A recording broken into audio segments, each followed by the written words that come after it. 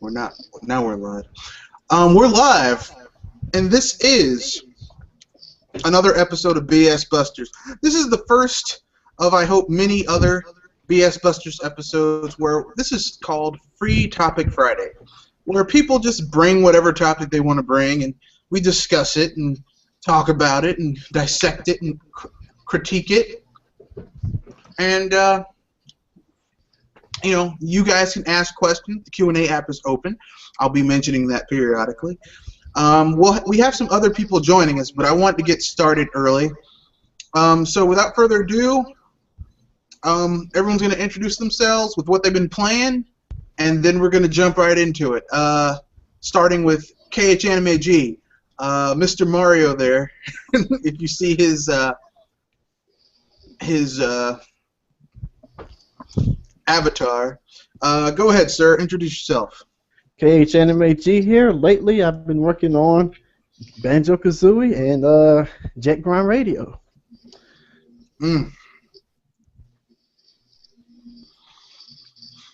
All right. I guess it's Triple M's turn. Go ahead, sir. Introduce yourself. Oh yeah, this is Triple M. I've been playing that Call of Duties, getting headshots and putting people off their heads. Yeah, all's good. Love my guns. Smell guns.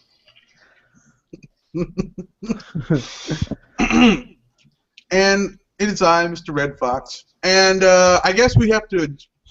Oh, what I've been playing. I've been playing a Steam game called Ironcast. It's a nice little game where you... it's kind of like a fusion between Puzzle Quest and Steambot Chronicles. I don't know if anyone's ever played that. You basically get a mech. You match a certain amount of gems in order to get resources, which you then use to attack or defend or power your various items equipped to your mech. And so, it's a nice little game. So without further ado, that's what I've been playing. So without further ado, let's jump right into it. Address the elephant in the room, that Nintendo Direct. Now, before we get into the Nintendo Direct, I'm just gonna say one thing. That Direct pissed me off. I've been holding my tongue for a while now, but I'm just gonna lay it all out on the line. I'm gonna let it all hang out. I'm tired of Nintendo. I thought I was the only one, man. That thing's nuts. It's like donkey dick. I'm tired of Nintendo's shit. Okay? As a matter of fact, I went and I bought a PS4 and an Xbox One yesterday because this is the start of my spring vacation. And, I said, you know what? Fuck it. I'm tired of this shit. And I went and I purchased a few games. On my Xbox One, I got the lovely game Rise, Son of Rome. And I've been playing that for a little bit. It's fun. It's really imaginative and inventive, and the game's graphics are gorgeous. And Sunset Overdrive, awesome hardcore. Game. Oh, but I got to tell you about the awesome game I got for games I got for my PS4. The Order 1866 and Bloodborne. And I actually beat the Order 1886 a second time last night. I got it, brought it home, put it in, installed it, beat it in one sitting. It was, this is the future of gaming, and I love it. So, I'm pretty sure that this upcoming week that I'm going to have off, I'll be able to beat that game at least once a day, every day, for the next week and a half. And I'm looking forward to it. It's going to be awesome. So, anyone else want to join in? And I want to say something about Bloodborne. Yo, that game is dope. You see that wrecked sax, man? That was off the hook. That was a bad boy. It reminds me of Bad Boys 2, brother.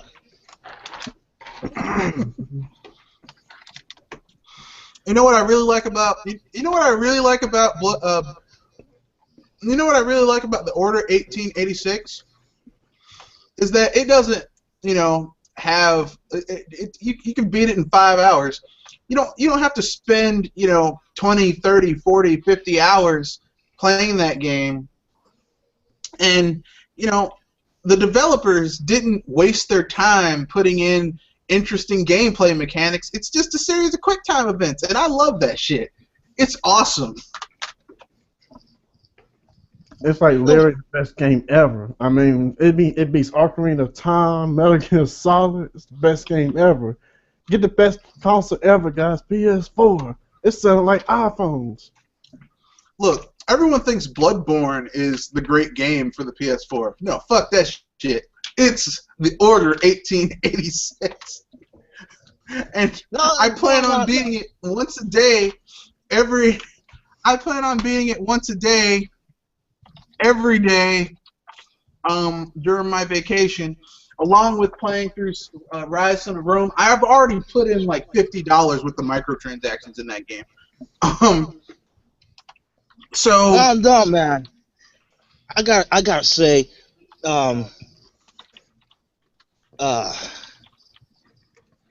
those games may be good, but I just got a taste of that Killzone shit, man. Think that game is good.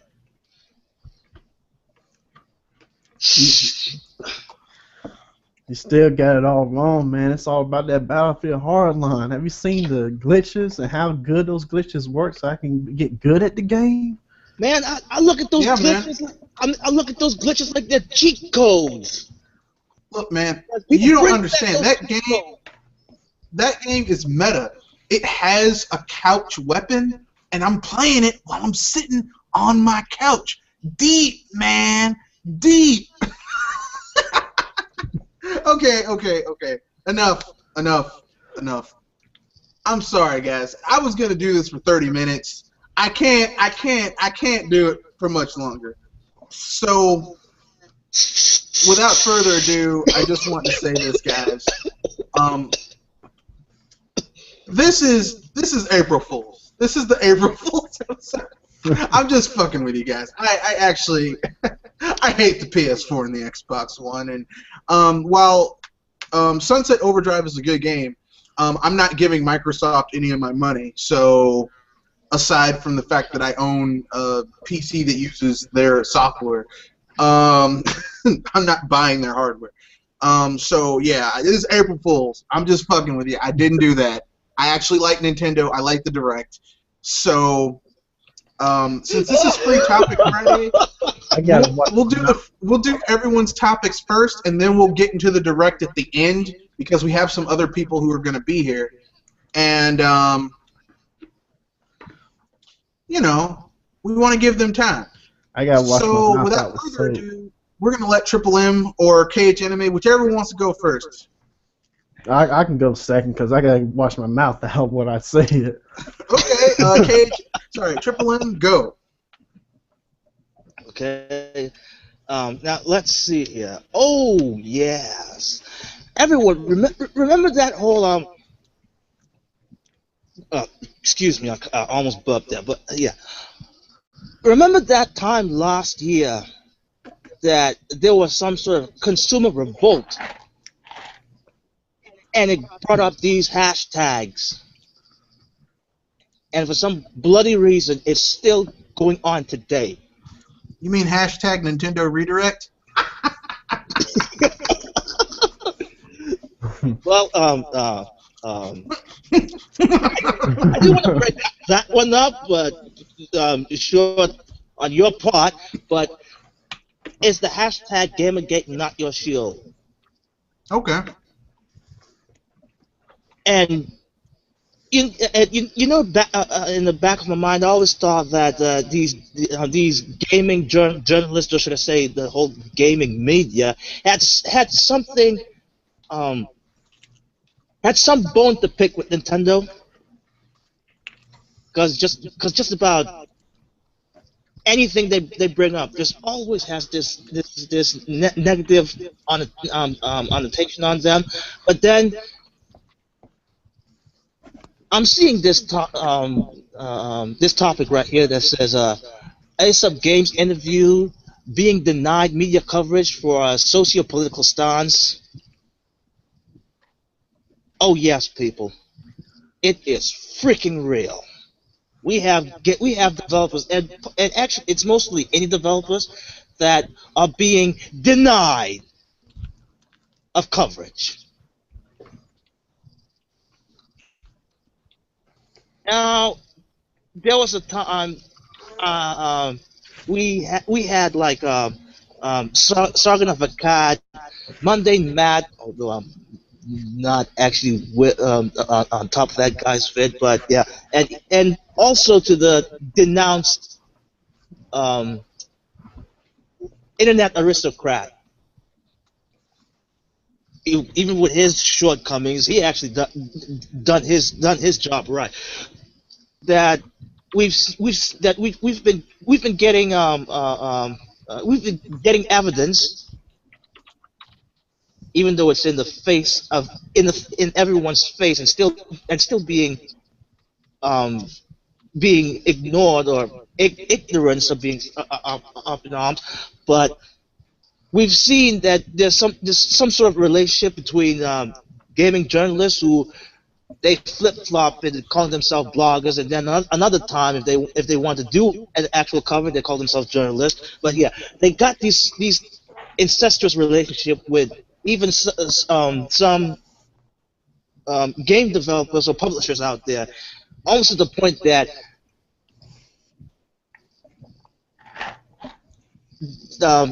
they would love this developer, but they would deny the other. And in this case, it's the indie developers. Want to speak up about this, Matthew? Because I was busy. Sorry, because I was busy reading this right now. But I read the article, and basically, it's basically what it sounds like is if you. And I'm going to use a political example because it's very apropos. If you go to some towns in the South, right? And you think that it's in the South, so they're going to be all racist or conservative. But there are some towns in the South that they don't care about that. For example, there was this town in North or South Carolina, and they had a lesbian mayor. And a new mayor, not a lesbian mayor, they had a lesbian sheriff, and she did her job very well. Everyone was happy with her. But some asshole new mayor was elected. He got rid of her because she was a lesbian, and people got pissed. They had a recall, and reinstated that lady. They took away the mayor's powers to fire staff in the town, and they rehired her. Which goes to show that just because someone lives in the South doesn't mean they're necessarily going to share the values that people think that Southerners espouse. Yeah. Well, that's the same. Yeah, that's the same thing that's going on with this Gamergate, anti-Gamergate bullshit. Is that you have people who are like, well, you obviously have to be against Gamergate.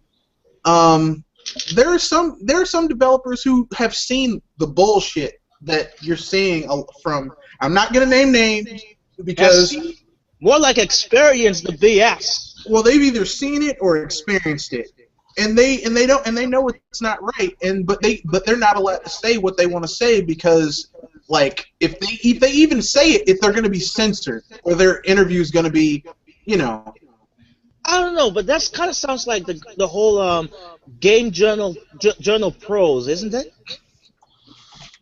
Well, I don't know why people are surprised, because that's why Gamergate was started, is because you have all these people are in bed with each other, okay? And I'm saying this as someone who worked on Capitol Hill in Washington, D.C., and understands politics. All those people know each other.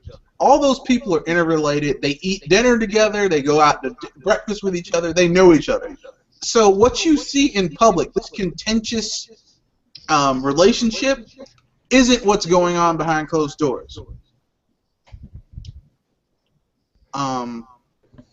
So yeah, and You know, this, and go the on. thing is, the worst thing is that people seem to understand that people don't seem to understand. Okay, that was me.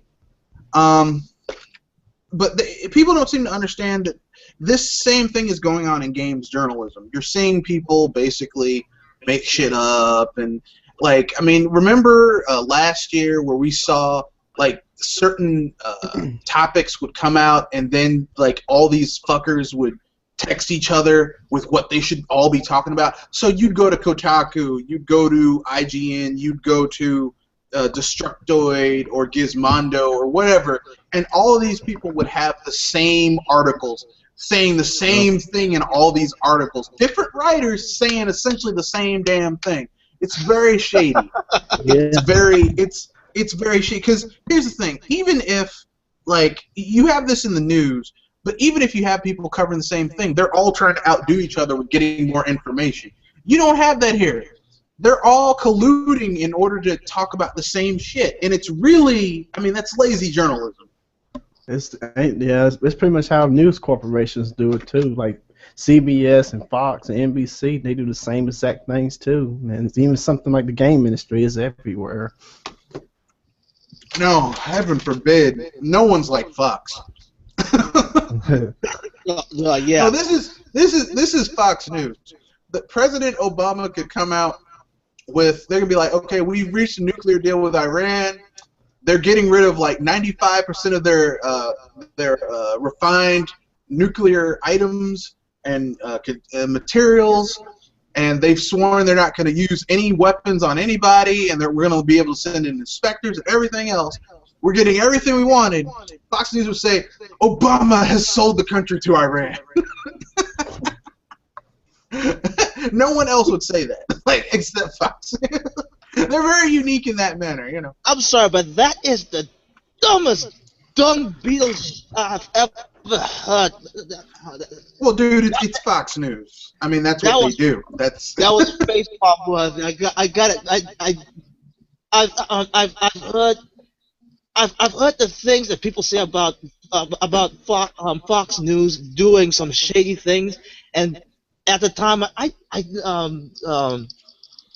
didn't even watch the freaking channel because really it's kind of dull for me.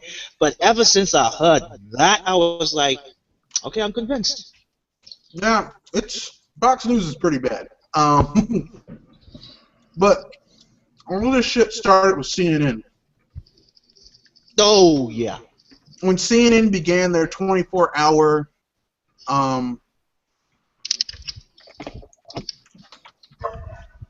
news feeds, that's when the beginning. Because here's the thing: if you have 24-hour news, there's no way you have that much material throughout the day, because eventually you're gonna run out of shit to report. Or like every little, you know, someone passed gas. Is this news? It is now. You know, someone blinked. It's news. You know. Actually, I don't mind the whole rinse repeat thing of CNN if they're actually were keeping it ethical. No. I wouldn't mind that.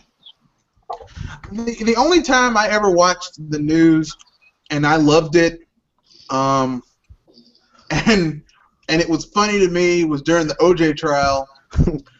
And the reason it was funny to me was because, I remember specifically watching the OJ trial with my grandparents in their den, and watching F. Lee Bailey trap Mark Furman. And I remember thinking to myself, man, this is, I can't believe the prosecution built their entire case around a racist cop. That's not very smart.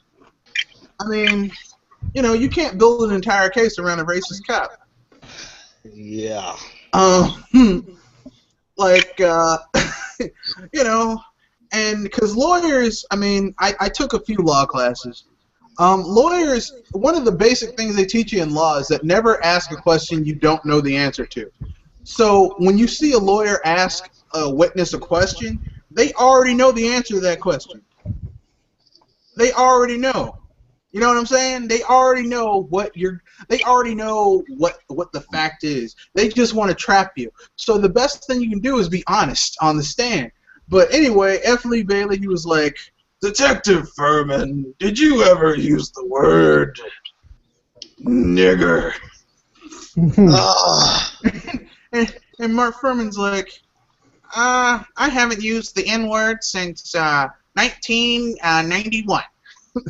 Like some shit like that, because he was known to be a racist cop, but he's like, I hadn't used it since I had my disciplinary account. He's like, are you positive, Detective Furman? Now, when a lawyer asks, are you positive, your ass is caught in a steel trap. You can either come clean, or you can stick with your guns. He's like, I'm 100% positive. No, he's like, I'm 300 or 200 or some shit like that % positive that I haven't used the word. He's like, Exhibit, the defense would like to show Exhibit 15. and they caught him on tape using the N-word multiple times, like 1990-something. Clearly the dude was using the N-word, and they built their entire case around this racist cop. Now, I'm not going to talk about whether or not OJ did it or didn't do it. He did it. But if he didn't physically do it, he knew some shit about it. Because I don't know any man who has an ex-wife that's going to kill himself because his ex-wife died. They'll be like, my ex-wife died? No more alimony. Let me shoot myself in the head because she died. But I digress. I don't know why I went off on that tangent. Basically, I was talking about the news. Basically, these people are all in bed with each other, and it's wrong because they're colluding in order to bury information that goes against their narrative. And the narrative they want to say is that Gamergate is filled with people who are crude, rude, lascivious, and trolls. And that's not the case. I'm not sure if they never thought that there could be a third party involved, or there's some actual troll in there that wants to hijack the whole situation. You're gonna have trolls anywhere you go. Yeah. Yep. I mean, you're gonna have people who are like, this asshole does not belong here with the rest of us. That's just how life is. But I mean, the way these people take it, they're taking it too far, if you get my drift. You know, like, you know, it's just, it's a little too uncanny. If you get, it's kind of like, okay, it's kind of like if you bought a new big screen, right? And it was like the newest top of the line model, like a 2K big screen, okay? And you got it. And your neighbor was outside looking at you when you brought it in, right? Paying a little bit too much attention to what you were bringing into your house. And then 2 weeks later, your shit gets robbed, and you're like, what the hell happened? And you go to your neighbor's house, and they have the exact same looking TV. Get what I'm saying? It's a little too much of a coincidence. Yeah. We're joined here today. Someone just joined us. Mario TGP. Go ahead, sir. Hello. I don't know what you guys are talking about, so I'm going to listen to you guys before we change the subject. We were talking about this. I'll shoot you a link.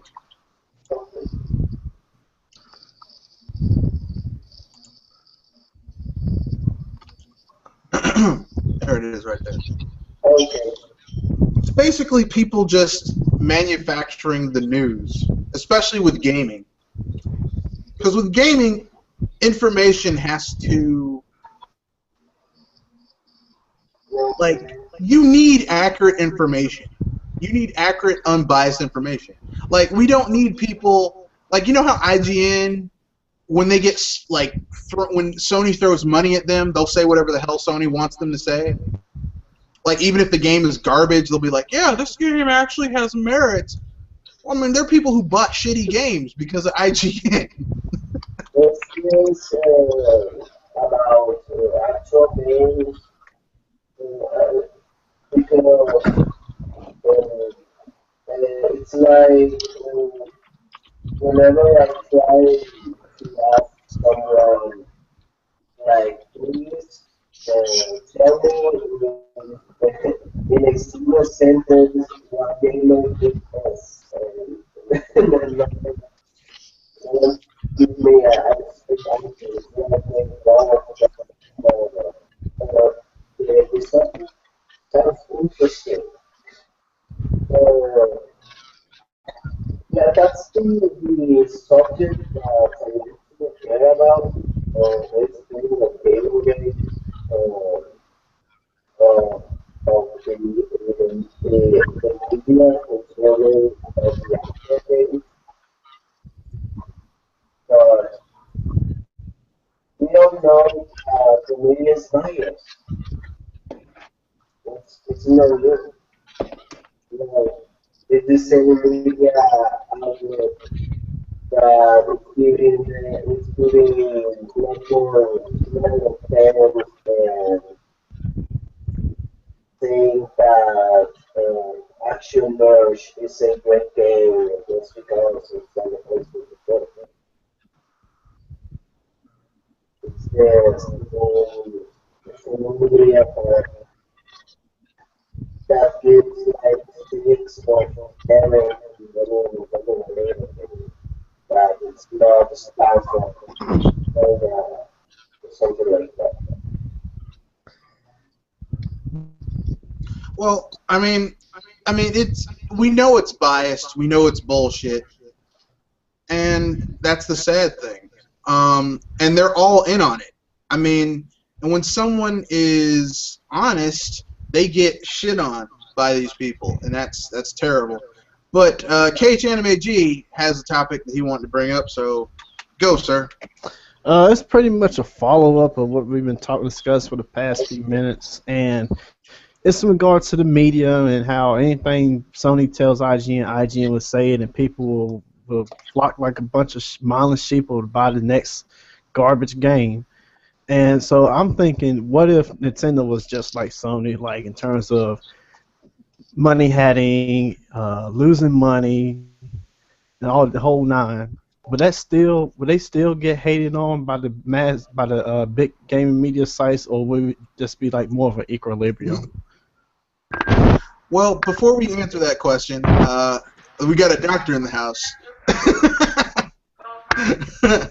Dr. Feelgood, introduce yourself, sir. Hello. What's Can anyone happening? hear me? We can hear you. I'm sorry about that. Yeah. For some reason, I tried to get on earlier, but something's wrong with Hangout on the mobile port aspect. So, anyway, Dr. Feelgood here. I was in the smooth moves, nice tunes. I was in the gaming mood. Not sure if I said that right, but yeah, I'm here. No, it's okay, and we're not doing the April Fool's thing anymore. I did it for like 7 minutes, but the bullshit was too much. I had to stop. So you missed it. But if you watch the rewind, the first 10 minutes. Just, So basically, what you're saying is, if this Free Topic Friday, I almost turned into a bullshit busters. it wasn't that. It was just I couldn't say it with a straight face. I couldn't sell it to myself that like the Order 1886 was a good game. Like I couldn't sell it. I couldn't, I was trying to, but I just couldn't. I couldn't do it anymore. I was like, I can't. I can't do it. But anyway, to answer your question, KH Anime G, who wants to hit that topic? I would say What topic? it would probably be an equilibrium, balanced equilibrium. Because then we have a very good reason to bash on Nintendo. Well, Nintendo did have their own platform for their own games. It was called Nintendo Power.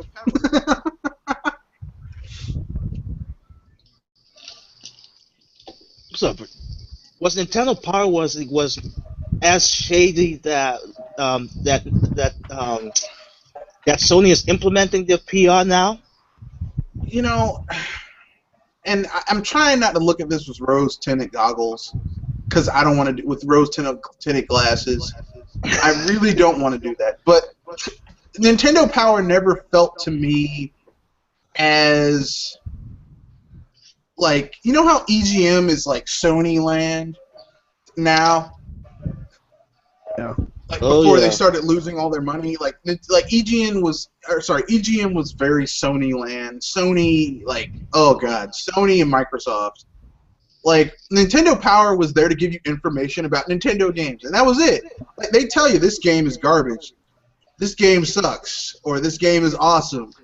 But they weren't like they were like more honest, or they might have been diplomatic with a negative score, like this game is not worth that much, but they still weren't as shady, if you get as some other outlets. But Nintendo had, if Nintendo was money hatting like that, because even when they money hat stuff, they still get shit on. Because remember how they helped make the video game awards for last year look good, and like they still kind of got shit on by people. So I don't know. Speaking about Club Nintendo, did you guys read the final Nestor comic strip from Nintendo Power? No, man. What? I did not watch I never actually subscribed to Nintendo Power. I just bought the magazines, and I couldn't get the last issue, so I did not see it. It's just Nestor is an adult and he has a child, and he. Well, I won't spoil you to you guys, but you should read it. It will give you the feels. It's like, I don't know. I think it was a great way to end the magazine. You guys should really read that comic strip. It's just like one page, but it's really worth it. Okay, I'll see it. I'll see if I can find that book. Yeah. The only thing about Nintendo. Okay. The only thing for Nintendo Power that I'm currently even thinking about is I pre-ordered that awesome collection of manga for Link to the Past, because that's like my favorite Legend of Zelda game of all time. So, and I remember getting the issues that had that manga. They're long gone now. I lost them, but I can have them all collected in one thing. So I'm gonna get them now. Next month, May, April, May. So yeah, I just don't see Nintendo money hatting like that. No. Like, because they know their games are good. Like, that's why I kind of like I can't trust Metacritic when it comes to Sony and Microsoft, because how many places did they give money for advertising and they said, oh, well, this game is good? Because remember that guy who used to be head of, I want to say GameSpot, and he got fired for saying that, I forget, what was the name of that? I forgot. Maybe it was Battlefield 4. But, like, some game, he said, they said that some game was garbage. And they fired that guy. They fired him for saying that game was shit. Jeff Gerstmann. Yeah, I forget what game it was, but he was like, yeah, this game is garbage, and they fired him. They're like, oh, well, he's not being a team player. It's like, it was that's Kane bullshit, and Lynch. dude. Kane and Lynch. Yeah, it was Kane and Lynch. Yeah, it was some shitty game.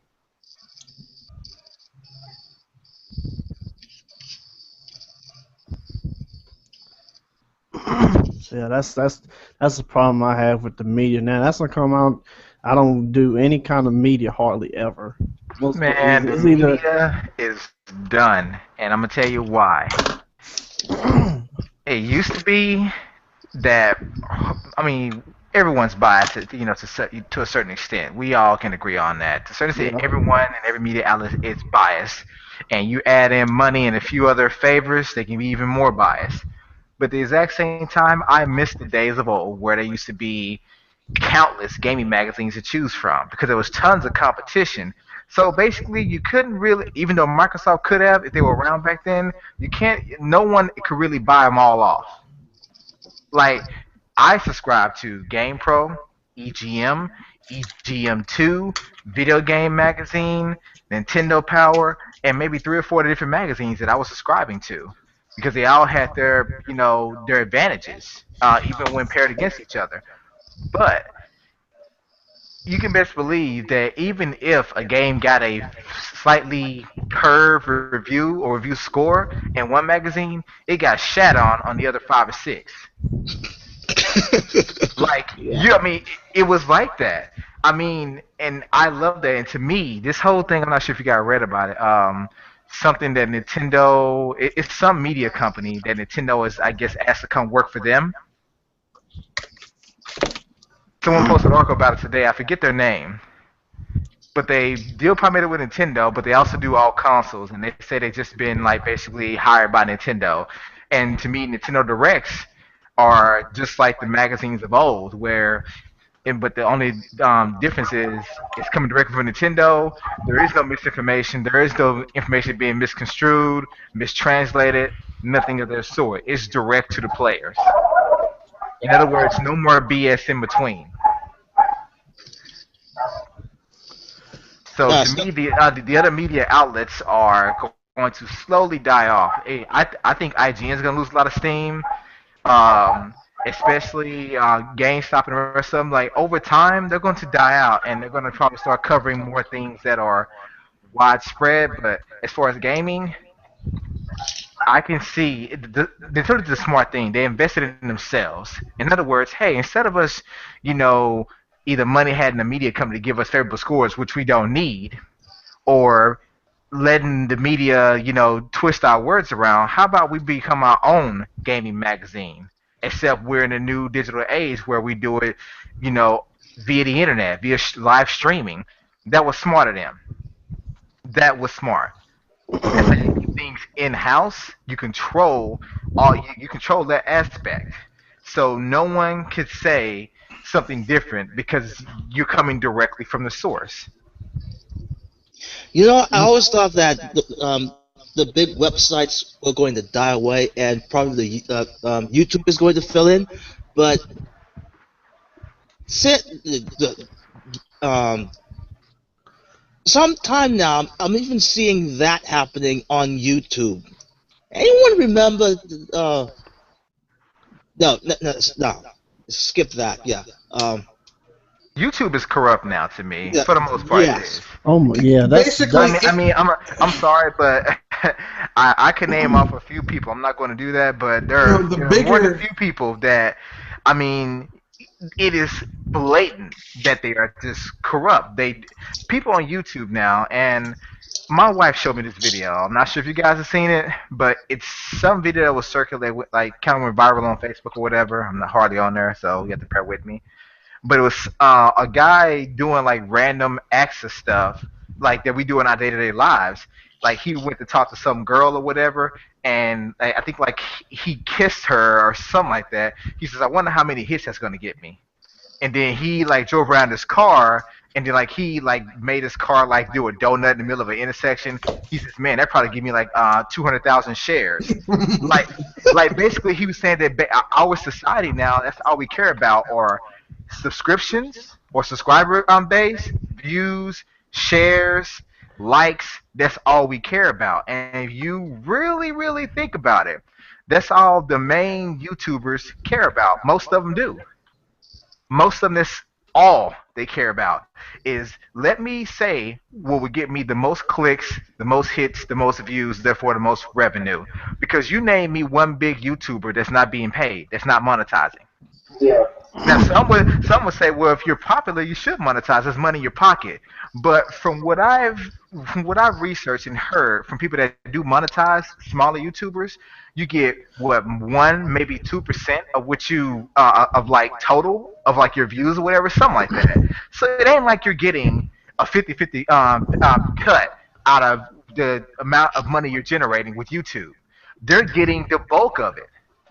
I mean, it's like going to work for someone, and basically you make the company $100. They only give you one or two. It's like, what the hell's no? It's not fair. Yeah.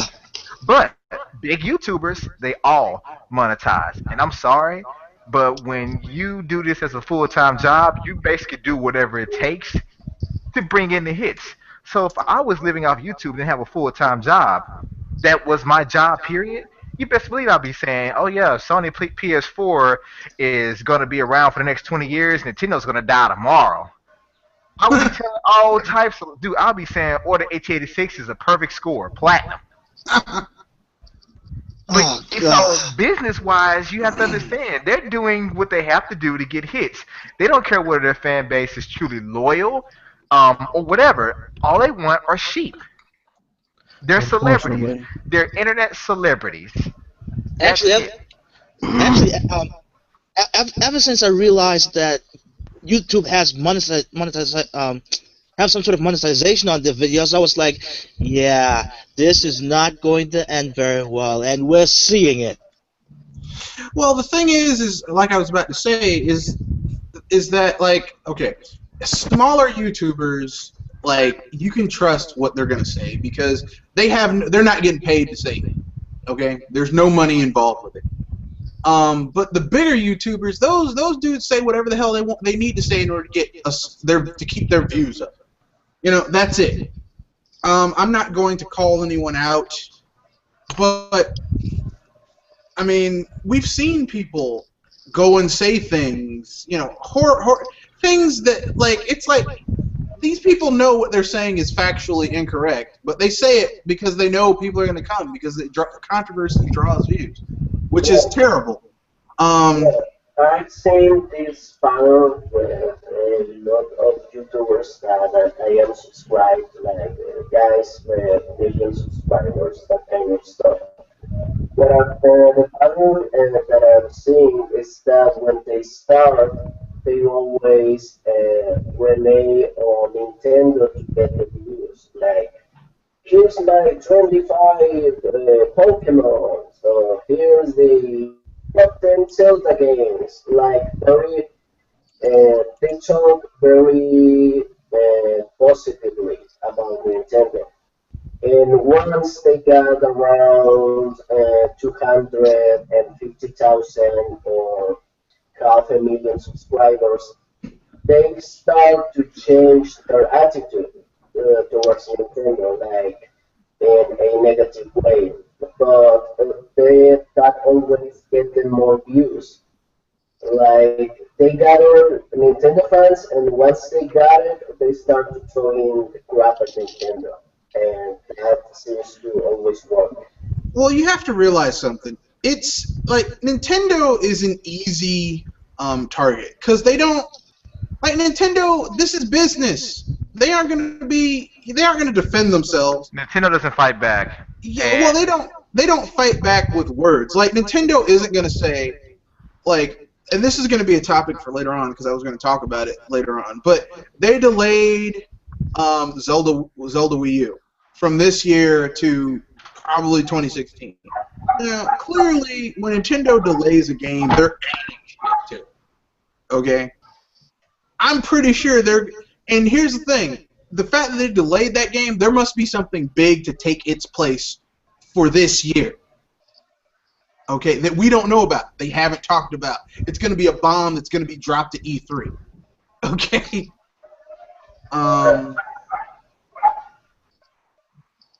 The way I look at it is like this.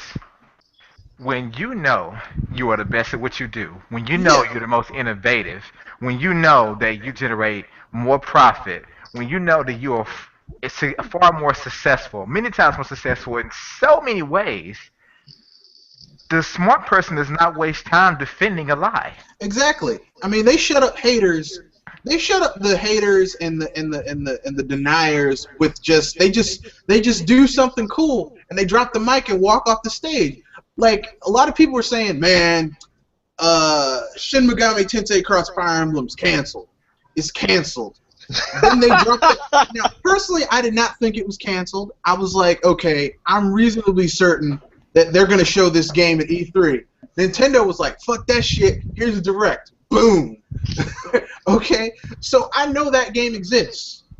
So I'm pretty sure someone's going to have to translate that game, and it looks like they're using the Persona 5 engine to make that game. Because they got the engine. We know it runs on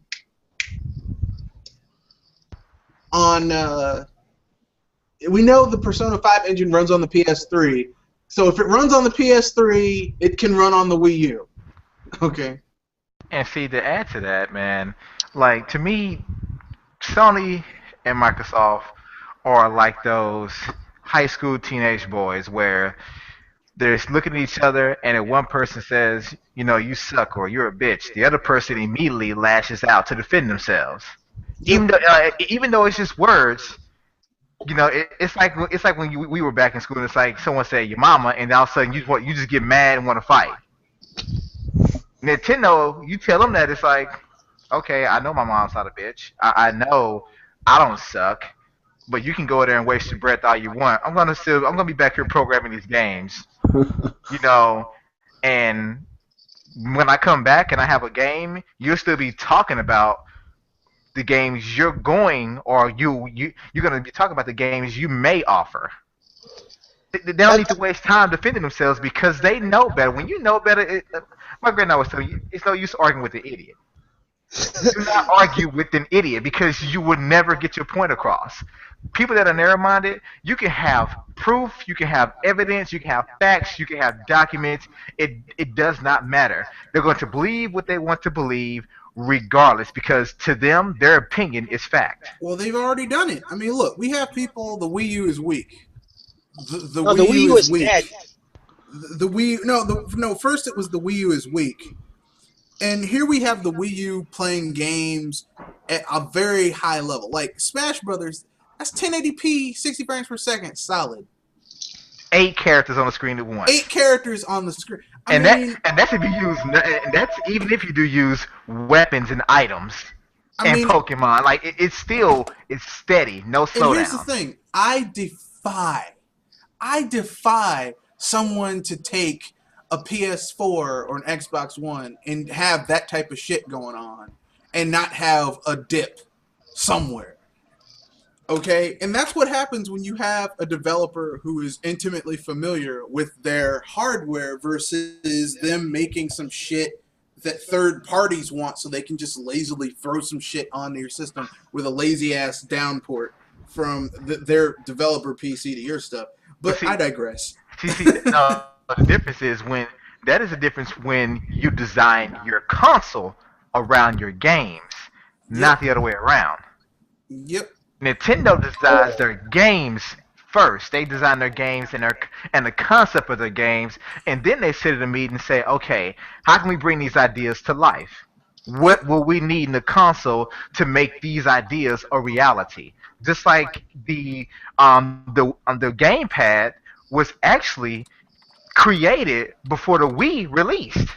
It was going to be a peripheral for the Wii, mounted on a gun to give you a second perspective while playing a game. But they held off, and as you know, 7 or 8 years later, we got a gamepad. I have two subjects. I'm going to elaborate quickly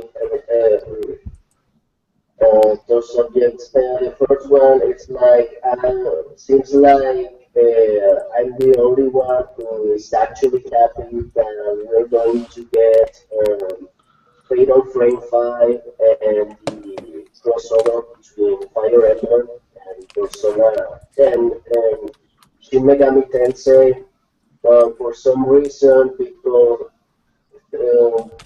think that's a bad thing. Like, as always, it doesn't matter if they look like actually good games. They neither need to have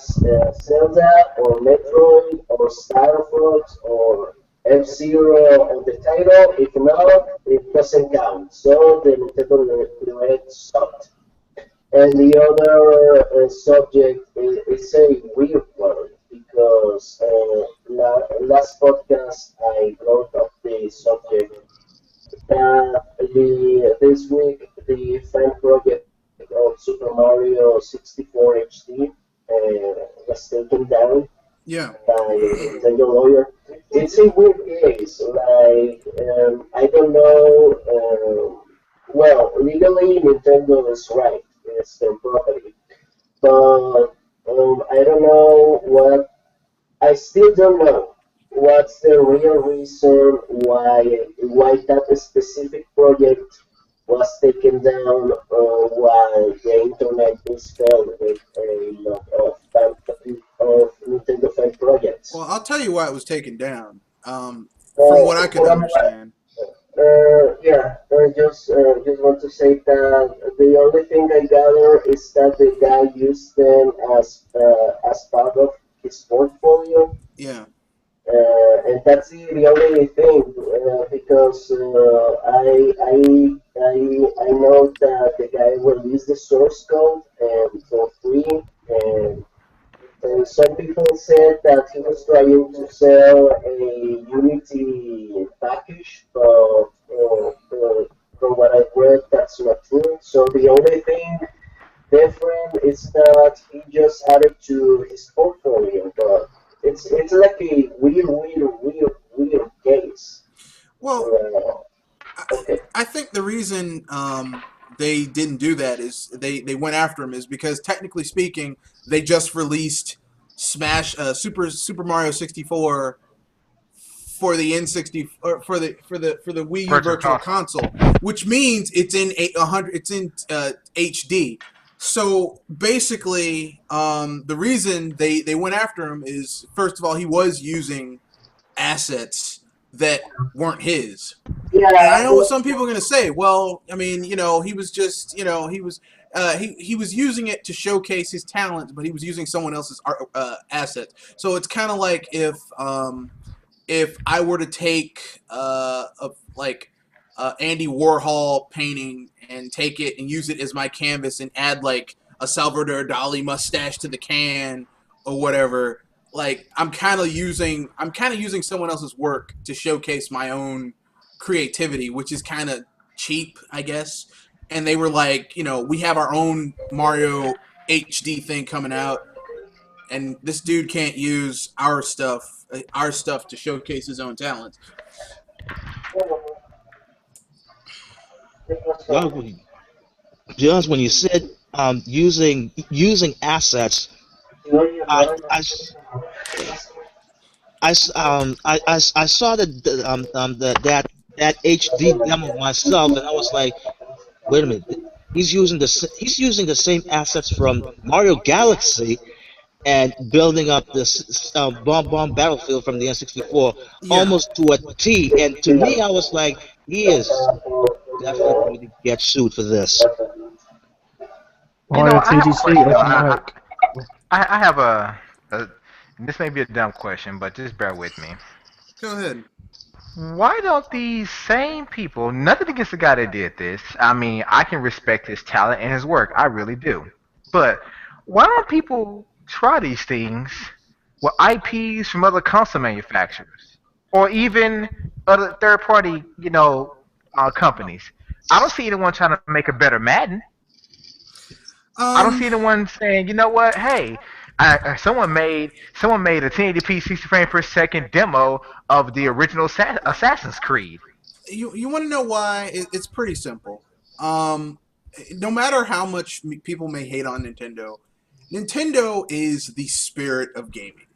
Okay, they have the most iconic IPs. They have IPs that can withstand the test of time. I mean, Um, and I know this, but it's just like I say, this question just popped up. It's like I have never ever read an article or seen a posting regarding someone taking another popular IP, maybe by a third party or maybe a console manufacturer, saying, "Look what they did with this old school classic game." Like for example, I haven't seen anyone take Crash Bandicoot and make them new. Nobody. So I basically, mean, basically, do you have you guys ever seen a posting or article that says, look what guy A did. He took the original Crash Bandicoot and upres it to 1080p, and running at 60 frames per second. Look how beautiful it is. Sony, take lessons. so But basically, then the post I saw today, someone in the post I was arguing with saying, this is some guy that does a better job than Nintendo. I said, dude, all he did was up the resolution. And he You're used adding pixels assets. and color depth. I He mean, that's he it. ripped assets from Mario. Like, okay, when Nintendo makes a game, they start from the ground up. Generally speaking, Captain Toad is a little bit different. Yarn Yoshi is a little bit different because those engines are based off of pre-existing games. But when they made those games were built from the ground up. Super Mario Land 3 built from the ground up. Kirby's Epic Yarn built from the ground up. Yoshi's Woolly World is just that engine highly refined because Yoshi's, oh my god, oh Jesus, so cute, so damn cute. so Dr. Phil, basically you're saying what um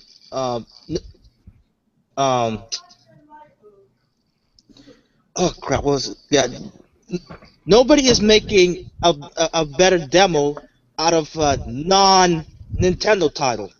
Exactly. Exactly. Like that's what I don't get. It's like these people are always trying Nintendo titles, and I can understand why. Because like Red Fox said, like they're iconic. They withstand the test of time. But you same people, when you do this, you're prompting other people, trolls, to say something negative about Nintendo. Like, look what someone did, Nintendo. Why can't you do this? Why can't we have an HD version of this game? Why can't you bring back this game? It's like because they're not building this game from the ground up. They're taking current assets and basically adding more color depth, shaders, and more pixels. That's it. It's just like you put a DVD in a Blu-ray player.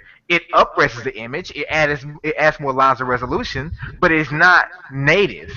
Yep. It's not building from the ground up. You're basically just doubling the resolution, and you're simulating a higher quality picture. But as I said, back to the point, I have never seen articles that say, "Hey, look, here's a Crash Bandicoot 1080p.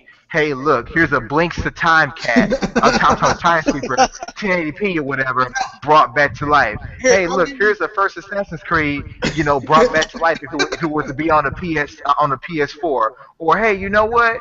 I mean, I haven't seen that by individual person out there, but somehow, some way, someone can always build a better Mario than Nintendo. They can build a better whatever game Yeah. than Nintendo. Well, And the first comment is, why can't Nintendo do this? Speaking of people building a better Mario than Nintendo, let's just look. Mario Maker is coming out later this year. We'll see if they can build a better Mario than Nintendo. The floor is Not to be, theirs. better than Mario Nintendo, not to be confused, a frustration Mario version again. It's gonna let's just tell the truth. Everyone's gonna have Kaizo Mario. It's gonna be Exactly. Kaizo Mario, Kaizo Mario, Kaizo Mario, and we're gonna get our asses handed to us, and people are gonna be like, "I hate this person's levels. I hate your levels." But I digress. Basically, these people who keep on saying they can do better than Nintendo, these trolls, you're basically like some asshole who goes to a local pizzeria that makes really great pizza, and you buy their pizza, you buy their pepperoni pizza, you don't eat it, and then you basically put it in the oven and crack 2 or 3 eggs on it, and then heat it up and let the eggs lightly poach, and then you pull it out and you're like, I made breakfast pizza. No, you didn't, fucker. You took someone else's work and you put some eggs on it, and now you're acting like it's something brand new. Get out of my face. That's basically what these people are doing. Oh, look what I did. You didn't do jack. I don't know what you didn't do shit. And then the fact that some people were mad that Nintendo, basically attacked the guy and took it down. It's like, okay, let me get this straight. I do professional photography on the side. So the pictures I take of my clients, I use those as to promote my business. Mm-hmm. Let's say I took pictures of people that I use to promote my business, and all of a sudden I look on Facebook one day, and somebody else is taking pictures off my business website and put it on theirs to promote, and I see my watermark there and everything. I'm going to attack that guy because that's my shit. Exactly. And you're making money or making moves On on your my shit. Hey, Exactly. hey, thank you for being a dedicated fan of my work and so much of a fan you're willing to steal my work. Yeah. But at the end of the day, it is my work. Would you go to the grocery store and buy food, put in your fridge, and let someone come in your house and take your food out? I sure as hell I'm would. pretty sure you wouldn't do it. I'm pretty sure you probably put a gun to their head, especially if it's Well, at night. I wouldn't take it that far, but I'd be like, if you're that hungry, I can fix you something. But I mean, damn, I mean, the sad thing is that people are always throwing shit at Nintendo. Oh man, how dare they? How dare they? How dare they make games the way they do? I mean, They're the same ones that buy the newest Call of Duty DLC day one. yeah. Don't you like Hardline? and Not really, no. Please don't get on that topic, man. That can go on for. I'm sorry, man, but No, and here's the thing: people are shocked that it's buggy and glitchy. I'm like, these fuckers didn't fix the last one. Why would you buy the next? Here's my thing. I'm not shitting on any fan of Call of Duty or Battlefield because I own most of the iterations of both those games. I played them extensively, and I have respect for both of them. So keep that in mind. But let me just say this: you guys have literally, or at the least, essentially, played the same game for the last decade. Yep. Yeah. Each game since Modern Warfare 4, basically, every Call of Duty has perks, has gun classes, Yep. and has kill streaks. Now, you mean to tell me we got Modern Warfare 4, you have World at War, Modern Warfare, you have Modern Warfare 2, and then you have Black Ops. Modern Warfare 3, Black Ops 2. You got Advanced Warfare and whatever. You have Ghost in the Advanced Warfare. That's 8 games. 8 or 9 games every year. And you mean to tell me you guys have not thought that, hey, you know what? The one thing that people say that the gamers say they love about our competitive Battlefield is that it has destruction like in their levels. Why don't we incorporate environmental destruction? You know what we got? The best out of that? We got we got quick time event destruction in Ghosts. You mean to tell me that's what you thought to bring to the next generation consoles? It's the same COD, but finally it's native 1080p, depending on what console you plan on, 60 frames per second, and even when it dropped, it was buggy as hell. Yeah, it's. Both the online and offline. I mean, like, come. I mean, that's the on, thing that people gets like, me. You mean to tell me who goes to the store and buys cheese every week and it's good? You put it on all your meals, your sandwiches. You mean to tell me eventually you're not gonna get tired of eating that same old Kraft cheese? No. And then what about the last time you went? The cheese is actually spoiled. You gonna go back to the store and buy that same brand and type again? No. Oh my goodness. Here's what I call Call of Duty and Battlefield at this point. Call of Duty and Battlefield. RJ, I know you just joined us. If you're hearing an echo, that's just how it's sounding. Okay, I tried to join on my phone. I have problems getting in, but okay. Hey, you're not alone, man. No, I think it's an issue with Hangout. Google's acting like a little bitch right now. But but no, it's kind of like at this point, like it's kind of like you went downtown to a nice concert in the city, and the first 2 or 3 times, the first Battlefields and Call of Duties, it was fun, and then the third and fourth times, someone robbed you and beat you, and it's the same guy both times, and yet you still keep on going to that same concert every year. And taking the same route, and you're surprised it's the same guy. He knows your pattern. He sees you coming. He's like, here's this dummy. You know what? No. I got a better analogy though. I got a better one. This is far funnier. Did any of you guys watch American Dad? Yeah. I watch it. Oh, absolutely. the Family Guy knockoff. Yeah. To me, that's a Battlefield, and that's what EA and Activision are doing to gamers. It's like you're basically selling you're selling someone a product, and you're like, I got a good deal for you. Game of the year material right here. You're gonna love it. You bought the first time, you're like, this shit is great. You bought the second time, it's even better. Then the third time, you're like, okay, that's the same damn shit you sold me last time. Yep. I'm gonna buy it. But what if every time you bought it, you walk, you on your way back to your house, and as soon as you got your car, the same dude that you bought the stuff from, he knocks you the hell out and takes it back. Like on American Dad, this dude kept on. The dude was being paid to clean that alien's room, and every time the alien paid him, he walked back to his room in the house down the hallway, and the alien would jack his ass up and take his money. Like, dude, I'm gonna post that. I'm gonna make a meme about that, seriously. But that's what's happening. I will admit, I invested over 1,000 hours in Modern Warfare and over 1,000 hours in Modern Warfare 2. I will admit that. Over 500 hours in Black Ops, each one of them.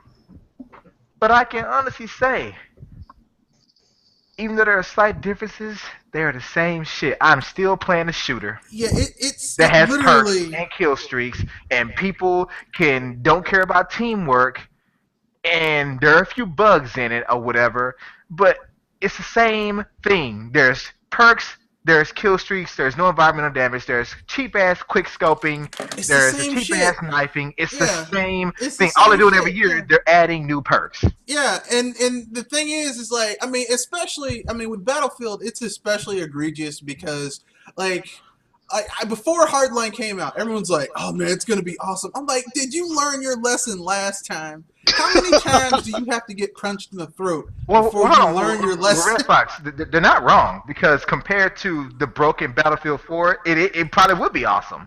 If you're comparing, But it's but just as broken. I'll say, but if we're talking about before the game come out. So let's say you're dealing with a broken piece of crap game right now. It doesn't play well at all, online or offline. And they announce a new game. Your first initial thought is going to be, I am hoping that I know this new game is not going to be like this old one. So that makes it automatically better. What's No. better, a new egg or a cracked one? I have a question. I have a quick question. Go ahead, RJ. It's somewhat of a question, but Tony Hawk and Madden. Well, it's not like Call of Duty created this. This is something they've been kind of doing for years. Activision with certain IPs, they just keep milking the IP until it dies. Oh no, it started way before that. To me, it first started with Capcom. Oh, yeah. Pong. That's when it started. Yeah. This isn't new. Pong, Tetris. Pong, Tetris, but Tetris wasn't as bad because it's really hard to mess up Tetris. But Pong, everyone had Pong. Even Nintendo, they called it Channel 9 on the thing. If you play Smash Brothers, they have their own Pong. Everyone had Pong. It's ridiculous. Yeah, there are so many different variations of Pong. It is know. ridiculous. And then when we finally... Just like there are like a whole bunch of different variations of Bejeweled. Candy Crush. Exactly. Pokemon. Bejeweled and Candy Crush. Oh, God. Oh, God. Bejeweled and Candy Crush. Oh. Candy Crush is Bejeweled. Oh, God. Don't even get me started. It's Bejeweled with microtransactions. Yeah. But, I mean, the thing is like, you know, these people... I mean, with Hardline, like I said, is even more egregious because... I mean, you see all these problems. Like, Battlefield 4 is still a broken, glitchy mess. And I don't think it's ever going to get fixed. And people went out and bought that game. They went out and spent $60 plus $19.99. No, I think the season pass for that game was $29.99. $29.99, or maybe it was $29.99. You spent $29.99 on a season pass. So let's just round all that shit up. After you pay tax, like almost $100. $100, okay, on a game that's still a broken piece of shit. No, but then the company that released that game is like, oh well, here's we're using the same engine. Here's another installment of that game, and people are like, well, it's probably gonna be good. No, it's not. there is absolutely nothing in that entire cavalcade of information you gave me that lets me know that that game is going to be any better than Battlefield 4. I have something I want to add to that. What upsets me the most about this particular scenario, I haven't heard of any class action lawsuit about this. Because I'm sorry, I damn near want to go buy the game just so I can file one. Even though I hadn't played it, because I'm smart. I have common sense. I have people. There are people that I follow.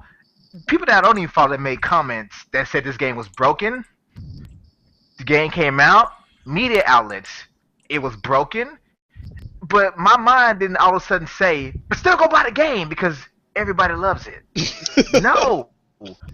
My mind immediately said, I'm not going to buy this game. I don't care if they fix every patch that first month. The fact that you released that game broken like that, after fooling people with the, with the beta, you have destroyed all trust I have in that game. There is no going back to that. You can't fix that. I will wait till your next game, and I'll be willing to give it a shot if I don't hear anything negative. But I don't care if they would have fixed all the bugs that first month. I will still not buy Battlefield 4 because they've shown me as a business they don't give a shit about their customers. You just released a broken product, and you're still asking me for $59.99? The reality No. the reality about this industry is that it's like the pop music industry. All these games are made on conveyor belts, cheaply made, and mass produced to appeal to the lowest common denominator. Yep. True. Yeah. Formulaic. And that's why I say I'm disappointed there's no class action lawsuit, because I remember the one guy that filed a lawsuit against Sony for them lying about Killzone on the box.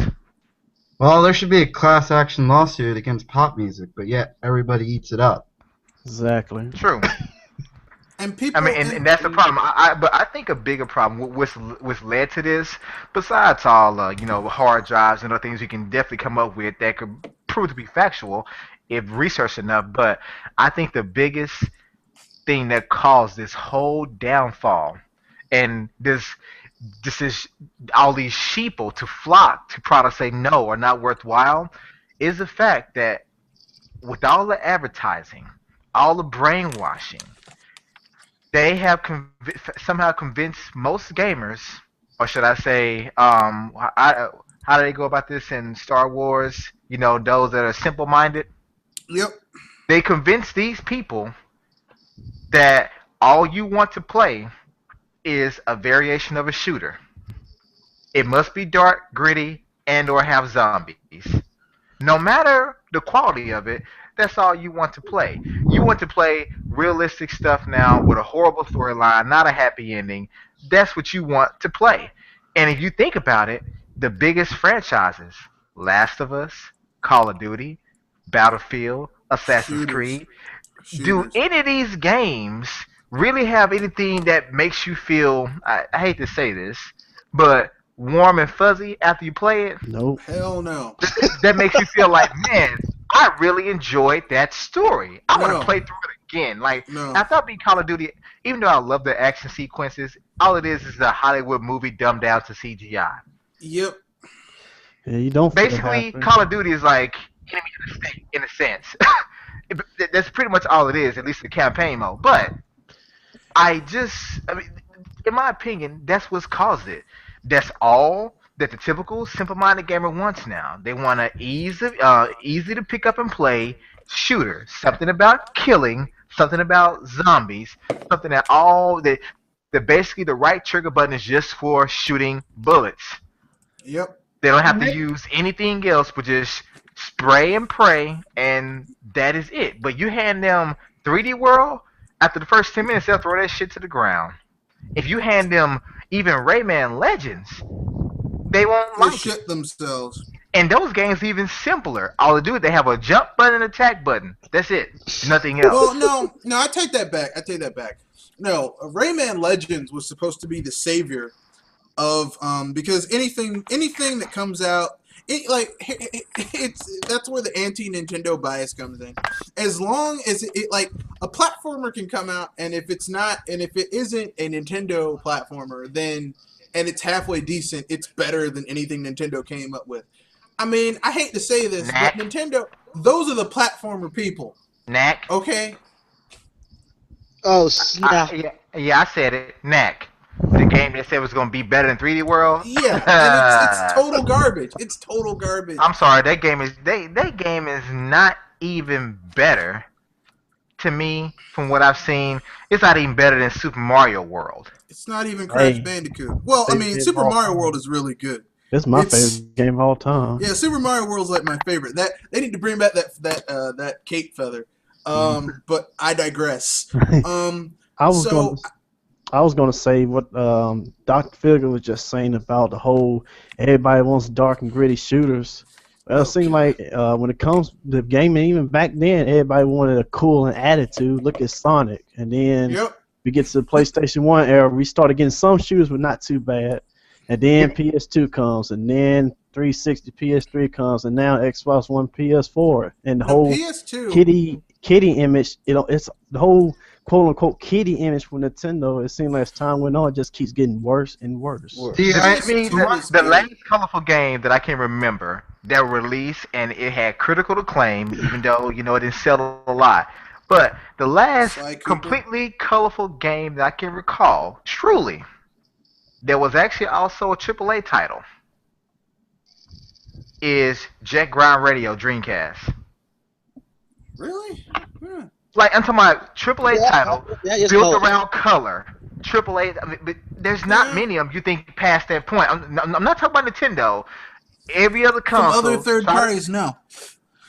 Exactly. From Nintendo, yes, I'm saying, but last colorful game from Sega, from Microsoft, from PlayStation, can you think of one of the last 5 years, a colorful title besides Sunset Overdrive? You mean you talking about exclusive wise? It ain't gotta be exclusive. No, No. just a AAA Uh. title that has a lot of color. And Sunset Overdrive bombed. I mean, I like that game. I go to my friend's house and play it, but that game should have sold more. But I think when you have like a colorful game on the console that isn't for, I mean, I don't want to generalize, but generally speaking, people who own Xbox who buy it for the brand, they don't really care about colors too much. I mean, I'm not to say anything, they're not into, they want Halo, which is not particularly colorful. And going back to the whole kitty thing, I was thinking about this earlier because I have a nephew who likes playing Call of Duty, and he's pretty young. And isn't Call of Duty, Battlefield, and all those other military shooters, isn't that just a sort of computerized version of what we were doing with G.I. Joes and Army Men when we were kids? We actually had to imagine a lot of these scenarios. That's Yeah, something, basically. that's something Red Fox said, I think a year back. I said that those games are basically just derivations of, basically first-person shooters are just derivations, and third-person are just derivations of the shit we did when we were kids, Exactly. running around army men with our little sticks and stones and shit like that. Like, Yep. it doesn't take a lot of imagination to play that type of stuff. Now, a game where I'm a plumber and I go into a pipe and I'm in a world filled with giant monsters and turtles and shit, I think Shigeru Miyamoto was smoking some weed. I think was the I think 70s. he was smoking some weed. I think he was I mean, look at Masahiro I mean, Sakurai well, I would have created to agree Kirby. because, I mean, Mario, one of the main things you see throughout any Mario game is a pipe. A pipe and mushrooms. I mean, Kirby, he friggin' eats people and shoots them out. I mean, clearly Masahiro Sakurai was smoking, was eating. I think he was on shrooms. Yeah, I've seen articles where they said Call of Duty is like a brainwashing tool for children. Dude, It is. it basically is Yes, because yes. if you think about the communities that play the game across all platforms, primarily they're pretty much 15 and younger. Yeah. Like, not many grown ass men play Call of Duty. I mean, depends on what is meant to anyone that's listening to this, but to me, when your install base, let's say for the Xbox 360, is close to 100 million, and Call of Duty sells about 13 to 15 million copies on your console. Everyone's online, and you mean to tell me 10 million of those people are kids? Most of them, their balls haven't dropped yet? I'm Oh, sorry. let them. Well, I mean, from what I've heard these kids say, when I played Xbox Live on the original Xbox and Xbox 360 at my friends' houses, uh, yeah, I mean, they love talking about what they did to my mother. But I digress. I guess it's time for us, unless anyone has a other free topic, it's time for us to get to the main topic, which is that direct. Well, I have. Well, I have one more. I got a topic. Oh. Okay, go ahead. I saw this on Event Status Vid. Particularly, it's about GameStop Oh, and dumpster trash, dumpster diving. yeah. And one person put out a video and basically bashing GameStop um, um, for throwing away what's supposed to be games that actually work. And before they throw them away, those things that actually work, they make it clear that no one can use them after the dumpster diving, as in control the controllers cords being sucked off, um, cutting up disc. I couldn't believe that I even see Grand Theft Auto 5 disc in those trash. I was like, at first when I heard this man's complaint, I was like 100% behind it. But then when I actually think about it clearly, I mean, he was saying that GameStop could have just donate those games, the controllers, those products to hospitals or something like that. Now, I was 100% for it at first, but then when I thought about it, I was like, what if GameStop actually donate as much as they could as possible to hospitals and all those clinics, and they still, and I mean they still have some in their um oh crap yeah, in their storage. What can they do if they really need to clear up storage space? If the quota has been met, that they've actually how much that they've donated, seems like they have to be thrown away. It's like I'm getting the vibe of the whole ET debacle thing here. I honestly think that that some of those games were, damaged. So, because I saw Review Tech USA, and don't get me wrong, also saw Event Status's video, and he had some pretty good points too. But you have people who will take those damaged discs that don't look damaged, unless you look really close to them, and resell them on eBay and get like a quick $20. So you gotta stop those people from doing that. But because if GTA 5, because GTA 5 still, that's the closest evergreen title that a third party has. So if GTA 5, if they couldn't sell GTA 5, that's just kind of weird to me. So it must have been a damaged disc. No, it was the Xbox One version of it. There's less Xbox Ones in the wild than there are The PS4. PS4. So it would actually make sense that they couldn't particularly sell the Xbox One version of that game. And no offense, but that is not an evergreen title. No, Because after it dropped that first month and broke those sales records, which I do applaud them for, I'm pretty sure that sales dropped like 80% after that.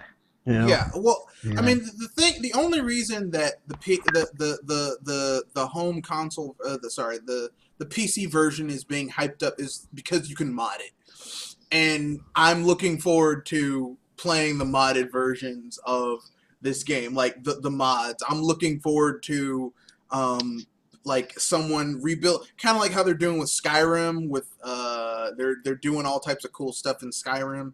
I'm looking forward to those mods because the game itself is like after you beat it, it's like what.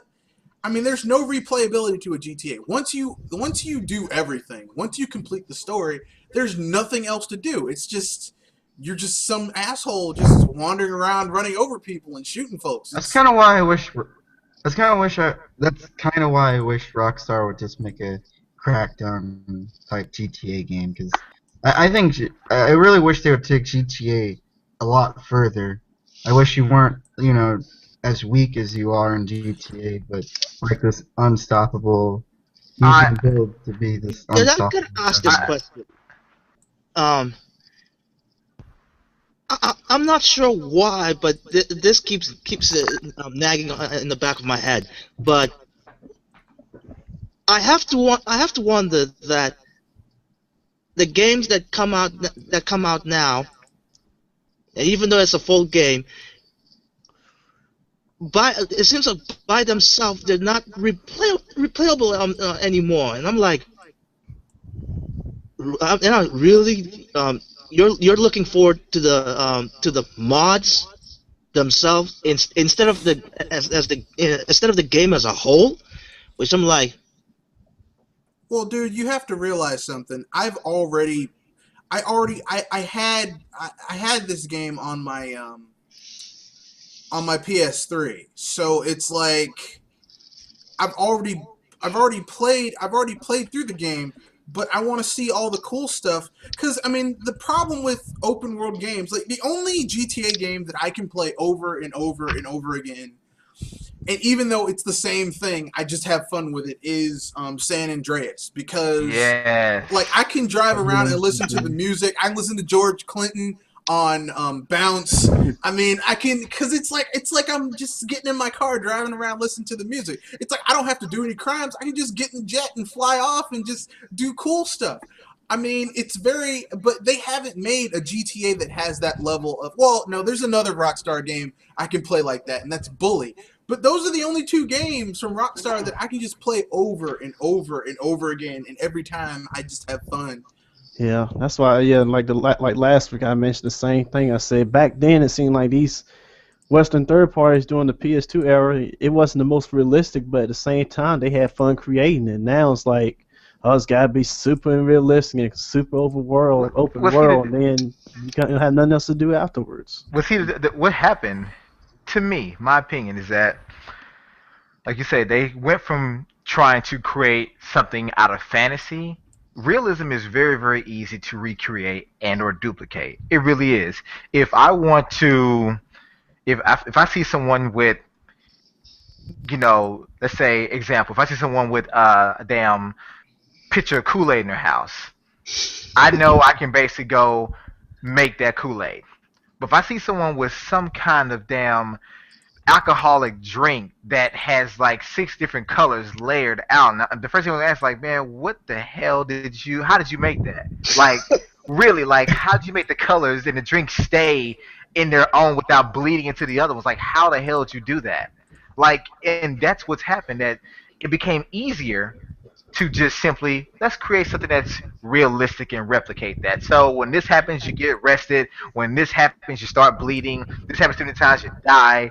That's super realistic, and it's not hard, because just look at your own life.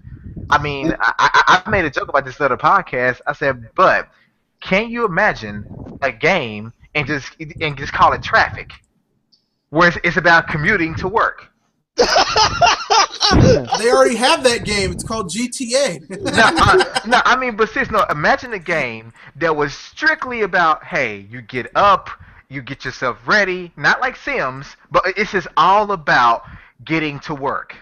Oh yeah, like imagine that. It would not be hard to put in the elements because it's based on realism. But then you add a little crazy taxi to the flair, that shit becomes fun. And there's also this need to chase after the movie industry and make gaming a serious medium that's not just just for kids that Yeah. True. adults Look can at enjoy. look at the shows we got now, like Game of Thrones, which is good, don't mind you, but it's like it's just so much seriousness in TV shows too. Same ordeal. And see, I think Already. another thing that held GTA back, and I hate they implemented this in Grand Theft Auto 4. Get rid of the fucking online mode. Like, Yeah. don't get me wrong. I'm not against online play. I actually enjoy it. I use it for the reasons it was created for. Meaning, when I don't have friends nearby, that I can get online with friends or strangers and still have a good time playing the game. I can interact with people. That's what it was created for. I don't get on there to go on mass murder sprees and annoy other players. I don't do that, at least not intentionally. But I think I say that Red Fox because I'm a camper at Call of Duty. I don't camp to frustrate you. That is just my play style. I'm very successful at it. But I'm not breaking the game. I'm not using an exploit. It is a play style. People still don't like it, but it's a play style. But moving on, I thought the Grand Theft Auto 5 was great. I mean, I thought it was a good story, like the campaign mode. Yeah. And I thought with the online mode, I said, well, I hope that they're going to tie this into the campaign mode so it keeps progressing. So instead of getting a 15, 20-hour campaign mode, it's about, 40, 50, 60 hours. You can keep building upon it. And even with that intro, when you first go to online mode, I thought that was pretty cool. But then that's all it was, the intro. After that, it was like any other game. They just threw in online multiplayer, kind of like when they threw multiplayer in Assassin's Creed and even BioShock. It's like it's just tacked on. It's almost useless. I would have rather you taken those resources from that buggy ass online and gave me 3 times the story. Gave me a story that give me multiple branches, multiple endings, multiple decisions. Make it to where hell one of the 3 main people can die. Like, in other words, do what Mass Effect failed to do. What they started out doing, but then they failed to do.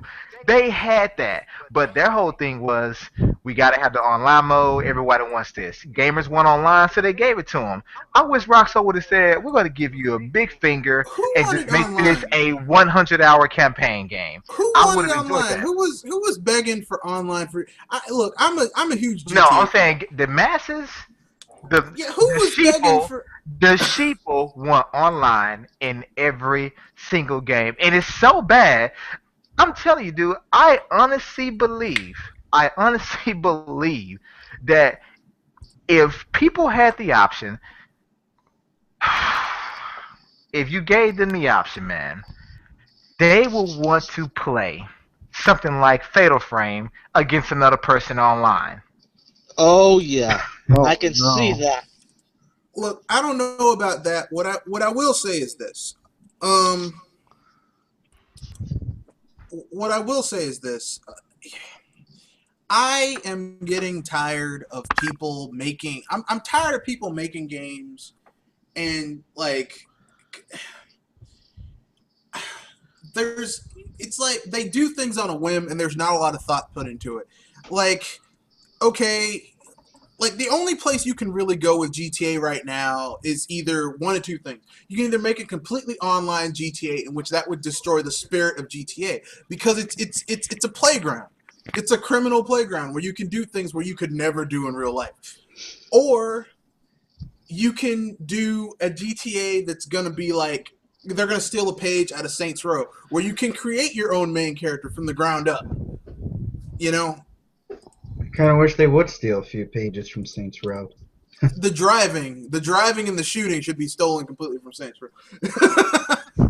Now, Because the driving and the shooting in GTA sucks. Needs to be remade, period. Because, like, don't get me wrong, I think the 5th one was a very ambitious title. I would give Rockstar credit. To me, in that game, they really did try to. They pulled a Nintendo in a sense. They made sure to fill that environment with a lot of detail, a lot of life. They could have left those barren landscapes. Like they could have left them barren. They could just put grass, some 2D cardboard cutout trees, and that's it. They could have did that, but they didn't. They took time and they put a lot of detail into their game. So I give them credit for that. I just don't really see the point of the online mode. I played it with friends, with strangers, And after about 10, 20 minutes, I'm like, okay, what is the purpose? What the hell am I doing besides leveling up some shit that I won't even use? It's like, okay, I'm online. I can put a hit out on somebody. Yeah, that's great. But I'm not even in the vicinity to see the damn chaos take place. That's a limitation. Or I can steal a jet, hope I don't get killed, or I can fly a helicopter dead into someone's back, and yet it'd be entertaining for a bit, but it's like, besides online, what else is there? It's not used to really expand the game. It's just used for stupid shit.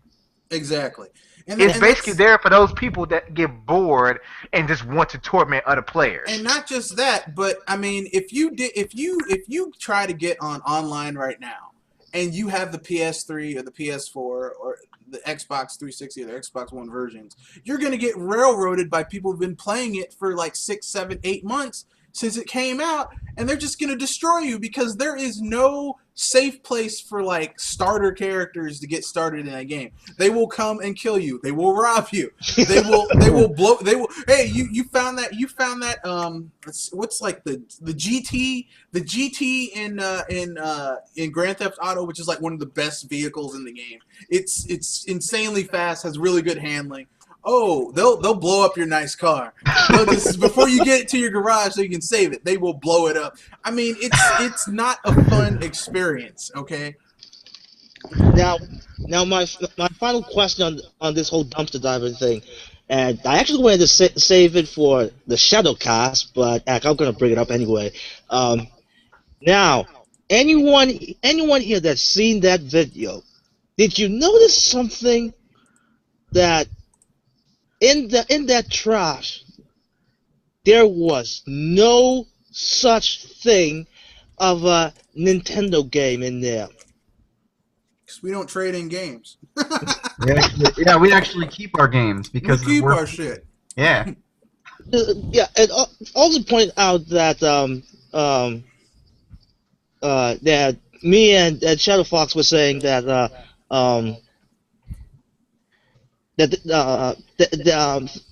with Microsoft, Sony, and Nintendo, with Nintendo products, they actually have a much more smaller space to put their products compared to Sony and Microsoft. It's amazing. So GameStop is getting kickbacks from Microsoft and Sony to put their products obviously in the front line. Because I have seen my like there are 3 GameStops near where I live. There's one that's like in the mall. There's one that's kind of like outside of the mall, like in the mid-tier ring outside of the mall of like stores that are around the mall, like in a strip mall. And then there's one that's like farther away from the mall, the farthest away from the mall. The only one that has a large section of Nintendo stuff is the main, the biggest one in the mid-tier area of the mall. The rest of them, it's like the one in the mall, you have to like, it's like this little tiny bitty cube section of Nintendo stuff. It's like, I know Nintendo stuff isn't selling that well, but goddamn, you know? If Nintendo were giving GameStop kickbacks like Sony and Microsoft, their section would be a little bit bigger. But Nintendo doesn't play the game. No, Nintendo's like, look, we'll look. It's a hard road to hoe. We'll take care of it by ourselves, you know. But you know what? That doesn't bother me. Here's why. People brag to say, look how small Nintendo's section is, and retailers look at Nintendo's fan base, this and that. Oh, look at this game; it only sold, 500,000 copies. Yeah, but the system's lifetime sales are only 9 million. That's actually a very good damn percentage. Yep. But at the same time, we can honestly say that Nintendo sales, and 90% of the sales across software, hardware, and peripherals, are all based on word of mouth. Yep. Because Microsoft will try to sell their controllers in a commercial. Yeah, they will. Sony tries to sell their games, tries to sell third-party multiplats as exclusives. Sony They do sell third-party multiplats out and paid a third-party gaming company. They gave them a check to say, "Can we be the only one that can advertise for you?" Yep. Would you actually go to work I said, would you actually go to a person and ask them for permission for you to speak to them? Nope. No, like honestly, they did that. I bet third parties are like, man, this company's desperate as all hell. They're willing to pay us for something we were actually willing to do, but now we ain't got to. It's 1983 all over again. I mean, Yeah. third I parties mean, third parties run this industry now. I mean, but Nintendo, their 9 million consoles are word of mouth. They have had very few commercials, and at first their advertising sucked. It's gotten better, but you don't see them with commercials every day. You don't. No, It's always over top Sony and Microsoft. even when you go to Nintendo's website, the first thing you see is not a Wii U. You don't see anything. If you Yeah, go to and, Nintendo.com, there is no picture of a Wii U that says "Get it now" with Mario 3D World for $2.99. You don't even see that on their own website. and that's the thing that I kind of like and respect about Nintendo is that they don't kiss these third parties' asses. Like I hear from various internet celebrities that are pro Nintendo. Well, Nintendo needs to do something in the future to get third party support, and I'm like, fuck those people. They've done it already. Look, Guess fuck what? They them. got booted up Let me there. put it this way, okay? They have a platform. Look, Nintendo has made a system that can play their games. If they don't want to put their games on the system, that's not Nintendo's fault, okay? Because I don't think it's kind of like, I mean, as a business owner, if I have a bar, okay, that has beer taps, that I've done my job. If you don't want to sell me a keg, fuck you. It's like I'm not gonna go out of my way to pay you more when I go someplace else and get the same quality of beer from someone else, and they're not gonna give me the runaround. I mean, yeah, and like I say, for those out there who are listening, even the trolls, that people that don't like Nintendo or quote unquote have outgrown Nintendo, whenever you want to, before you start your little arguments and stuff about sales, just remember one thing: Nintendo has sold over 9 million consoles, over 4 million copies of Mario Kart, and about 1 million copies of Bayonetta. Not to mention other various games, Smash Brothers, even their Amiibo, with only about 10% of the advertising that the other guys do. So can you imagine if Nintendo really throw away $1 billion on advertising? They would Can you lose a lot imagine of if money. Nintendo, they have over $11 billion in the bank. Imagine if Nintendo pulled a Samsung and said, we're going to pay out, $2 billion in advertising for just this quarter.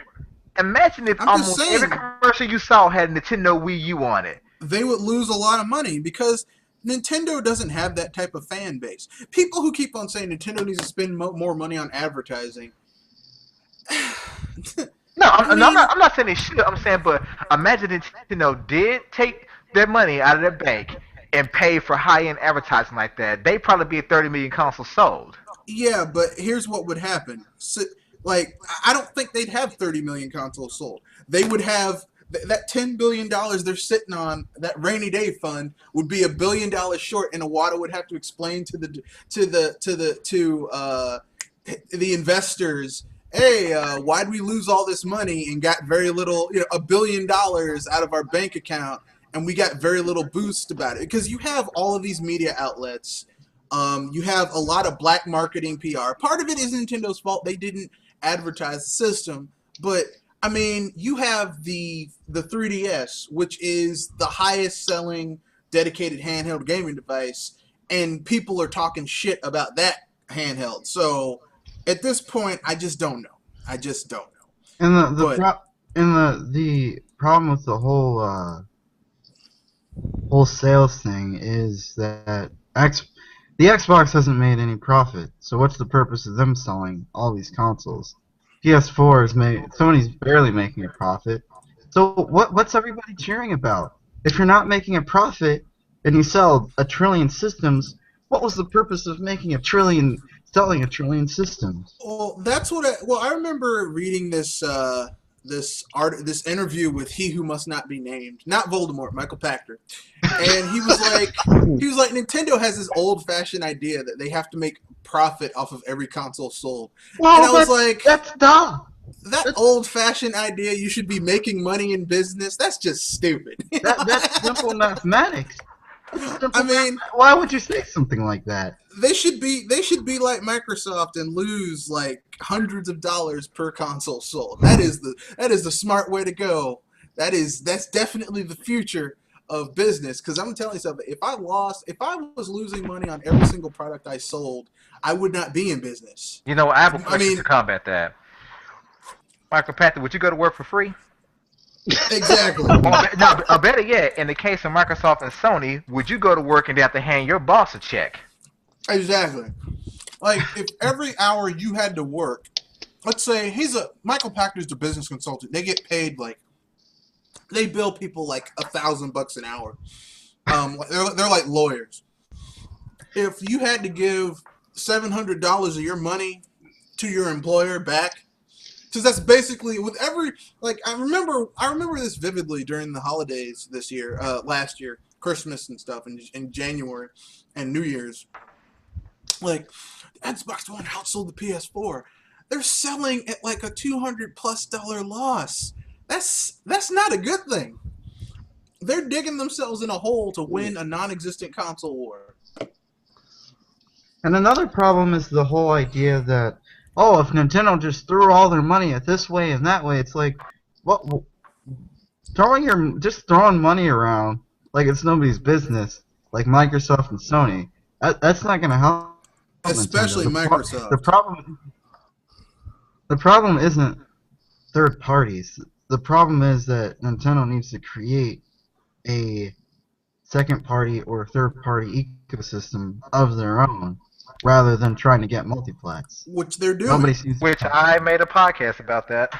Yeah, they are doing. They've been working on it for years. If you look at all the evidence and new stuff they've been doing that they've actually announced in the directs, they're doing that. People think that, oh, look at the Wii U. They're not even going to get Call of Duty Advanced Warfare. They're not going to get this. They're not going to get that. It's like, you people think that, the third parties are always turning Nintendo down and just refusing to make. I said, Nintendo, just like Will Smith, they turn down work.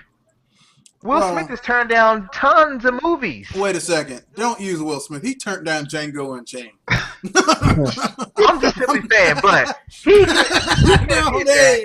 No. You can look it up. So he turned down more than just that. He really has. But I mean, back on point, Nintendo, I see them as a company that they really do stand by their morals that they want to provide high quality games and experiences. And I'm pretty sure that when Nintendo saw Advanced Warfare, it's like, okay, hold on. You're going to give us a game that had less content and utilize the gamepad less than the game you gave us 2 years ago? No, we don't want that. Never mind. We'll skip out on this. And I'm pretty sure they probably came to us and said, well, look, we'll give those things for a check. And Nintendo said, how about not? We actually got something in the works, so you can keep your game. So Devil's Third is going to be our new mature shooter. And I will hope a franchise.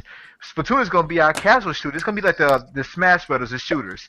It's going to be good for casuals, but if you learn to master it, it can become very competitive. And the same thing with Project Cars. We got Mario Kart for a casual game that can be very competitive, but Project Cars, people are like, oh, it got delayed, this and that. It's like, I'm pretty sure Nintendo wants that game to be their simulation racer because they have none. Yeah. And another game, think about Pokken Fighters. People are like, oh, we're not getting Street Fighter V. It's exclusive to PlayStation, and we don't have deadline. Nintendo doesn't have a fighting game except Tekken. It's like, well, if you think about who's helping them work on Pokken Fighters, they're also the people that made Tekken Tag Tournament 2, and the game won't have any competition. Dude, see, that's ideal. When you make games for your system and there is no competition. Dude, I don't know about that. I would kill. Well, I wouldn't kill, but I would be very happy for a Soul Calibur. I don't even want Soul Calibur on the system. I just want Soul Calibur in general. I'm not saying I wouldn't appreciate those games. I'm simply saying, as a business standpoint, what can guarantee your game sells and sells gang loads? Here's the answer to the question: what competition does Mario Kart have right now on the Wii U? Not a damn thing. None. I mean, you can say Sonic Racing Transform, which is also a good game, Yeah. but Yeah, strong but it's competition, not really they have none. competition, Smash no. Brothers, what competition does Smash Brothers have right now? Nothing. Nothing. Nothing. Mario 3D World, what competition does it have right now? Nothing. Nothing. Nothing at all. And when Splatoon comes out, what other shooter would they be competing with on the Wii U? Nothing. Nothing till Nothing. Devil's Third comes out. But Nothing. that's not so- Woolly World, when it drops, what other side-scrolling platformer will it be competing with? None, because we already got New None. Mario and Chocolate Free. Exactly. Even Rainbow Curse is a 2D platform, but not really, and it has no competitor right now. So, business-wise, that is smart. If you want your games to sell that came out of your pocket, you don't want to release it or have other games in the same genre right next to it. You give people only one place to go, and what happens? You have the return of the old Nintendo. They're not ruling over third parties. They're just controlling their own damn party.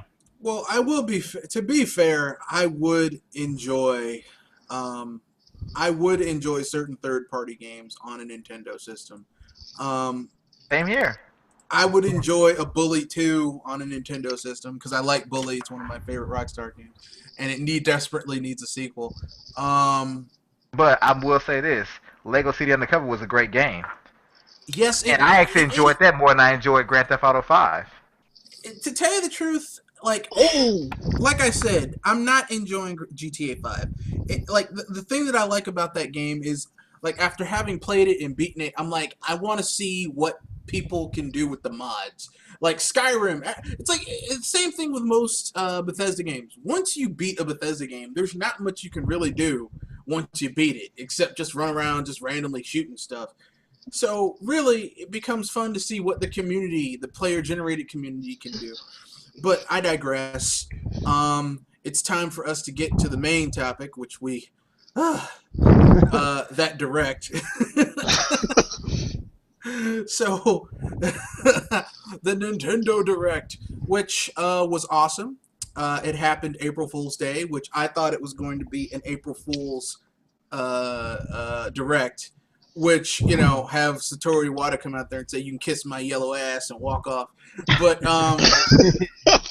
that would have been a great April Fool's Direct.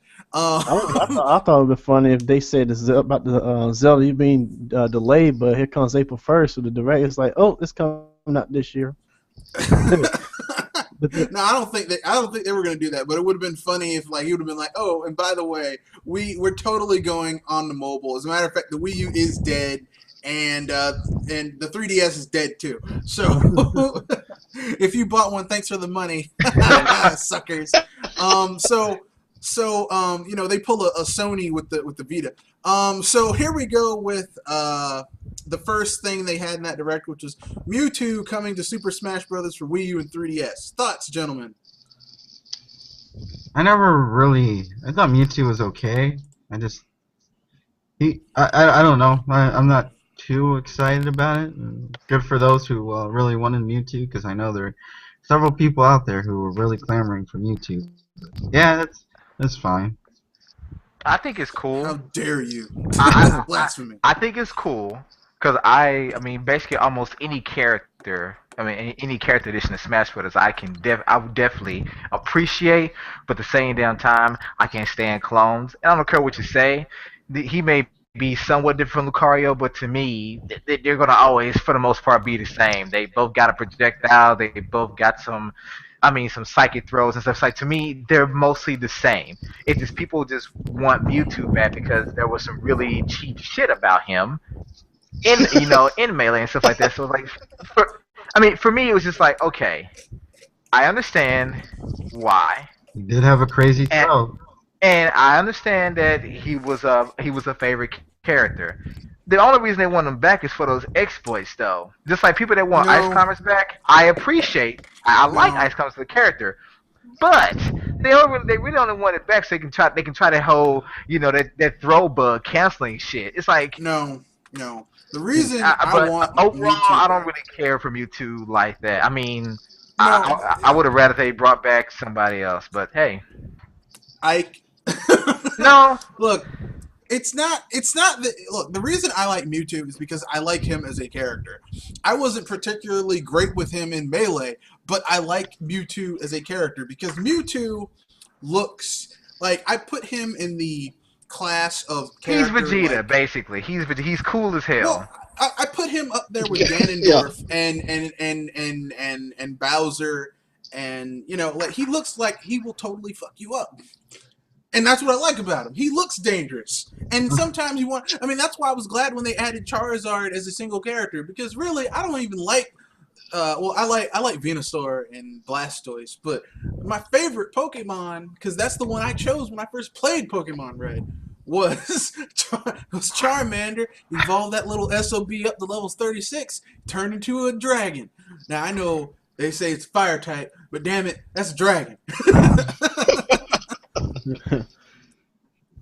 Not to mention that Mewtwo is also a synthetic Pokemon, which makes it interesting. It's artificially created, and totally one of the most dangerous Pokemon in the Pokemon universe. Yeah. Like, And I will also admit that basically, I mean, this is coming from a person that's watched the movies.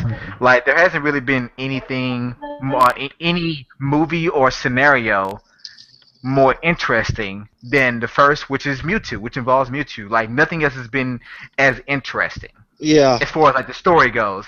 When that first movie, I was like, this is cool as hell. Mewtwo is really, really pissed off at people, and he's willing to kill. Yeah. He really was. Yep. And ever since then, it's like, oh, this legendary. It's like, that's cool, but at the same time, it's not that great. You're no Mewtwo, sir. It's not really about the characters in Mewtwo itself. It's like, I haven't seen a storyline that was that powerful and that interesting. Like, I actually want to see where that would go after the first movie, like if they did a direct sequel to that. So I respect Mewtwo in that regard. It's like, dude, you are still the coolest Pokemon out there. And in a sense, you're not even really a Pokemon, but at the same time, it's like you're a badass.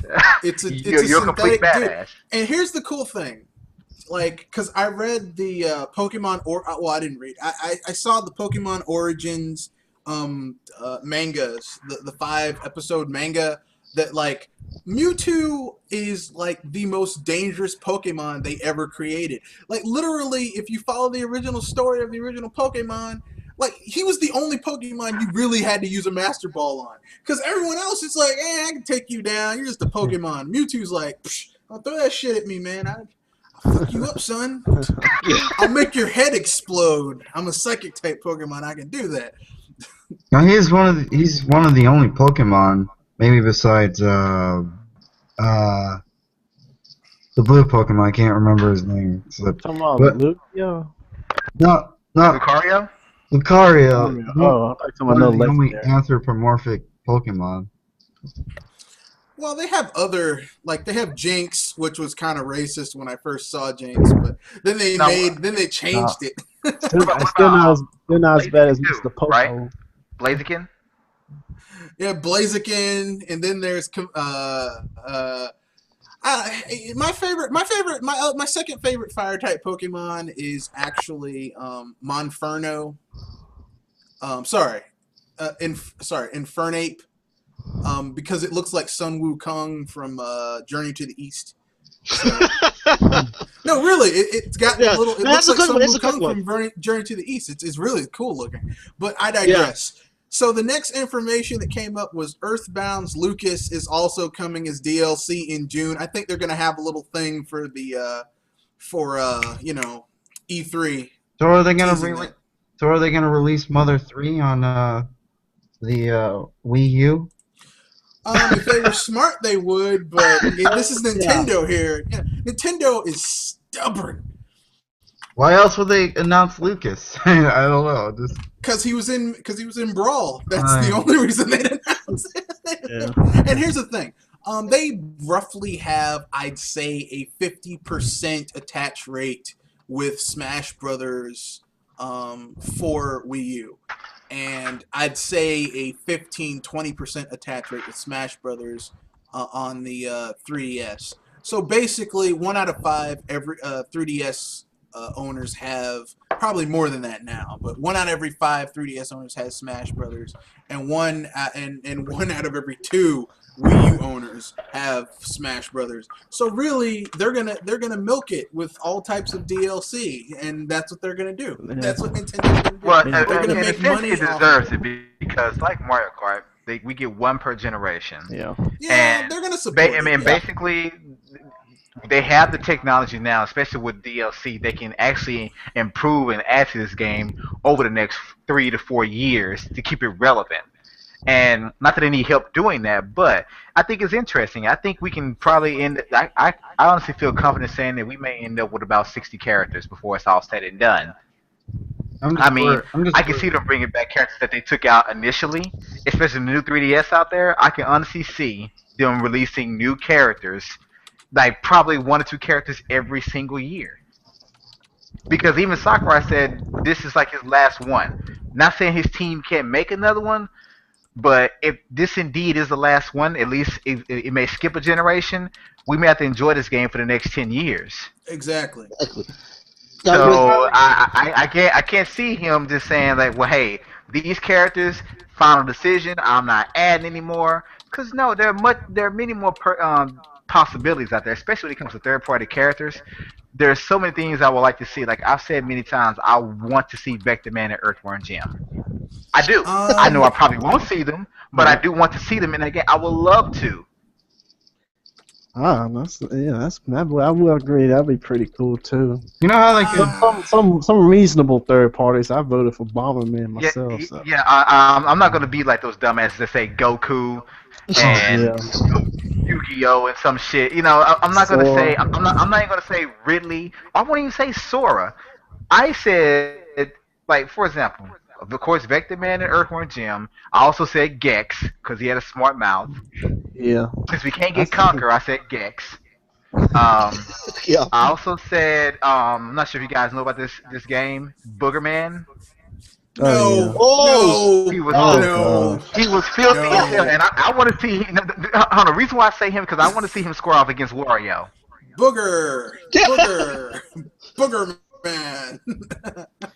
No, And then, no. I also said, who was the last person I said? Of course, I love Rayman. I would love to see that. Not saying it would happen, but I think it would be nice. A person with no limbs. I think he fits. But another surprise character that popped in my mind was Gun, that little orange dinosaur from Tekken 3. Oh yeah. I know who you're talking about. He was a PlayStation 1 exclusive for the Tekken 3 PS1 port. Yeah. you know what they should do? They should for the Ice Climbers they should make the Ice Climbers exclusive to the Wii U, and then the 3DS have an exclusive character to that. No, because then you'll piss people off that People way. get Yeah, pissed that's- then they'll Because be all like, you're I'm doing gonna is have like to. you're gonna have fans saying that, oh well, I want to gotta play this buy on the this Wii version U to play this on a 3DS version. Yeah, Like yeah. they don't want to alienate fans. And when he came out and said that we couldn't put Ice Climbers on 3DS because of the technical limitations, Yeah. I'm pretty sure that pissed off fans because Here's- fans of the Wii U said, well, I want it, so you should have put it Yeah. on here. But Here's- they don't want to alienate people. Here's my rule of thumb for characters in Smash. If they either have to be intimately associated with Nintendo, if they're first party, like exclusively Nintendo. If they're third party, they have to have had their critical or commercial success on a Nintendo platform. Or, well, that's it. Just those two things. I told So, Go ahead, Red Fox. so my 5, pretty simple. Wonder Red, because Wonderful 101. Come on. Yeah. Simon I go- Belmont, I would go for one because thing. the big games that he was in were all on Nintendo platforms. Castlevania, Castlevania 2, and Super Castlevania 4. Those were all Nintendo platform games, and he was in all 3 of those. And we're not going to talk about Mirror of Fate because that was a piece of shit. Oh no. And let's see, Wonder Red, Simon Belmont, Isaac from Golden Sun, Oh, because it's Isaac, and we're talking kid Isaac, not adult Isaac, because he's in the prologue and then he's gone. Then number 4, this is going to be kind of bad. I know some people might get mad at me because this is from Square Enix, but I'm going with Chrono from Chrono Trigger. I know Chrono Trigger has been on the PS1 and the PS2 He's on and the everything. PS3 and on smartphones. But when people in my age group think about Chrono Trigger, we are thinking about the game that was on the SNES. that Chrono Trigger, and that was where that game got its critical acclaim. So that's why Chrono could be in that game. I And can see one character. Who, Where? Simon? No, Isaac? Wonder Red? I was gonna say I can think of one character that possibly could end up in the game because it's a Monolith Soft character. Lloyd Irving. Well, I was No, going to say no, either Lloyd no. Irving from Tales of Symphonia or Callus from Bait and Katos. I was gonna say Cosmos from Xeno Saga. The android? Yeah, but that game was really on like Sony stuff, so I don't really. Yeah, but it's I owned by mean, Monolith even though- Soft. Yeah, And I think Namco published it and Monolith Soft developed it, even on the PS2. that could. It. I don't know. When you get to Okay, that point, fine. it Okay, becomes I really- got another one for you, damn it. I got an old school character. Bonk. Yeah, Bonk could do it. Yeah, Bonk, because Bonk was on the NES and the SNES, even though Hudson Soft hoard them out for their Turbo Graphics. What Yeah. the hell? Speaking of classic characters, I so far only got one character I can think of, and he got started on the NES and even featured a game with Wario, Bomberman. I would love to see Bomberman in there, man. Yeah. Get Link And around he's- for his money. I Yeah. like to see Wind Waker Ganondorf with his double swords. Oh yeah. That's, Wind Waker, And Ganondorf. I would, and I'll also say this because someone brought this up in a post today. We were talking about characters on Google Plus, but although I do love the franchise, even though the games are difficult, I do love the franchise. Fire Emblem, too many characters. I'm sorry, and all the characters you put in the game all have swords. To me, instead of Lucina, sorry games, Lucina is nothing but a Roy without the fire. I'm sorry, that's all she is. yeah. But Yeah, to me, they should have put Frederick. He has the spear. Frederick. I'm sorry, a lance. That should have been a lot. That would have been a lot better. And know who they should have put in that game? Donnell. I know his name's Donald, but I had an uncle named Donnell. They should have had Donnell in there with his spear. I mean, but you're right. But see, I mean, he would have been a joke Okay. character. but think about what we have now. Lucina, basically, sword. We have Mart, sword. We have Roy. Ike, sword. Then we even have Robin, basically the sword in the spell book. And I'm thinking like, okay, all these characters have basically the same type of weapon. They may have a different moveset except for Lucina and Mart, but basically the same moveset. Can we get someone with a lance, or get the dude that had the hammer and Awakening? Can we get something different? Man, I agree with you on a lot of those, but I really want Chrono to be in that game, and he's got a sword. I mean, I even thought of what his smash ball move would be. Luminaire? Is he'd use, no, not Luminaire. He'd use if Mega Man can call on all his incarnations to use his special attack, I was thinking that he'd call Frog and Luca, and they'd use Delta Force. Or maybe they could switch it out. Sometimes it's Frog and Luca, sometimes it's Marl and Luca, and they use Delta Force, and that's his special attack. Yeah. I'd tell you another character. It would be two Capcom characters. That wouldn't be too fair. I would say either Arthur from Ghouls and Ghosts or the original Zero from the X series, Mega Man X.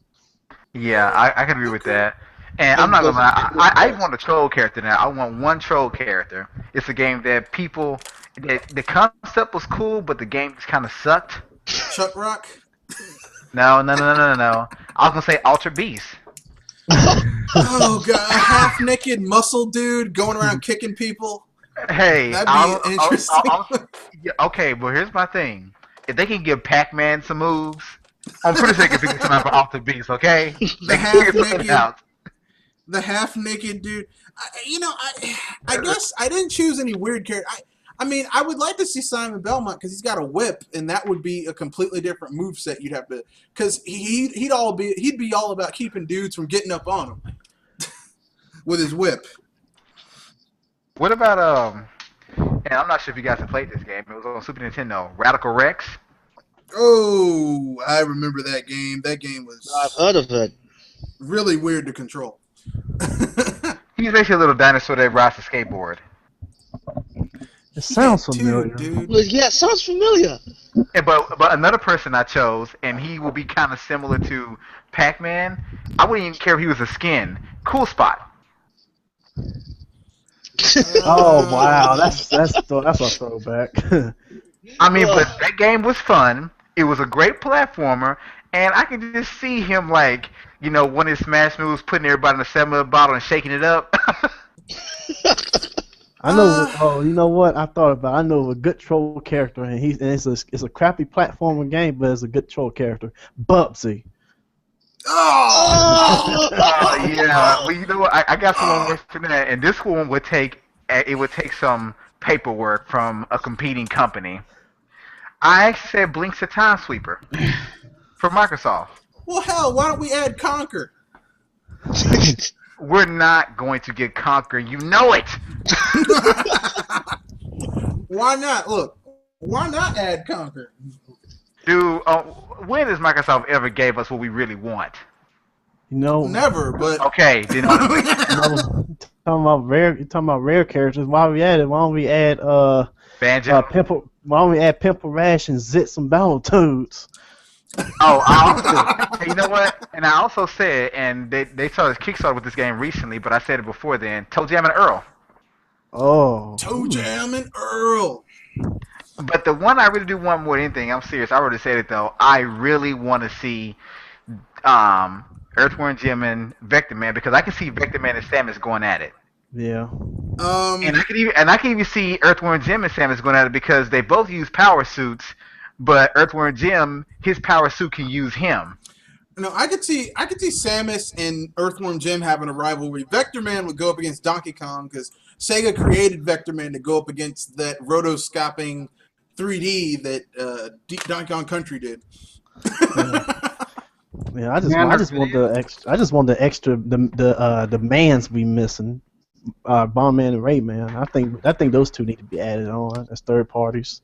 They'll fit So we right got in. Mega Man, Pac-Man, Jumpman, aka Mario. Hey, what Mario. about that indie game, Bit Trip, the runner? Yeah, Commander Video. He's already Commander trophy Video. man. Yeah. I always say put Guacamelee in there.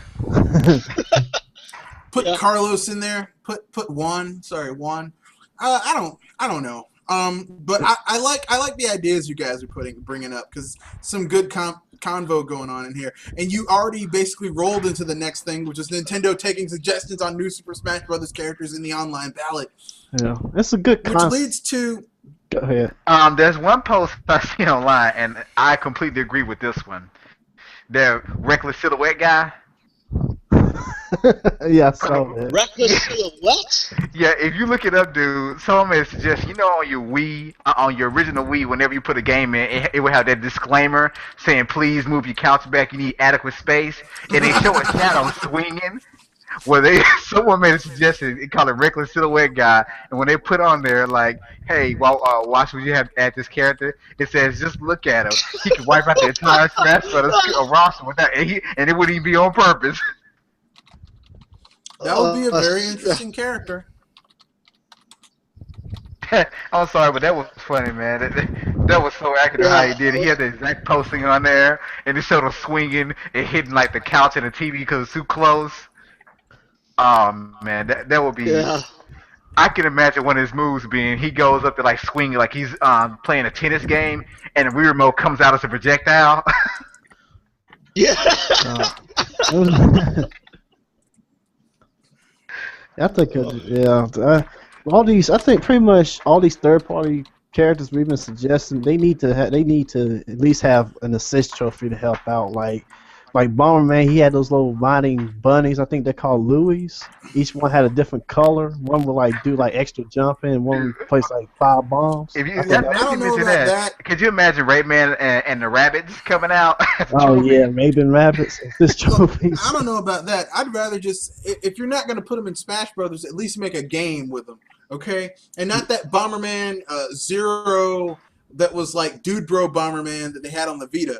I mean, a real Bomberman game with cute harmless looking Bomberman who will blow you the fuck up. That Bomberman. Well, The Pyromaniac. And you know what though? And this is a game I Konami, mentioned man. earlier. But what about Chase McCain from Lego City Undercover? That's Traveler's Tales, but I could see that happening.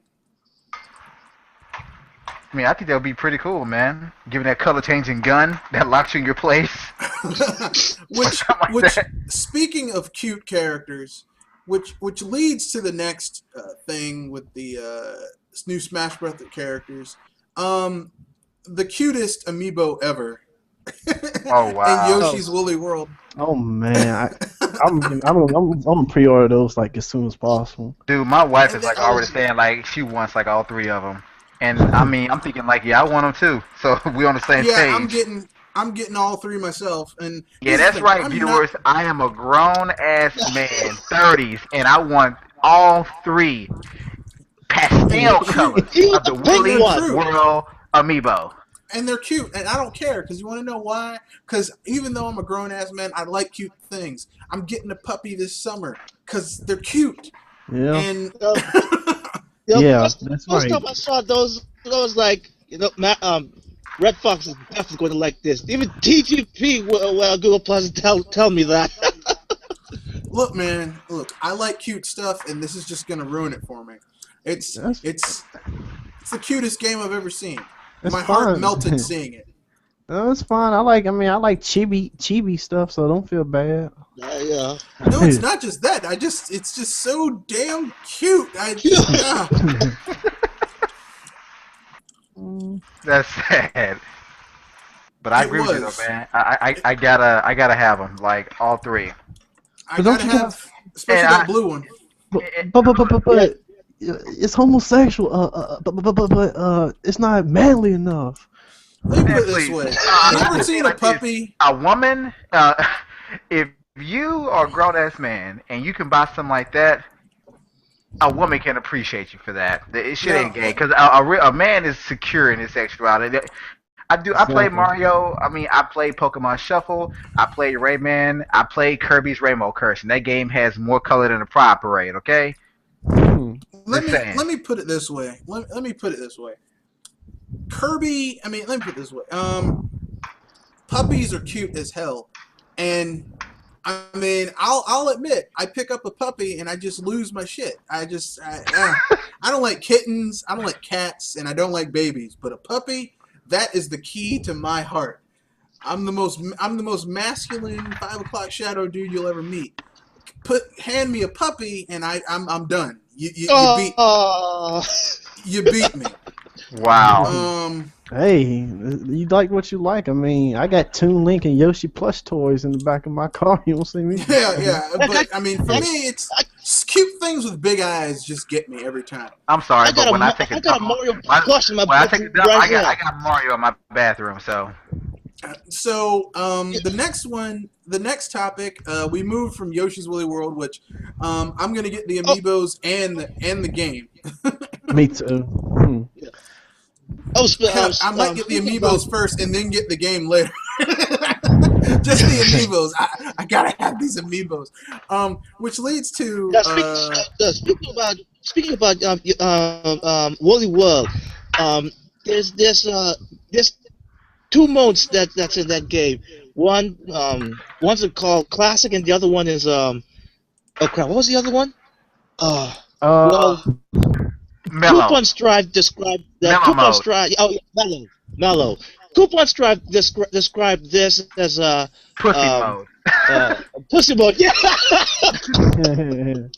And you know what though? I agree with her. I saw that video she did with Alex, and I 100% agree. It's like, honestly, Yes.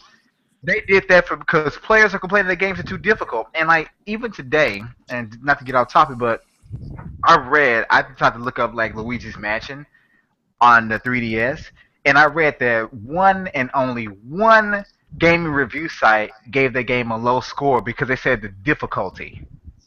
I'm Luigi's like, Mansion? who downgrades a game Yes. over difficulty? Yeah, but Luigi's Mansion wasn't hard. Dude, go. I'm sorry. You can do this. You look this up on Wikipedia. They show you everyone that reviewed that game, and somebody gave it a 6.5. The rest gave it like 8.5, 9, 9.5. God. douchebags. Oh my. And they said the game was too difficult. It's like, dude, you are complete Luigi's garbage. Mansion. Luigigi's Mansion.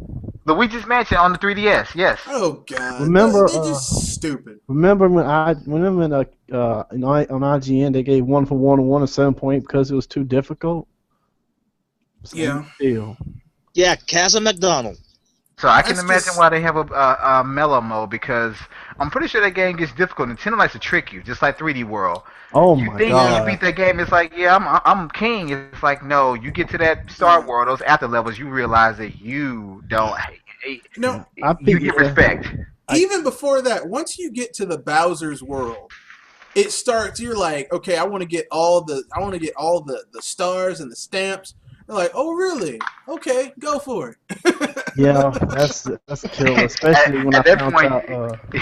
you get to a point where you just like want to get enough just to qualify for the next one. Yeah.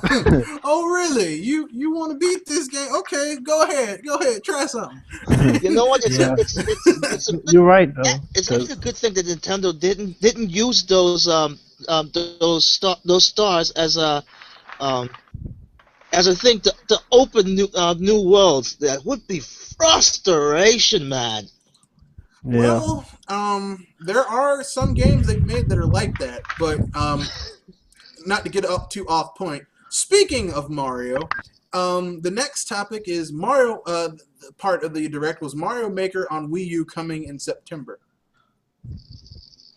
I'm gonna get it. I mean, yes, I've used that Mario World level editor Lunar Magic before, but there's nothing like an official Nintendo game to make your own Mario levels. Yep, and we all know everyone's going to do Kaizo, so Yep. you're That's going the- to that's make the the one- craziest levels ever. That's the one reason why I'm staying away from this, just because of the trolls that makes those levels. Well, I mean, I'm going to see if I can beat them. Look, if they give me a cape feather, I might be able to do it. I'm going to need a cape feather, but I might be able to pull it off. That's Yeah, the thing. I'm- What if they put the cape feather in a way that it's actual? That's actually a death trap. Let me put it this way: Nintendo made in the Star World level, in the Beyond Star World secret level, in Super Mario World, there was this level where, in order to get through the way the developers wanted you to get through, you had to use the Power Blimp power Oh up. no, you talking about Tubular? Yeah, you had to use the Power Blimp. And I was like, I don't like the way this thing's trying to set me up. So I got a blue Yoshi, 2 cape feathers, and I ate a red Koopa, and basically made my way through the level, getting all the dragon coins, and beat it that way. Because, look, as long as I have a cape feather and a blue Yoshi, I'll be fine. I actually beat the legit way, but No, I beat it the died 3 legit way times. too in Super Mario World on the Game Boy Advance, because in order for you to get certain things, you had to beat it a certain way. But Yeah, I've done on SNES, GBA, with virtual consoles. it's a good game. It's a good game. Yeah. Which leads to the next little bit, which is Amiibo Tap. Nintendo's greatest bits headed to Wii U this spring. Okay, now I can see why many people were like, what the bloody hell is this thing? As a veteran gamer, yes, you would think that way, but as a person who's, remember, the Wii U is at 9.2 million at this moment, but yeah, Is it? as I thought for it'd the be closer to 10 million. but for the people that has never gotten a Wii U or has never played a virtual console, but they love those freaking amiibos, I can see this. I can see that's a sneaky way of reeling them in. Those sneaky You know, get a bastards. taste of this. Yeah, it's pretty much like the masterpieces in the Smash Brothers. Same ordeal, just with the amiibos, and I think it's a pretty interesting concept too, especially for those that don't have Smash Brothers. They can just play those old titles, and they think, Hey. those that never played it, maybe they want to buy it. But you know what? And this is going to tie into one of Mr. T's videos. Be sure to check him out. But Oh yeah. his Revolution and Evolution. Nintendo, if you think about all the shit they've done over the years, that to us it seems very, very dumb. Where it's like, why would you do this? I don't see the purpose for it. You don't have to see Yeah. it because they do. Nintendo always has a 5-year plan. They'll make something to say, this is a concept. Let's build on this for the next 3 or 4 years and see what we come up with. Like, let's see how far we can take it. To me, this Amiibo tap is the beginning. And if it takes off, if it does well to them, they're probably going to start tying real access to demos and actual games, like full games, because you forget, Amiibo is a widespread DLC campaign, meaning it's not like the old days where we have now, where if you buy DLCs for that one game, even if it's a franchise, it's still only for that one iteration of their franchise, not the franchise as a whole. We're talking about something that works on multiple games, current, old, and new. So imagine, let's say a year or two from now, Amiibo Tap, if you have the Mario version or whatever, you get Mario 64 for free or for a discount because you already own the Amiibo. At the same time, that Amiibo works for multiple games to get unlock other stuff. I can see Amiibo Tap turn into something that gives you real access to like classic games. And the way you basically, it's like a royalty program. You're paying for something you're not gonna see the benefits now, but you will see it later because later on you want to buy said game or buy said content, it would just be unlocked.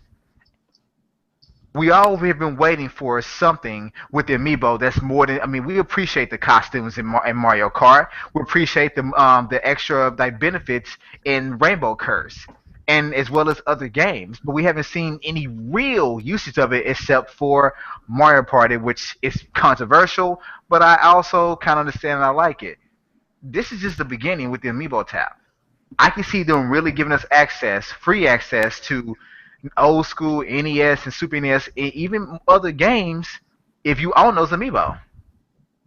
The problem I know a lot of people have is, well, those games are old and everybody already has played them. But the thing is, everybody hasn't played them.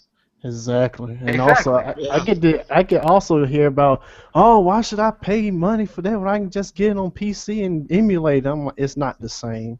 It's not the Same. same at all. It never will be the same. I I despise when people use emulators on mobile phones. I despise that. and Probably not because only I'm a that, purist, but still.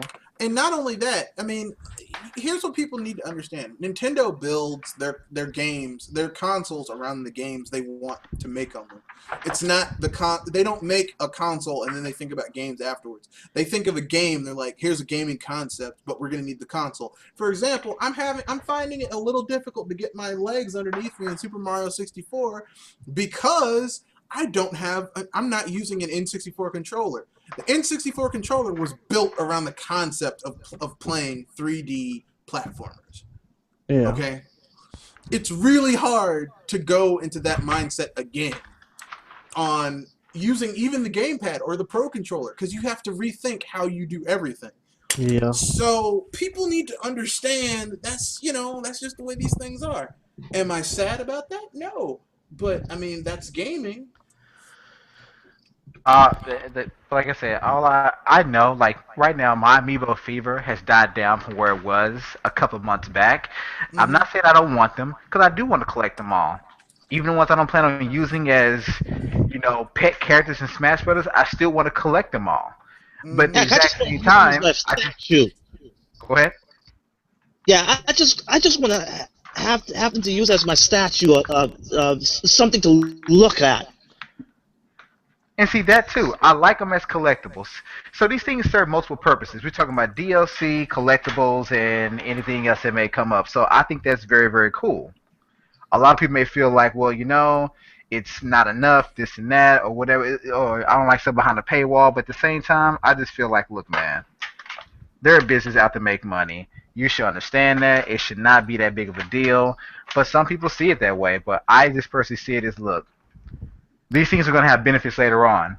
Right now, I'm going to cut back. I'm going to still buy some Amiibo, but I'm not going to go out of my way and stand in lines. I didn't do it. I didn't do it initially, but even still, I was looking and searching online, Yeah. but not anymore. I'm going to just sit back and wait, just be patient about it.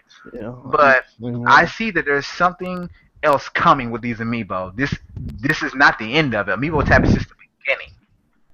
Yeah, I Because wouldn't be Nintendo surprised. sees sales. Yeah, I wouldn't be surprised if Amiibos transform to the ninth generation. To tell you the truth.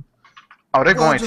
just like Mii's have continued, Yep. and I don't think Nintendo's ever gonna drop Mii's. I think they're always gonna have Mii's, I think Mii's may end up being more refined, but they're but they're always not gonna going to have drop it. them. You know, they're always gonna have like you create an avatar. That avatar represents you, and people like. I think they're going to expand Miiverse with their NX platform. I think, and with the not the NX with the infrastructure they're getting with you know DNA. the DNA. I think they're going to expand Miiverse where it's going to be also on your smartphone, stuff like that. I can see that happening too. Now that you brought that up, Red Fox, I can see that happening because think about it, Miiverse. You can use the Wii U, you can use the 3DS, you can even use PC, and when they use it for that's gonna branch out too, even to the ninth generation. That's gonna get more broad and broad. And see, here's the thing with that. Not to get off topic, but with this whole NX platform thing, people think it's a console. It's already pretty much here in a sense because they finally did an update to where the 3DS has Miiverse, and it's also they're basically connected in a certain way, not fully, but they are connected. So imagine the next console and handheld, where it may end up being a fusion, where they're one and the same or not, and their previous consoles, which in that case would be the Wii U and the 3DS, the current we have now. Those would be four different platforms that all connected to Miiverse and all the rest of the infrastructure. And the infrastructure would be a pretty much first party in-house infrastructure, meaning they're not paying someone else to operate. So I could easily see Amiibo working with this generation and the next, and even the next one after that. Yep. Heck yeah. And I'm okay with that. I mean, Have you guys talked about Woolly World yet? we did, Yeah. but Well, you can most bring up of you can bring it up. just the Woolly Amiibos, but yeah, we talked about it briefly. Yeah, I just wanted to say one thing real quick about that. Like, there are people out there who are complaining about the easy mode. It's like the problem I have with a lot of the gaming community is they think that they're the only ones that the industry has to cater to, and the fact that there aren't other people out there. And there are a lot of people out there who just started out playing games, like kids and stuff. So every hobby has training wheels. Every hobby has a sort of easy Are these, entry. are these the same people that when they play the campaign in Call of Duty, it tells them exactly where to go? Are these the same people that are playing the Order 1886, and then when it says press X, they probably fail sometimes? Oh, Yeah, stop. probably, yeah. So I'm just saying that if you're complaining about an easy mode, your whole game is easy. At least Nintendo gives you what you've been bitching about all this time. They're giving you an option. Yep. You don't have to use it. take it. You don't have to use it if you don't want to. It is there in case you do suck. And you know Yep. what? At least this one is much more is much better done than compared to new Super the new Super Mario series, where every time you die, the amount of times you die, then at some point that block is right up there on the screen, staring down at you, and like, use me, man. You know you can't pass this. Yeah, well, I mean, I will be honest with you. In New Super Mario Brothers U and New Super Mario Brothers on the Game Boy on the DS and New Super Mario Brothers 2 on the 3DS, there were times where I lost a lot of lives and the white Tanuki suit beckoned, but I didn't do it. I was like, you know what? I have to. So what? I lost. So what? I spent 30 1-ups on this trying to get that last star coin, but I'm gonna take a break, walk away, go do something else for a little bit, and get my skills up, and then come back. And But you beat know it. what though? What kills me is that, and people don't think about this. that suit does not guarantee your victory. No. That suit does not guarantee you, because even though you have that suit on, that lava and purple liquid will still kill you in one blow. Yeah. Yep. If your tail touches that shit, you still lose a life. So it protects you from random projectiles on the level and enemies, but you still got to get through the damn level. And some of these levels are just plain difficult. That even with that suit, you still gonna lose lives. And some of the levels you need the cat suit to get certain things. See? Exactly. Exactly. So it's like, If there's you can use it, but it's like, man, that suit does not guarantee you getting 100% completion of that level. That suit just makes it easy for you to get to the end, but it does not guarantee it. look, if there is any cheap suit in Super Mario 3D World, it's the cat suit. That suit is cheap. It's like, oh, I almost died, but then I called up the wall and I'm safe again. Or if I had any other thing, I couldn't get 100% on the flagpole. But with the cat suit, climb to the top every time, baby. Speaking of the cat suit and New Super Mario Brothers, in the direct, Segue. they also announced that they're finally bringing back. They're finally expanding the Virtual Console, bringing Nintendo DS games like they said they were going to. It took them a while, but they did it. And finally bringing back the Nintendo 64 titles. So they've got WarioWare Touched for $9.99. Yoshi Touch and Go for $9.99. And then April 16th, one of my personal favorites, Donkey Kong 64 for $9.99. And Mario Kart DS for $9.99. And then later on, Paper Mario for $9.99.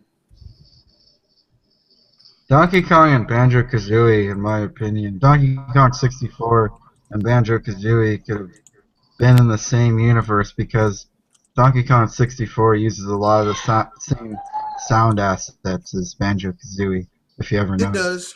It does. I think I'm wondering if I would say Yep. they are. I would say they are in the same universe because remember Diddy Kong Racing, which Banjo was in. Yeah, I love that game. I'm thinking that if we got the Donkey Kong Country 1, 2, 3, Donkey Kong Land on the 3DS 1, 2, and 3, and now we get Donkey Kong 64 on Wii Virtual Console. I wonder if Nintendo somehow talked to Microsoft and they're getting these like a licensing to bring out these Donkey Kong games. Well, the thing is that Donkey Kong is actually owned by Nintendo, even though Rare worked on it. It's theirs. Yeah. So in that regard, it is theirs. So, like, I heard Phil Spencer said that he would really like for Nintendo to do his fucking job and promote Banjo-Kazooie in their game. I mean, I know a lot of people, Banjo-Kazooie, it's, that's his job. I mean, Microsoft owns Rare now. That's their sinking ship. They need to bail it out. That's not Nintendo. Look, Nintendo said, hey, you guys outbid us. It's your problem now. And now they don't want to, the cup's too bitter, huh? the wine's too bitter, eh? And you know what though? Another thing about that, because we've all said at one point or another, like, man, why don't Nintendo just buy Capcom or buy their IPs and snap? And when I think about it, now all the good people that help at Rare that help design Donkey Kong and Banjo-Kazooie and Conker's Bad Fur Day, like those people are now at Retro basically. Retro and these people making this new game, that indie game that like looks like Banjo. It's basically this is the Banjo-Kazooie we wanted, but we're never going to get because Rare is owned by Microsoft. but even still, if you really think about it though, Nintendo is not going to buy any company that's in debt. I don't give a shit how valuable the IP is. Nintendo's whole thing is, yeah, we could turn that around. We could really make something out of this, but we don't want to have to pay bills first and they're also not going to buy a company that the creative, the people that made those awesome games are gone. I mean, why? You know? Yeah, I rather see them. I rather see the developers that was there, like at Capcom, come to work at Nintendo. Like KG Inafune. But he's working on his own creation, Mighty Number 9. So I don't know, man. That first game he made when he left Capcom got canceled, man. yeah, You know, Oh, man. when people leave studios, we get like, man, they left that studio. But sometimes, you know, we're looking at it through rose-tinted goggles. Maybe sometimes someone was being shady. Maybe. I don't Yeah, know. that could be too. Which leads to, no, you were gonna say something, Ken. I'm sorry I cut you off. Dr. Feelgood? No, I wasn't gonna say anything. Okay. So basically, Nintendo DS and 64 games are coming back. So, and here's the cool thing: a lot of them are going to be dropping this month, all throughout April, culminating with Paper Mario on the 30th. And here's the cool thing: if these are games you already own, you'll only pay $2 to get them on the Wii U. yeah, So that's awesome because I got Paper Mario 64 and Yeah, Ocarina of Time on and- the Well, original. well, I have a question though, and this kind of concerned me. I'm at the call Nintendo about it, but if I got the game through Club Nintendo points, do I get that discount? yeah, you still get $2. Yeah. Okay, because If I it's have on- like if you- I have like 10 games I got on the Wii Yeah. U, on the Wii Yeah. because of that, and I was like, but I didn't pay for them. So do they have something in place where it must show you No, paid dude. for the game? No, as long as it's on your Wii, it reads it and it says you get the $2 discount. Because technically, it's kind of like when I said if I already pay like top notch for FiOS, why am I paying for infrastructure for? It's like you've already paid for it. You're just you've already paid for it. So the $2 is just so that they can pay for it to be converted. They can make a little bit of money from converting it to the Wii U. That's basically what you're paying for. And I mean, if you really don't want to pay for it, you can always go into Wii mode and play the damn thing anyway. So I mean, I just pay $2. That's too much of a hassle. yeah, I mean, that's how My I feel. thing is, I just I'm pay going to $2. do it because I want to support them because I don't mind going to Wiimote to pay something. I really don't. It's not a big deal. It's a damn option. Yeah, But at the same time, I want to support them because I want to see more games. I will hope this E3 or sometime the next or maybe the next E3 that we get Dreamcast Virtual Console. well, I Or don't we know get about GameCube. Dreamcast Bro. Virtual I Console. want to see those two consoles hit Virtual Console, like really. And just like when I bought Pikmin, that the little animated shorts, I want to see a Pikmin movie. I don't know about Dreamcast Virtual Console. I would settle for GameCube Virtual Console and have the thing be and have them drop Gauntlet Legends 64. I love that game. I love that game so very much. Yeah. I can see that happen too. GameCube Virtual Console. I mean, they did just come out with the controller adapter. They got the controller adapter. I mean, you know, you want to play GameCube. I mean, sure, you can do the gamepad, but really, They don't have. you play GameCube games. It just don't feel like Yeah, GameCube. they don't have I'm sorry. analog. They don't have analog either for the Yeah. back buttons. Now, Speaking for the of, people that keep bashing about the price tag, yeah, go find a cartridge of that same price. I freaking dare you. You won't. And no, emulator is out of the freaking question. if you don't No. have a decent PC, trying to emulate N64 or higher is a iffy proposition. Yeah. Even if it is a good PC, you'll never be able to I don't- get it the way that you did it with the original. Yeah, Here's I my don't thing. see, Why would you I- want anything secondhand? Like me, I don't want anything secondhand. Yeah. I just don't. If Nintendo makes a game, I want Nintendo's version of that game. Just like, I mean, I don't see why people want to try to emulate stuff. Just buy the console, you have to worry about programming issues and stuff like that. It's going to work every time unless the console breaks down. You don't see Exactly. me You know, looking I for a don't. Dreamcast simulator. I just kept my damn Dreamcast. Yeah, Well, I mean, that's here's how the I thing. am. Not I don't. everyone had the luxury of being able to keep their consoles. I understand that.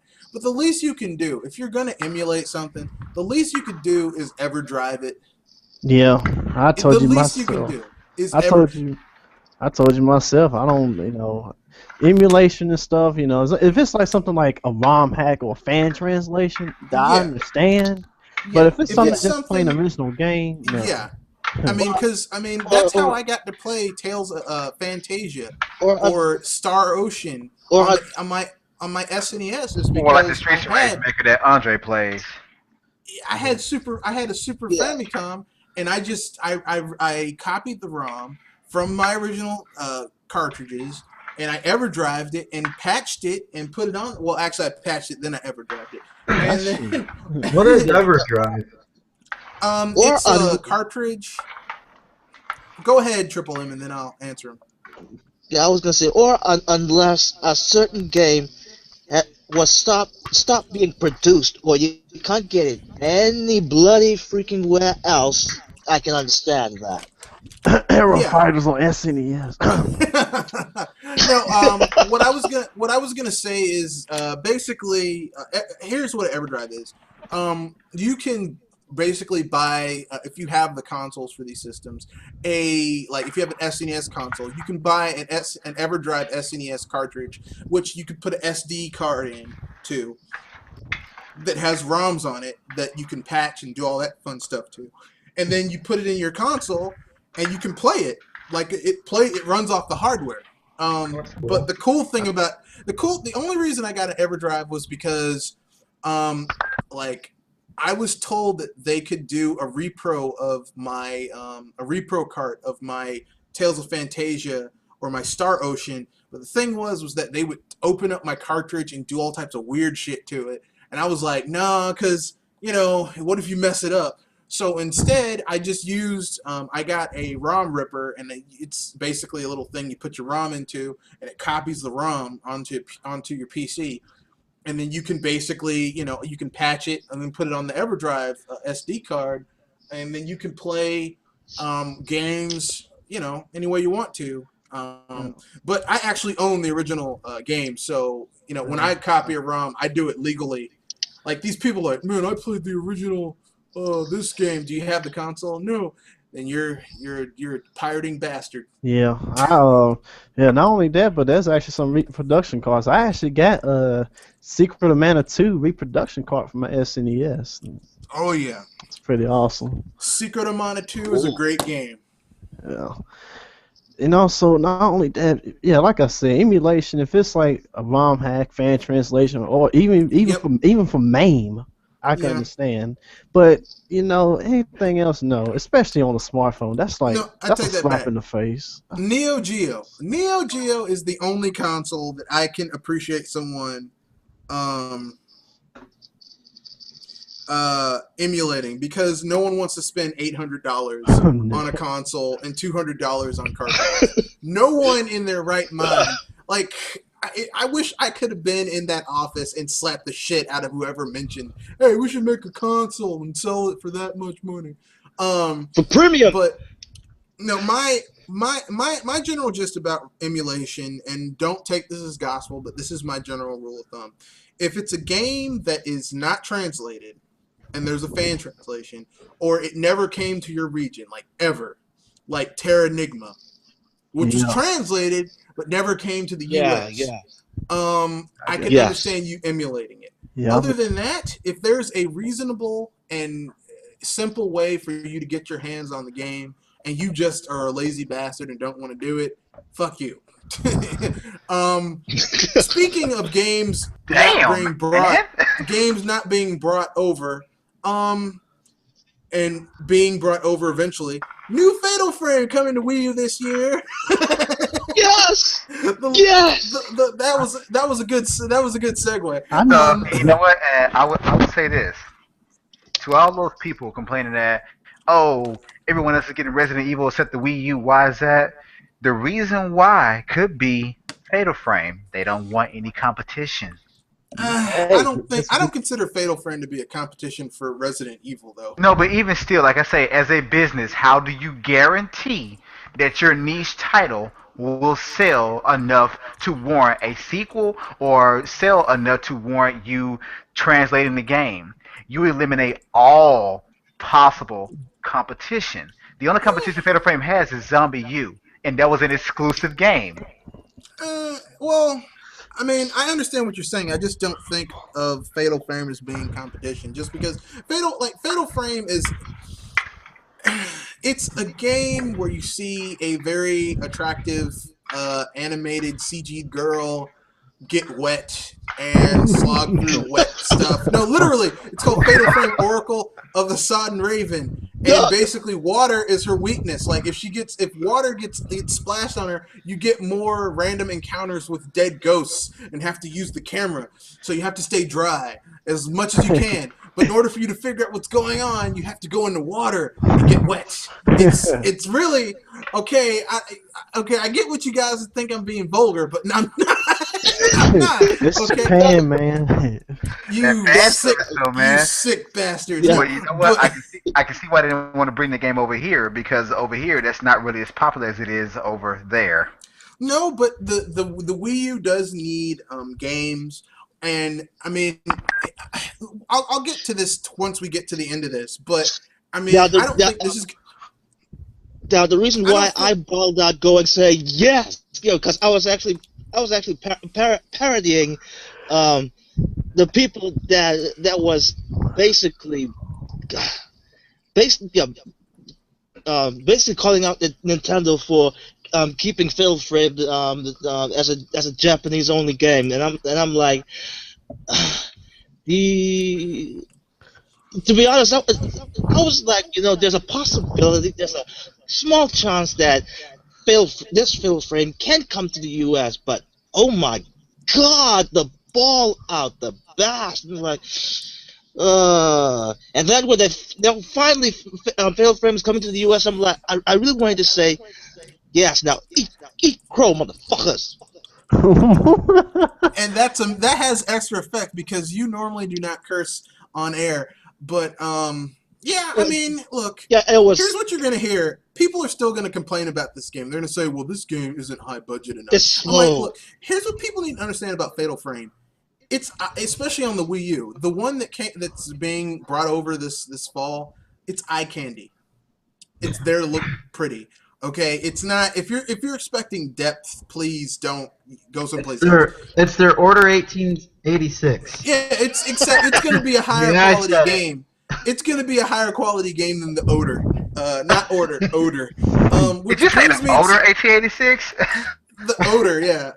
I appropriated that from Mr. T. The Odor 1886. Oh boy. Which leads to the next game, which is Attack on Titan: Humanity in Chains, coming to the 3DS in the West this May. Oh my God, I was surprised to see that. Yeah, I mean, I watched the show. When I saw this huge dude eat this woman, I was like, no. And I don't mean in a good way either. Talking about Aaron and Mikasa's mother in the first episode. Look, I don't know. I'm just saying he just grabbed this poor lady and just. I'm like, no. Good old Vor, gotta love it.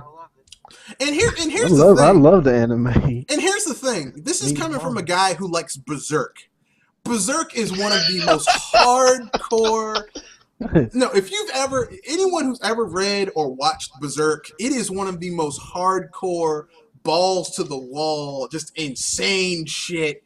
Even the main character, the hero of Berserk, is not a nice person. I mean, goddamn. I'm like, if I say something's too much for me, it's too much for me, okay? And I like Berserk. And just go and Wikipedia Berserk and go to the anime and watch some of the images in the manga. And you'll understand why it's... I've seen a snippet of Berserk, and that's exactly what Red Fox is saying. I couldn't even watch. It was too much for me. It's some fucked up shit, is what I'm saying. Berserk is one of the most effed up animes ever. Which, speaking of effed up animes, and Michael Dorn, let's talk about Codename Steam. We'll let you fast forward through enemy turns with a new update. Oh, I wanted to. I want to go on this. Remember when people? Okay, go ahead. When people were complaining about the gameplay mechanics or the short length of Radiant Dawn's Order 1886 or older, and then you see Radiant Dawn developer actually moan and complain about his freaking masterpiece. And when you see Nintendo get complaints of certain stuff in Codename Steam, guess what they did? They didn't say anything. They keep their mouth shut and fix the darn thing. Okay, but I guess RJ was gonna say something. Oh, I was just gonna say something real quick about Attack on Titan. It's an anime licensed game, and they're usually terrible. So Yeah. I'm far away from this one. I don't know, the Naruto RPGs on the DS on the DS were pretty good. I just can't out the fighting games. Ugh. The same. No, goes the with fighting games suck. Dragon Ball Z Xenoverse, same ordeal. No, Dragon Ball Z Xenoverse sucked, but those Dragon Ball Z games on the Game Boy Advance that were like Legend of Zelda top down. But that Yeah. PS1 version though was the best. Oh, I tell you, Budokai Tenkaichi 2 and 3 are the best DBZ games in terms of fighting. Like no, Budokai no, you're Budokai wrong. 3 is the best one. Budokai 3 is the best one, right? Any Dragon Ball Z fighting game after that does not exist in my mind. Yeah. Budokai 3 was the Yeah. best because Budokai 3 was still a fighting game. Then they tried to, you can shoot energy balls like in the anime, and they turned it into a spam fest where people And they shoot ruined it, energy yeah. balls, Yeah, they ruined and it. there's like no fighting involved whatsoever. And I digress. Let's move on to the next thing, which is Fire Emblem is coming in 2016. Asked you to choose a side, and this one is going to do something that the last one didn't have. The characters have feet.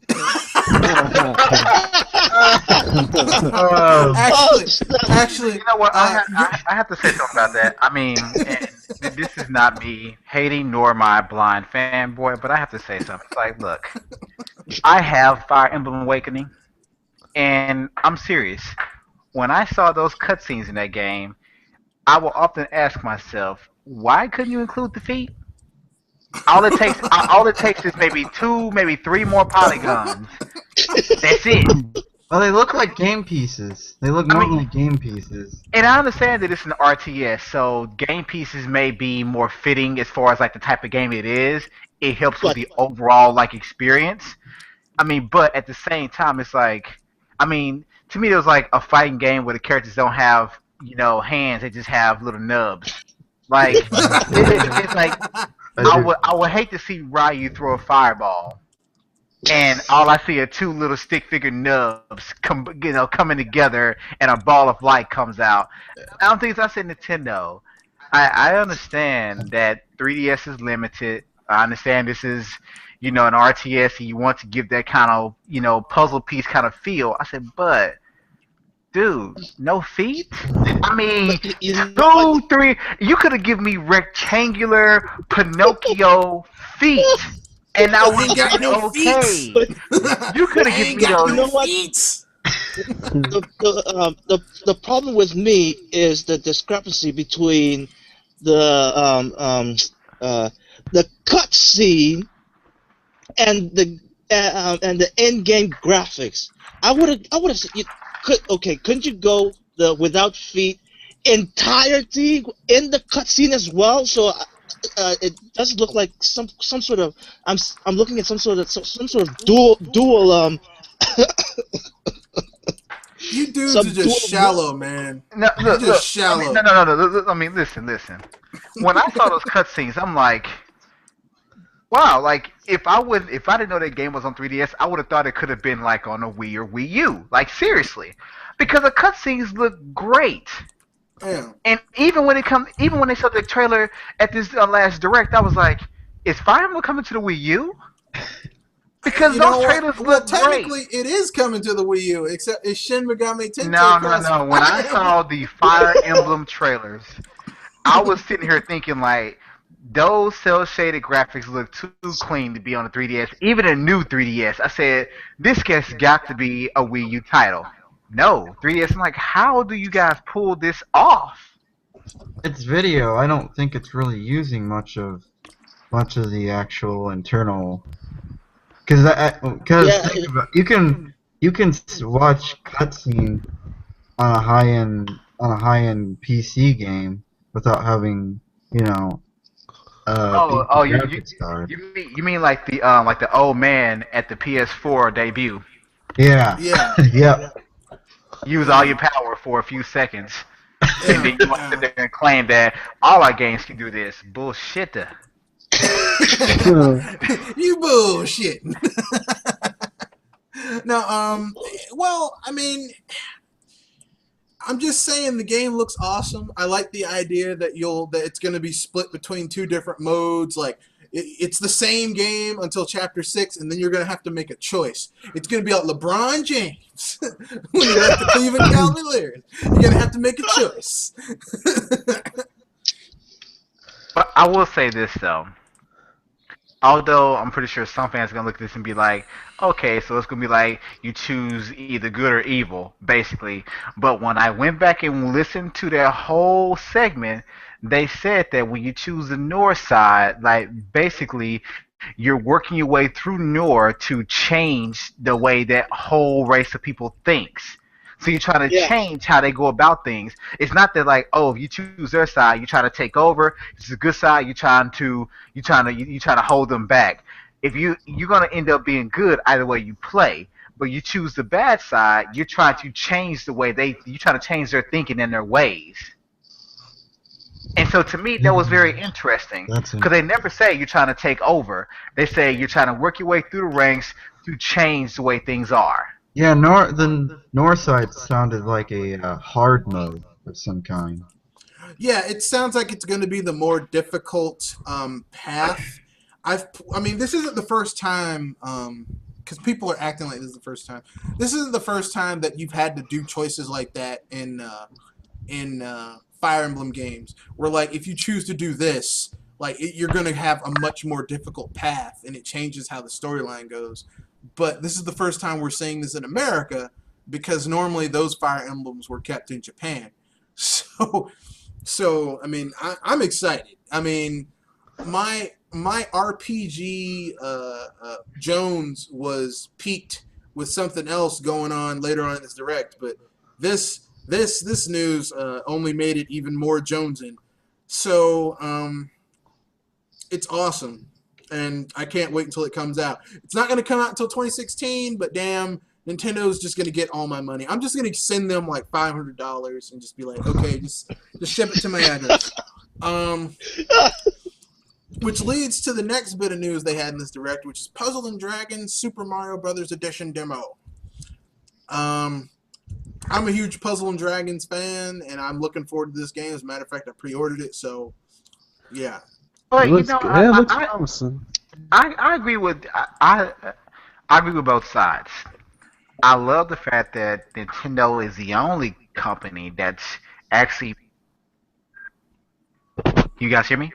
Yeah. Yep. That they're yes, actually venturing out to provide different games that covers all, basically age ranges. They design games for little kids, they design games for adults, they design games for the dude bros, They and do. I'm just mean, joking. they seriously, they're at least trying to do it. The other ones, they're not trying. But at the same time, I was like, okay, I can appreciate Puzzles and Dragons, and I plan on getting the game. I really do, day one. But you don't have to spend so much time on that. It's Yeah. like we knew about this last time when you first mentioned it. Most people pretty much know what it's about, but let's say you're going based on the fact that no one knows this about. It's like, okay, Nintendo, you didn't have to spend so much time on that. That could have been a treehouse thing for all, if you want. Like, host a different treehouse thing about it.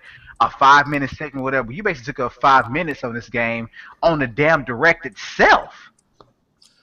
Well, I mean, they're really pushing it. They're really pushing that game because it really. I mean, it's a partnership with the Nintendo. That game is going to have to sell well because it's got Nintendo IPs in it, and it's a partnership. So, you know. I think the game looks. I think I'm not a big fan of puzzle games, but I think it looks okay. It looks like a competent game for what they're trying to do. I know people are complaining about casual this and casual that. What are mobile phones games doing on my Nintendo handheld? But I don't know. I'll tell you this. I've been gaming for about 30 years now, and I would tell you, I love that the Pokemon Shuffle. Give a shit if it is casual. That shit's addictive. Yeah. I'm sorry, but I will, and it's not because it's free. Because honestly, my wife and I feel the same way. I actually have been researching if there was a full version of the game that I could buy, because that game is just that damn fun. And You know, you, I you're mean, not I'm the sorry. only. I mean, you call me casual all you want, but No, no. I like fun, and that game is addictive. My wife is bitching to me all every night saying, "Damn, I'm out of hearts. I didn't catch this bastard." I'm like, "Well, what's your credit card?" I'm like, "You're not getting my credit card." Speaking You're of not. the I mean, I played Tetris Attack on my SNES. I mean, don't feel bad. I love that game. Well, Doctor Feelgood. You're not the only one that's saying this. I just saw earlier on Nintendo World Report's YouTube, and they were doing a podcast, and I saw at least one person out of the three that said they actually like Pokemon Shuffle. Me, I was like, what? That was the first time I heard. I was like, there's so many people that actually like Pokemon Shuffle because of since its release. The only thing I heard from people is that is the same thing what Cage said, that what's a dang mobile phone doing on my 3DS? Well, that one caught me by surprise, and now and I'm like, okay, maybe there's something to it then.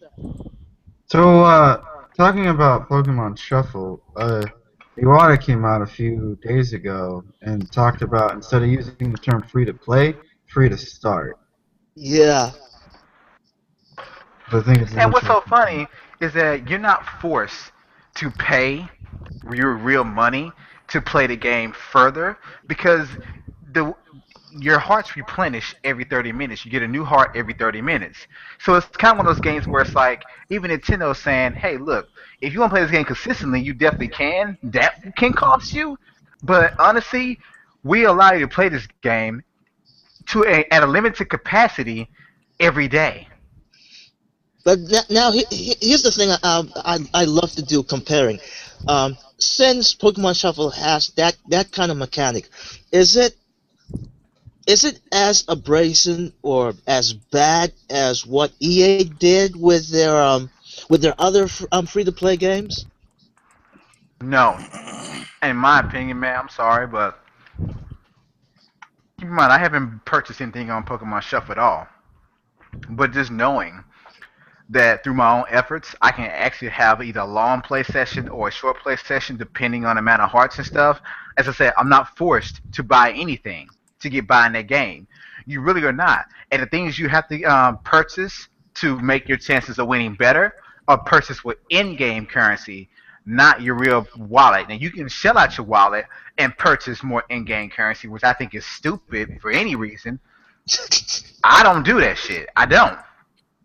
You cannot You cannot convince me to pay you real money for in-game currency. I'm sorry, but the game is pretty fun, and I think it's fair. The one complaint I've seen people have is that they can't play it as much as they like. It's like understandable, but the same thing can be said for Candy Crush. And Candy Crush, you can't even move. Candy Crush, you have to pay even after you're successful. How the hell can I beat a level and I need a ticket? I gotta buy a ticket, 99 cents to move to the next level, the next world. Man, Now, you see full of. that's bullshit. I will. That is total and complete bullshit. But that's Candy Crush for you. That's King. King's Crest Games, King something games. Those bastards.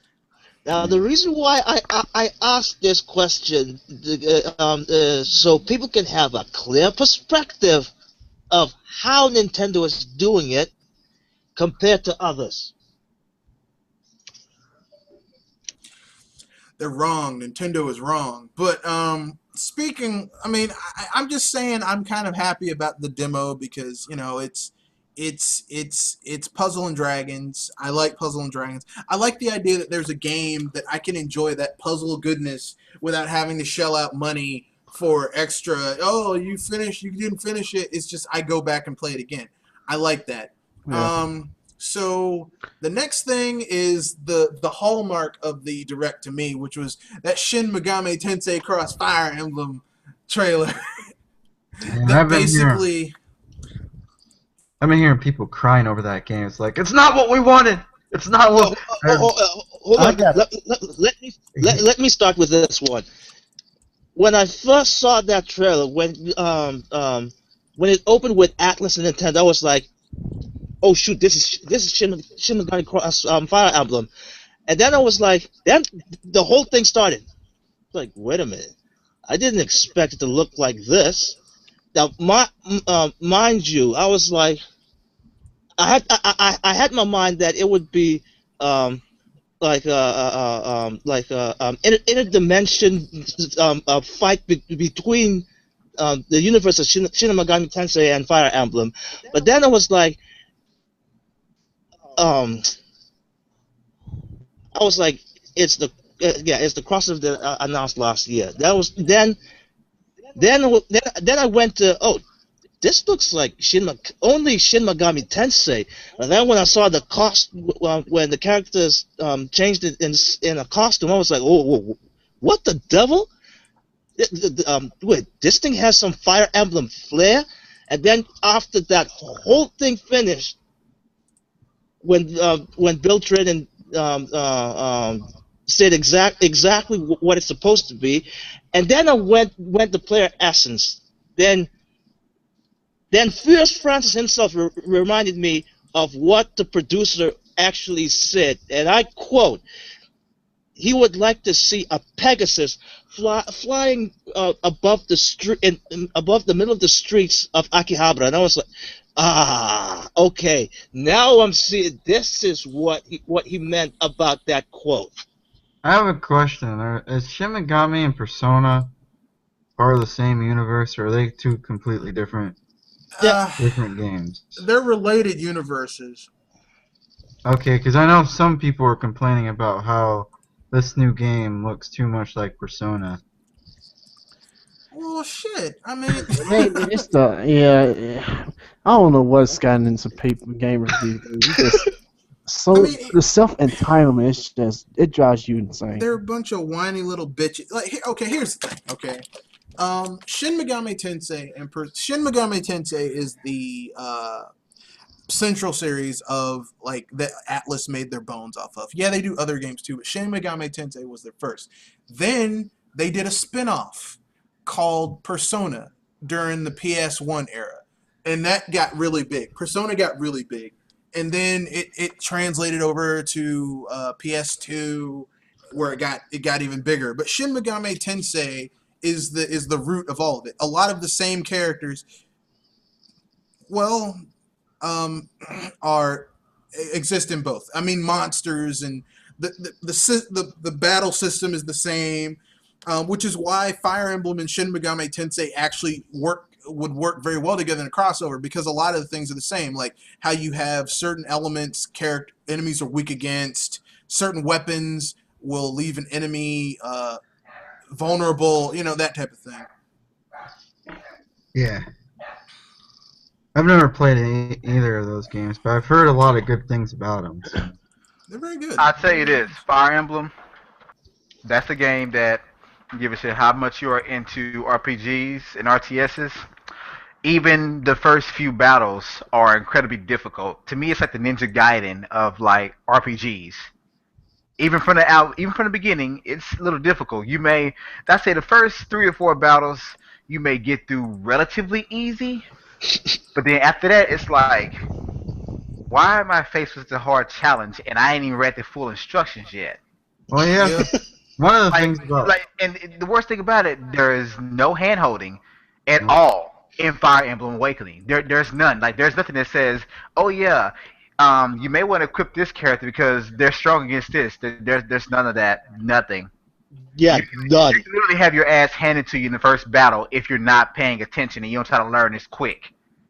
Trust me, I have it now, and I've had my ass handed to me unexpectedly countless times, Well, even when I've been grinding my ass off to level up. I'll tell you what kicks my ass in Fire Emblem Awakening is when I forget that I have paired my character up with a winged unit, and I have them as my primary character, and I put them next to a unit that has aerial based, like a bow and arrow or something that's good against winged airborne enemies, and they friggin' wipe them out. I'm like, God dang it! Because first time I went through Fire Emblem Awakening, I played it on like easy mode, and then after that I did permadeath mode, and then I have to restart the entire fight because I position my units incorrectly. This game, and here's the thing, Shin Megami Tensei is balls to the wall hard, just like Fire Emblem. I mean, really, they really belong together. So I just hope that they have a casual mode for people who don't want to play a game that just kicks you while you're down and runs you over, and then puts lighter fluid on you and lights you on fire. I really enjoyed the art style because there's a little bit of inspiration from Fire Emblem Awakening with the art style. Oh yeah, yeah. I think they might have that same studio working on the art style for this new one, and I don't care because, I mean, look, I'm just glad that this game has not been canceled, that it's still being made, and Iwata didn't lie to us because everyone was like. Well, it's gonna be it's coming according to schedule, and normally when they don't show anything and no one says anything, people are like, oh man, it's been canceled. But no, it's They announced it way too early. They should have waited. They did announce it too early, but I mean at least they had something to show for it. Knock on wood. That concept art was the way different too. Here's how Nintendo works. I had to tell someone else this yesterday. But Nintendo, like other third parties, what they do, they will make a trailer, they will design a trailer before they even started working on the game. I can give you a couple of examples of this. The primary example of this was that Final Fantasy like HD trailer they did for the PS3 way back in the day, working on a trailer before they even work on the damn game. If you think about it, that's what they do. They basically build a trailer around that game, and then when the game comes out, that cutscene was never in it. Well, with the Persona Cross Fire Emblem, I mean not Persona, but the Shin Megami Cross Fire Emblem, we saw gameplay. Exactly. See, the other third party companies, the rest of them, they build a trailer without even having the concept of the game basically in play to tease people to get them to go ahead and do pre-orders and all this kind of stuff and get them hyped up. And then the game is nothing like that. Nintendo will never give you just a trailer without showing you some type of gameplay. And the only time I've seen them do this, twice I could think of, was when they did the whole Zelda HD demo thing when Wii U was first announced. But they did actually show some gameplay, but it was actually just like basically like an engine show off. And then they did it again when they first started announcing Bayonetta 2, and all they showed was like her walking away in her heels. Yeah. But other than that, when Nintendo shows off a game, they show a trailer with gameplay in it. When we saw Uncharted, this dude basically woke up, cocked his gun, and walked off into a damn forest. That's all we saw. That's all we saw. The order before they actually show actual gameplay, what do we see? A basically damn cutscene with one QTE in it. That's all we saw. That's all you really do see. With Quantum Break, did we see actual gameplay when it was announced and shown off? No, we saw a damn trailer. No gameplay whatsoever. You name me, besides the ones that show you that any other times that Nintendo has shown just a trailer with no actual gameplay in it. They don't do that. Well, they've kind of faked gameplay with Twilight Princess. Like some of the things in the early gameplay trailers of Twilight Princess never was in the final game. Like that giant plant creature. And that could be that they changed something up during the production process, but they at least still show you some type of gameplay. Most of the time they do. I'll say about 90% of the time they show you some type of gameplay. They don't believe in just as useless as hype, because we know what game was the most overhyped of this generation, and it will always be. That game is probably the most overhyped game in history that could never live with the expectation. Destiny? That's one of them. That wasn't what I'm thinking of, though. Watch Dogs. Correct. And I'm not gonna lie, I own it for the Wii U because even though it only has a couple of good things going for it, still, I'm not going to down the game just because it was overhyped. Because I was genuinely interested. I basically know that it's Grand Theft Auto with a phone with one button click hacking, but I still want to experience it. But I did not pay full price for it. Ubisoft messed that up. They have so much potential to make it such a good Wii U port because Wii U doesn't have GTA 5, but they messed it up. Hey, Ubisoft had a great concept, but they forgot to fill it with life. Yeah. Like Nintendo, you look at Mario Kart, they could have easily put some cardboard cutout, toads on the side of the levels, like they do in Forza 5, but they didn't. Crap. If you look at Mario Kart, everything in that level is 3D rendered. It's actual in the level. It's not just sitting there stationary. It's full of life and detail. Just like Luigi's Mansion on last podcast, T and I were talking about this. Luigi's Mansion on the 3DS, that game is so full of life and little details that make you feel like it is a real experience that someone's retelling. I mean, it's amazing. It pulls you in. Watch Dogs was a great concept, but all they did, they gave you a concept, but they didn't fill it with enough details to make you feel like, wow, I'm really doing this stuff. This feels like I'm really affecting the game. You're pushing a button to hack an object with a line going to it. That is not something that pulls you in and engrosses you in the gameplay. I mean, That's no different than praying and praying. BioShock had better hacking. Dude, I'm sorry, but that was Pipe Dreams. City on the Wii That U was had better Pipe hacking. Dreams. and the hacking in BioShock was just Pipe Dreams, which is embarrassing, really. No, Yeah. but And you know what? Speaking about even Batman Arkham City had better hacking on the Wii U.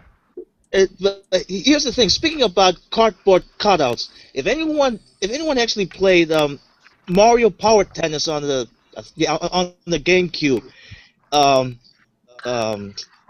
Awesome game.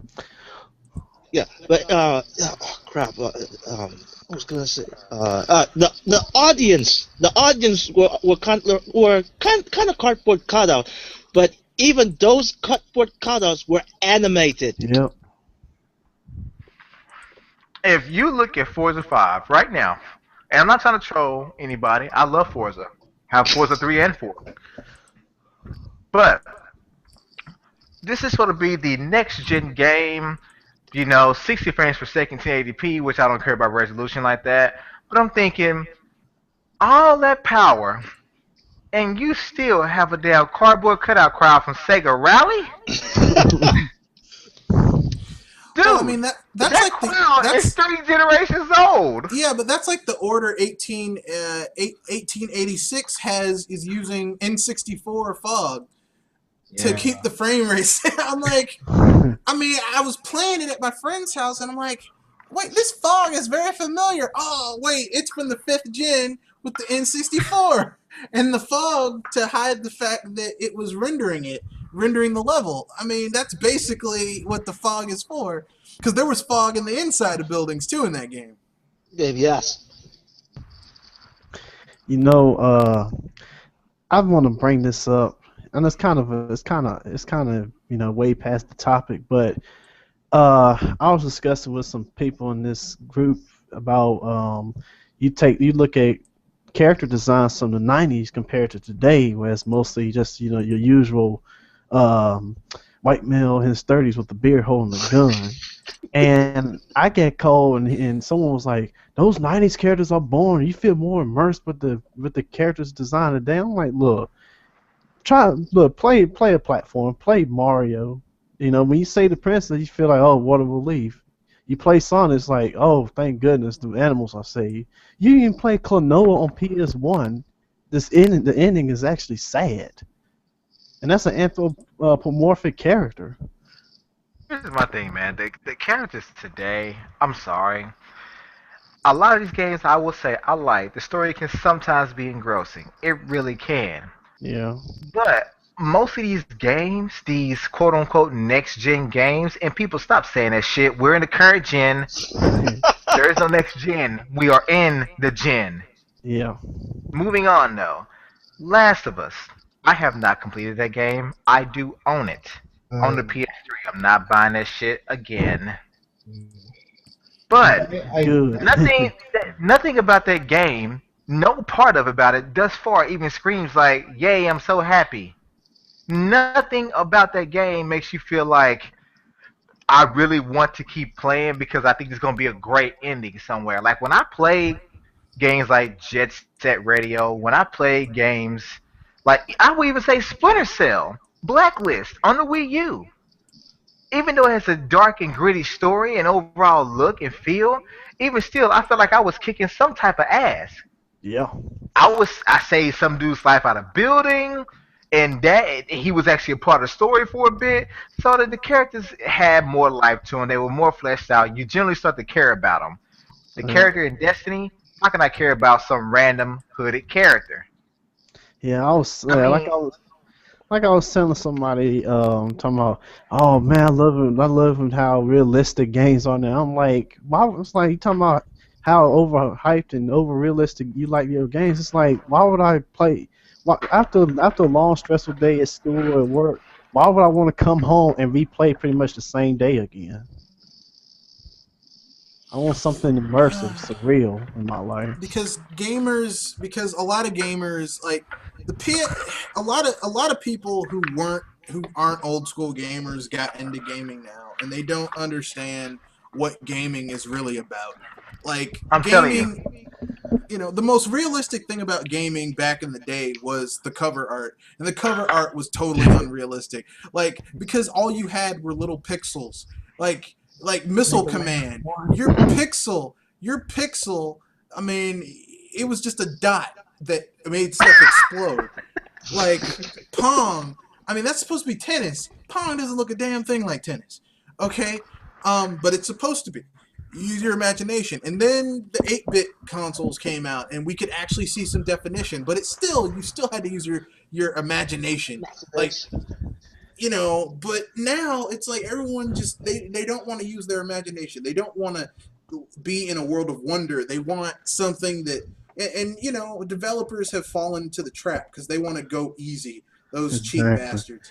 I'm telling you, I want us to petition, or maybe one day we'll make a game. I want to create a game called The Commute. I'm not kidding. If people love realism, I'm gonna make it to where you can have a shitty car. I'm gonna make sure your car can break down. Your AAA membership is expired. Your wife is yelling at you. Your kids. I'm gonna make a game called The Commute, and it's about all the stresses you can experience on your way to and from work. I'm gonna have accidents. I am going to have closed down lanes, construction. I'm going to have detours. I'm going to have where you probably go to work and get fired. But Doctor, it's all about your job. You know what you should add? You ate a bad breakfast burrito. You're stuck in traffic, and you've got to go to the bathroom, but there's no way you can make it out of that car in time. But seriously, I know we're off topic, but just think I'm about the being potential. serious, Think about this topic. Think about this game, the potential. If you put in all these little small tidbits to make it seem so realistic, the guy looks in the rearview mirror, like you see like a little 5 o'clock shadow. You wish you had a shave that brings down your mood like you would in Sims, and then your cell Yeah. phone rings, and then you click the quick time event to answer it, and then next you know you look up, a car's breaking, you get in an accident, you get out, the dude whoops your ass. Like, I mean, seriously, if you I, make a game like that, where let's say that it's partial sims where your house is like 25 minutes from your job, but this commute end up taking 2 hours, 2 real time hours. Like I mean, like this clock moves at the same rate as your clock in real life. Can you imagine? This game will sell 10 million in the first week. But yeah. doctor. But But it's is there's Mr. there are Sorry, games sorry, RJ. there are games out there like that. Papers, Please, for example, is a game. It's a genre called empathy games, where it's not really about winning. It's just about sort of understanding, and I understand why a lot of people it's a niche genre and why a lot of people wouldn't Well, get into it because Yeah. it feels more like a There short. already I, is a game like that. Unfortunately, Dr. Feelgood, Do not say Goat Simulator. there's already a game where you are a commute. It's called Desert Bus. The game was developed by no, seriously, it's called Desert Bus. It was developed by, it was a Sega game. It was a Penn and Teller Sega game where you drive a desert bus 6 hours from point I A know that to game. Las Vegas and back again. It's a 12-hour long game. There are people, and you get 1 point for driving for one round trip. So like you get like 1 point for going back and forth. So 12 hours. That game already exists, and it is god awful. As a matter of fact, it was cut from the original Penn and Teller game because it was too bad. I'm telling Yeah, you, my that's- game. When I get the money and I get the connections, I'm gonna pitch this shit. You know, what I'm gonna pitch it to. I'm gonna pitch it to EA. Yeah, And they're the reason buying in I'm the pitching to second. EA because I know they're gonna buy it. I But know, and I'm gonna say, you know what? I'm gonna have rearview mirror DLC. I'm gonna have heated seats DLC. I'm gonna have DLC. Dude, I'm gonna have DLC for a suit and tie.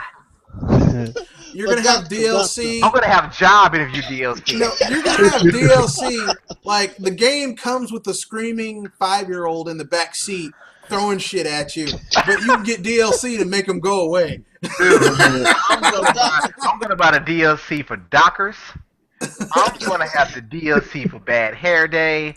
I'm telling you, I'm gonna have the DLC for a working signal light. I got a good idea And for you know, some DLC. I'm gonna have DLC that you can buy. It's gonna say all green traffic lights. Now I got some DLC for you. You ate that bad breakfast burrito. You pull over and go to the bathroom, but the place has no toilet paper. There's DLC so you can get the toilet paper. 99 cents gets you to roll a toilet paper. Oh, man. No, look, if it's EA, you know they buy that shit in a second. I'm gonna have DLC for a coffee collar, so you can drink your coffee without burning your damn hand. So how are you? You remember EA is Unicron. So how are you gonna get out of this without going completely broke? Dude, when I sell them this game, I'm gonna just sell them the concept. I'm not gonna help make the shit. Oh. So you're the idea. You're basically pulling a I'm Peter gonna sell them Molyneux. the IP, and Yeah, that's you're it. selling Like, the hey, look, idea. yeah, it's like, They hey, gotta look, man, make it work, yeah. all I want is $100,000. You can have this shit. Okay. But Well, we have to. but isn't this kind of this a description that a certain game that was on Steam already that had the word depression on it? Oh, But, no, wait a minute. Wait a minute. But hold on. But all the things that you say in your game, it actually has content, or it actually has life in it. Wow. Yeah, I know I think Jamie said he played that game and he said it was god awful. Yeah, he did because we had a thing where he made us play it, and I felt depressed playing it. But I digress. We have to get through this, and it's a short amount of information, but we keep on going off on tangents. Okay, Animal Crossing, Happy Home Designer coming to the 3DS uses card-based amiibo. I don't give a shit about the game because I don't like Animal Crossing. I know, sue me. But Don't feel I'm bad. interested about the card-based amiibo, which is kind of cool. Well, we knew it was coming. I mean, and Yeah, I'm pretty sure after they finished the whole Smash Brothers amiibo, yeah, all they'll the just all the put them in characters, cards. Yeah, and of course Splatoon and Woolly World. yeah, Probably, I'm thinking at the end of this year, all amiibo are going to be just the cards. yeah. Or I mean, they'll No just way, start give doing a me card the run because Splatoon, it'll man. be cheaper for them to release them in card form than to sit there and try and They're Um, also they're also easier to collect because you can just put a stack of those in a box or a Pringles yeah. can or something. Well, I mean, I like the amiibo for the functionality, but there's certain games where where you want to use that functionality and you can't find the damn amiibo because those damn scalpers buy like 20 of them. Those sons of bitches. Yeah. And you Um, think and you think those cards are gonna be safe from those scalpers, eh? well, No, if but no, but here's Nintendo's the thing: printing the huge cards will be amounts of them, yeah. no, but see, the cards will be easy to manufacture because you don't need to hire someone to paint the cards in detail or carve them out like they're doing right now with the current amiibos. When you Yeah, have these that's kind That's of directly detailed figurines like that, that's basically another overhead cost, like 2 or 3 times in and of itself. yeah. That's how they do training card games. Like, cause I still got Yu-Gi-Oh cards now. They still print them cheap. But like when you have a flat Well, card, all you're doing is basically you're putting the NFC chip in the card, and you're basically taking a flat piece of plastic, pressing it over it, and putting in insignia, this and that, and then you're done. But Amiibo, they have to actually yeah, design this thing on a computer. and plus Someone those are designs it, handmade. and then someone has to basically carve it out of the plastic, or maybe they have a Yeah, machine do it after they design it. Then someone has to actually paint this thing. Because if you assemble look it, at them, they're not all painted the same. Some have a few and they're flaws in them. and they're handmade. I mean, like they have to be hand finished. So even if the parts are made by a machine, someone has to assemble it and then paint it, and that's time consuming. So So by yeah. the time they make, so they can basically make probably about 100 cards before they can make one damn amiibo. exactly. Oh, well, I'd say 1,000. They can make 1,000 cards It before they takes get to one several. amiibo. It takes several hours to paint those small little D&D figures. Oh God, don't get me started on D&D.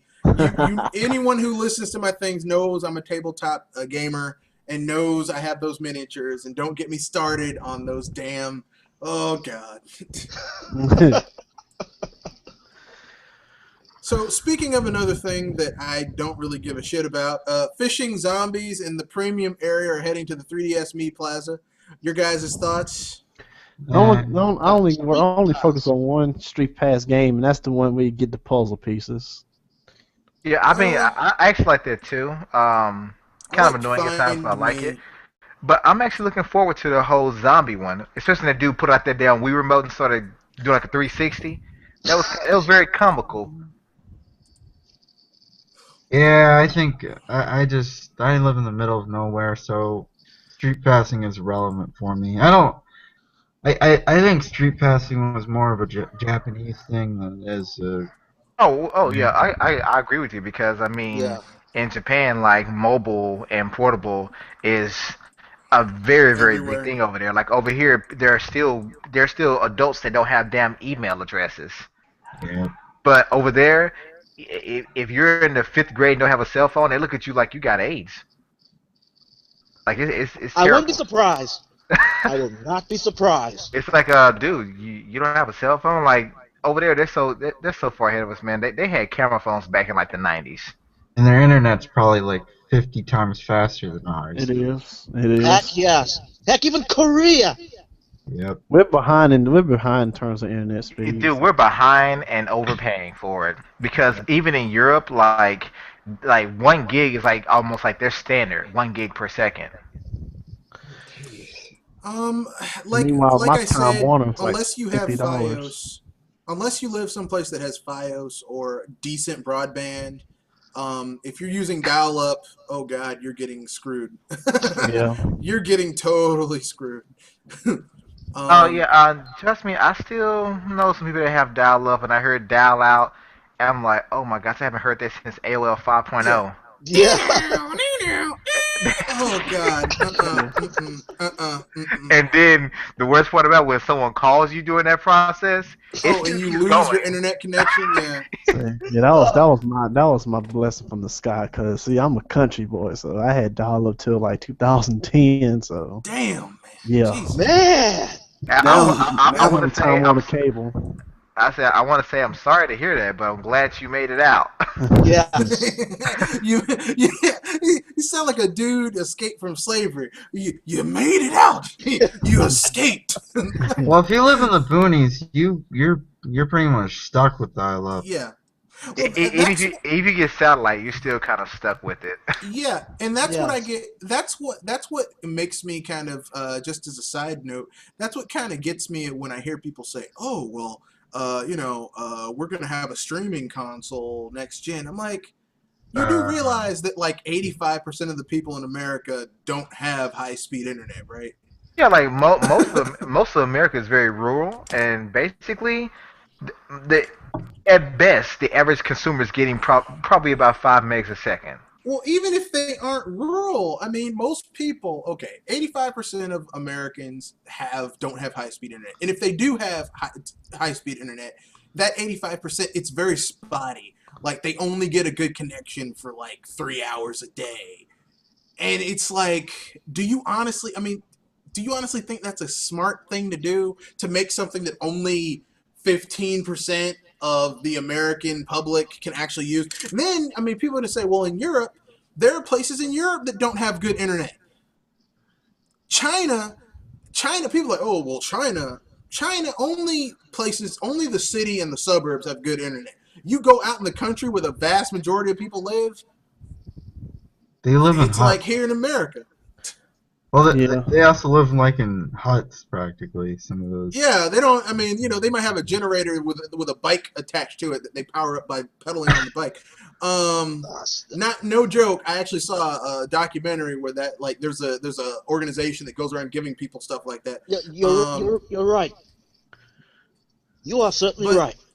I mean, even Japan, which is like the zenith of being connected with internet, you go outside of the city. There are parts in the countryside. You can be on a train. The train has really good Wi-Fi, but you leave the train and you go out on the station, your phone is dead. dead. It's like I got no signal. We I have, got no yeah, signal. yeah. We only have Wi-Fi in most of our transportation. It's like, what in the world?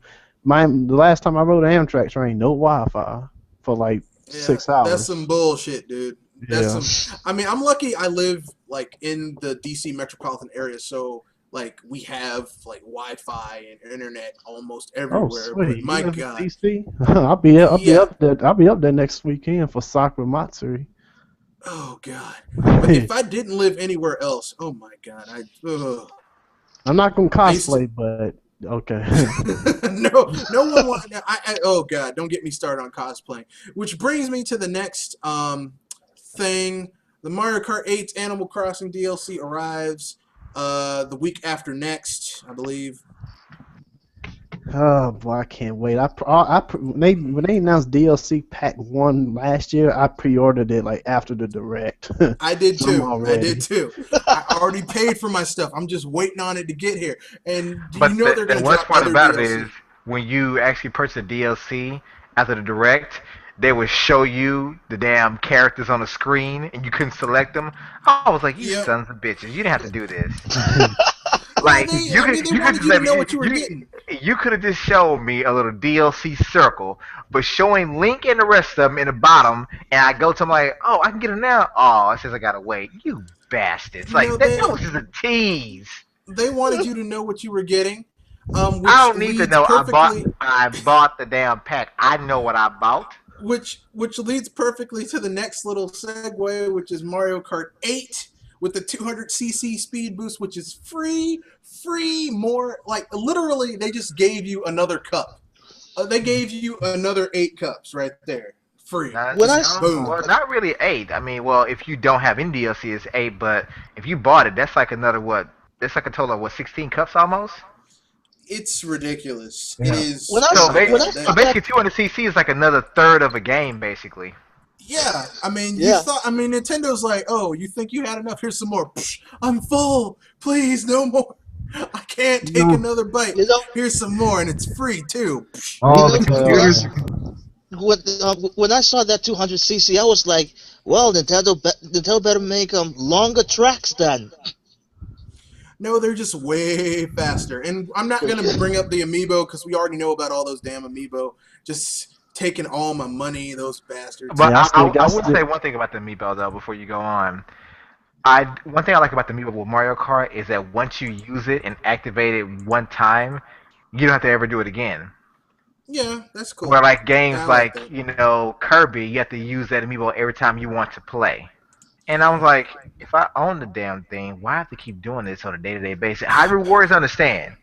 But Kirby, I was like, dude, I have these 2 Amiibo. Why have to keep using them over and over? Just give me the damn power-up.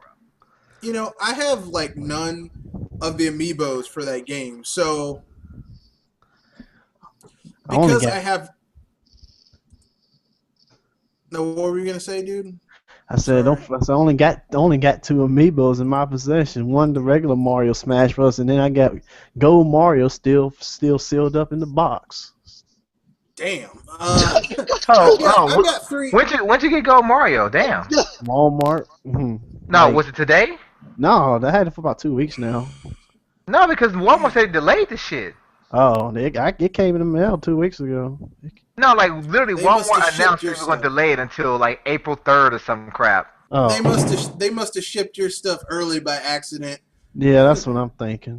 Okay, look, hey, Unfortunately, look. If you I have gotten stuff if you early. want, I got a spare Shulk, I have a spare Meta Knight, and I have a spare Captain Falcon and a spare Rosalina. If you let me know which one of those you want.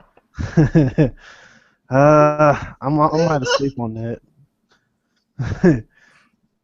But I'm- just think about it, man. It's a good offer. Most of those you can't get anymore. Hey, if it makes you feel better, I'll be getting Silver Mario sealed too.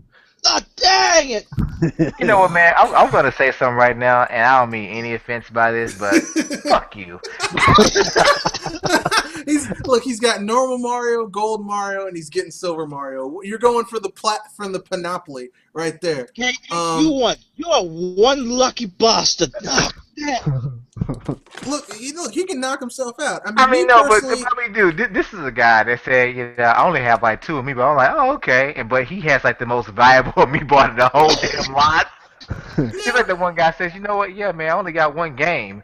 Oh, but it's like the gold Zelda cartridge. You son of a bitch. no, I've had people do that to me. They're like, well, I've got Little Samson. And I'm like, that's all you got? Yeah, I got Little Samson. I'm like, you bastard. Little Samson's one of the rarest and most expensive NES games in existence. It is. The cartridge. Now, I've got Little Samson, but I've got the Famicom discs version of it. So, I spent like $30 for it. No, it was like $23 back then. So, it was really cheap. But and it's not translated, but hell, it's a platform. It doesn't take a lot of it's not rocket science to get a Famicom disc game. And that's right. The computer. Nintendo had online in Japan for the NES, or they were working on online for the Famicom, and it had a disc system. So actually, they did it before anyone else. So Microsoft and Sony can suck it. Oh, man. Yeah. I get tired of people. Oh, Microsoft did this, Sony did this. Yeah, I don't understand some people. It's like for some reason they think Microsoft and Sony got standards and they all beg Nintendo to do just like them. I would say this, man, and it's all in the history books. It takes very little research. Even when they say, well, Microsoft got Xbox Live, yeah, that was actually done by Dreamcast. Yeah. Dreamcast, and I think someone did before Dreamcast, but really the most popular platform that did it was, in fact, the Dreamcast. And what's so funny is that was on a 56K modem, and games did not lag. So how the hell we on broadband? We got lag. Well, the reason games didn't lag with the Dreamcast was that everything was peer to peer, and it literally was running your stuff and running part of their stuff on your console. And Microsoft made everything on servers and then charged you for it, and they used the cheapest damn servers they could find to do it. So Actually, the 360 is peer to peer. They charge you no, peer to peer. no. When I say they use servers, I mean the servers just handle matchmaking and shit like that. The hard work is done peer to peer, but whatever. Freaking. Yeah, when people say shit about Nintendo, what Sony did first, it's like, man, all of Sony's first were basically copies of what Nintendo did years prior. It's just when Nintendo did it, they didn't get much credit for it. For example, the analog stick. Nintendo did this shit first. Sony just put two of them on a damn remote. Yep. But they were the first Rumble. ones to do it. Rumble, they stole Rumble. Those bastards stole Rumble. It was like, oh man, I like this rumbling controller. Nintendo did it with the Rumble pack on the N64, and then hell, even the Sony controller is just a derivative of the SNES controller. Yep. Okay, that's all it is. Okay, there's nothing really all that revolutionary about it. It's an SNES controller with extra shit attached to it. Imitation is the form of flattery. Which I can't get mad. The SNES controller is still one of my favorite controllers ever made. I can't get mad. It's perfect. The only fault It with the fits so well in your hands. The only fault with the SNES controllers is that this shit is like just completely flat on the bottom. They used to get to me every time. It's like, I love it. It is comfortable. It's like, man, but this shit's like just like a damn. It's just flat. There is no ergonomics to the controller whatsoever, but it's still damn comfortable. Normally, I would agree with you, but it just feels so good in my hands. Both my SNES controllers are well, actually the SNES I got is actually my mom's, believe it or not, but she got it on launch day, and the two controllers that came from launch day still work. So it's like what, 24 years old almost, it still works. Yeah, my Nintendo still works. Nintendo consoles are built with quality in mind, man. That's not a surprise. I know folks that say they went through 5 Xbox 360s. I'm like, man, either you are rough with your consoles or that's a shitty ass or that's the shitty console. And all I'm gonna say is this: I'm a huge Nintendo fan. If I had to go through one more than the one I bought of a Nintendo console, that'd be the last Nintendo console I bought. Okay, that's just how I roll. Because I ain't that attached to something that I'm gonna keep on throwing money after it, because it's shoddily built. Because that's a hallmark of the corporation you're giving your money to. Look at PS4s and problems some people have with those units. People still buying them. Yeah, because greatness awaits. No, greatness takes your money. Now let it be Nintendo having problems with hardware issues. I'm never buying another Nintendo console again. Dude, they can hate on Nintendo all they want, but I can guarantee you, Game Boy Advances still work, Game Boy Colors still work, the NES still work. You may have to blow the cartridge, but it still works. Still works. My 64 still works. My Rumble Pack still works. It's like, dude, I'm sorry, but their shit does not really break down. I've seen pictures of people throwing their NESs out of a window, and they go plug it up, and it still works. Yeah, I feel the same way. The only second behind Nintendo in terms of quality, I probably give it to Sega because my Genesis still works. Mine does too. With the volume knob, yeah. Yeah. Then Sony. Well, my pick. I got the Slim PS2, still works, but the PS3, it freezes up sometimes on the store for no reason. I've had that happen. Sony needs to just. I'm sorry, I read something today. The whole thing about them purchasing some of the patents of OnLive. I should have used that damn money to hire some more anti-hackers. Because this is getting out of hand. Like, but they aren't going to do that. How the hell you buy more infrastructure? You ain't buying more security for it. Well, that's the thing that bothers me about Sony is that like they spend money on shit, and it's like I'm like, you can barely support the infrastructure you have right now. Why are you buying more infrastructure that you're going to barely support, because it's not about them supporting it. Like, they don't have the money to shore up their online infrastructure. They don't. They don't have the money for it. So why are you adding more shit that you're going to have to, I can tell you this though, I'm really, really looking forward because I'm not jumping ahead. I'm not hyping myself up, not in the least bit. Not like most people are. And I'm not making these outrageous assumptions, and I don't feel entitled. But I truly do believe this whole NX thing with Nintendo. I think that really does. It's a strong possibility that Nintendo's going to be the first home console in which this online infrastructure is going to be dedicated servers for almost all games.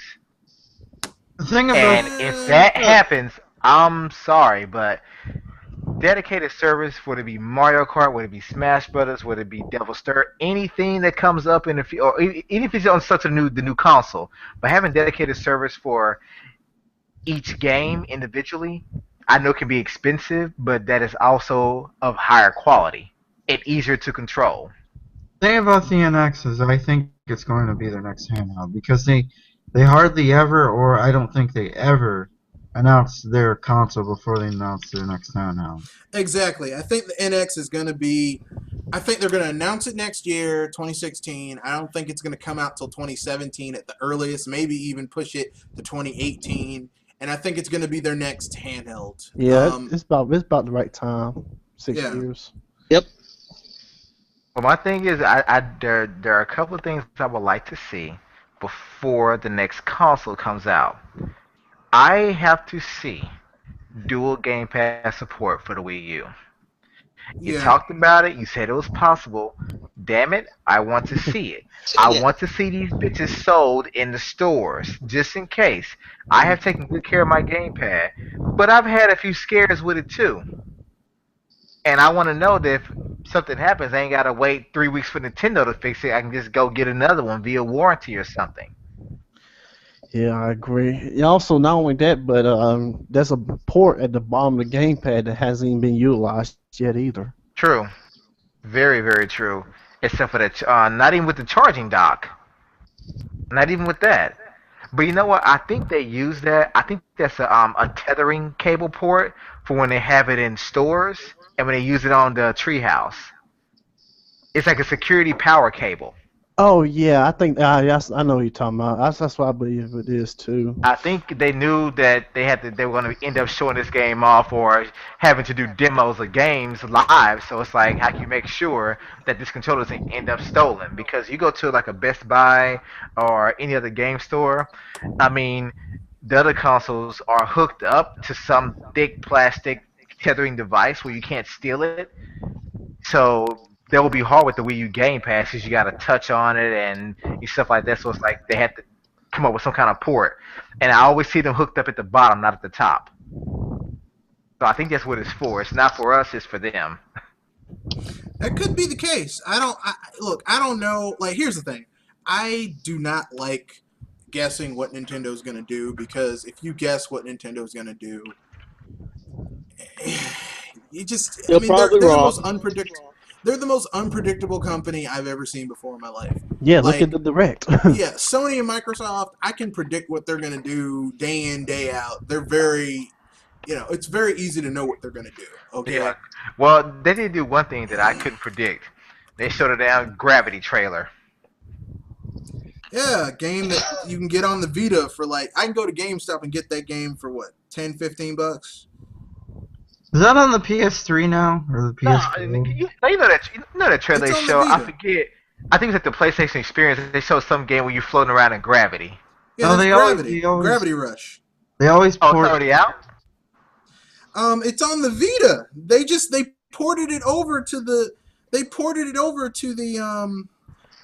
because it flopped on the Vita. It's They It's going They to No, ported let me it get over. this straight. PS4. Who the hell ports a flop game? because it flopped on the Vita and the PS4 needs games. I It's mean, on- haven't you? I'm sorry. I don't mean to laugh, but I guess I do. But that's just desperate, man. I mean, No, it's yeah. Sony. I mean, they look okay. Third parties are My pushing their God. games back. Okay, third parties are pushing their games back, as we all know. right? Like Arkham Knight was pushed back a month. It needs more Batmobile. Yeah, they need to polish up the Batmobile. So,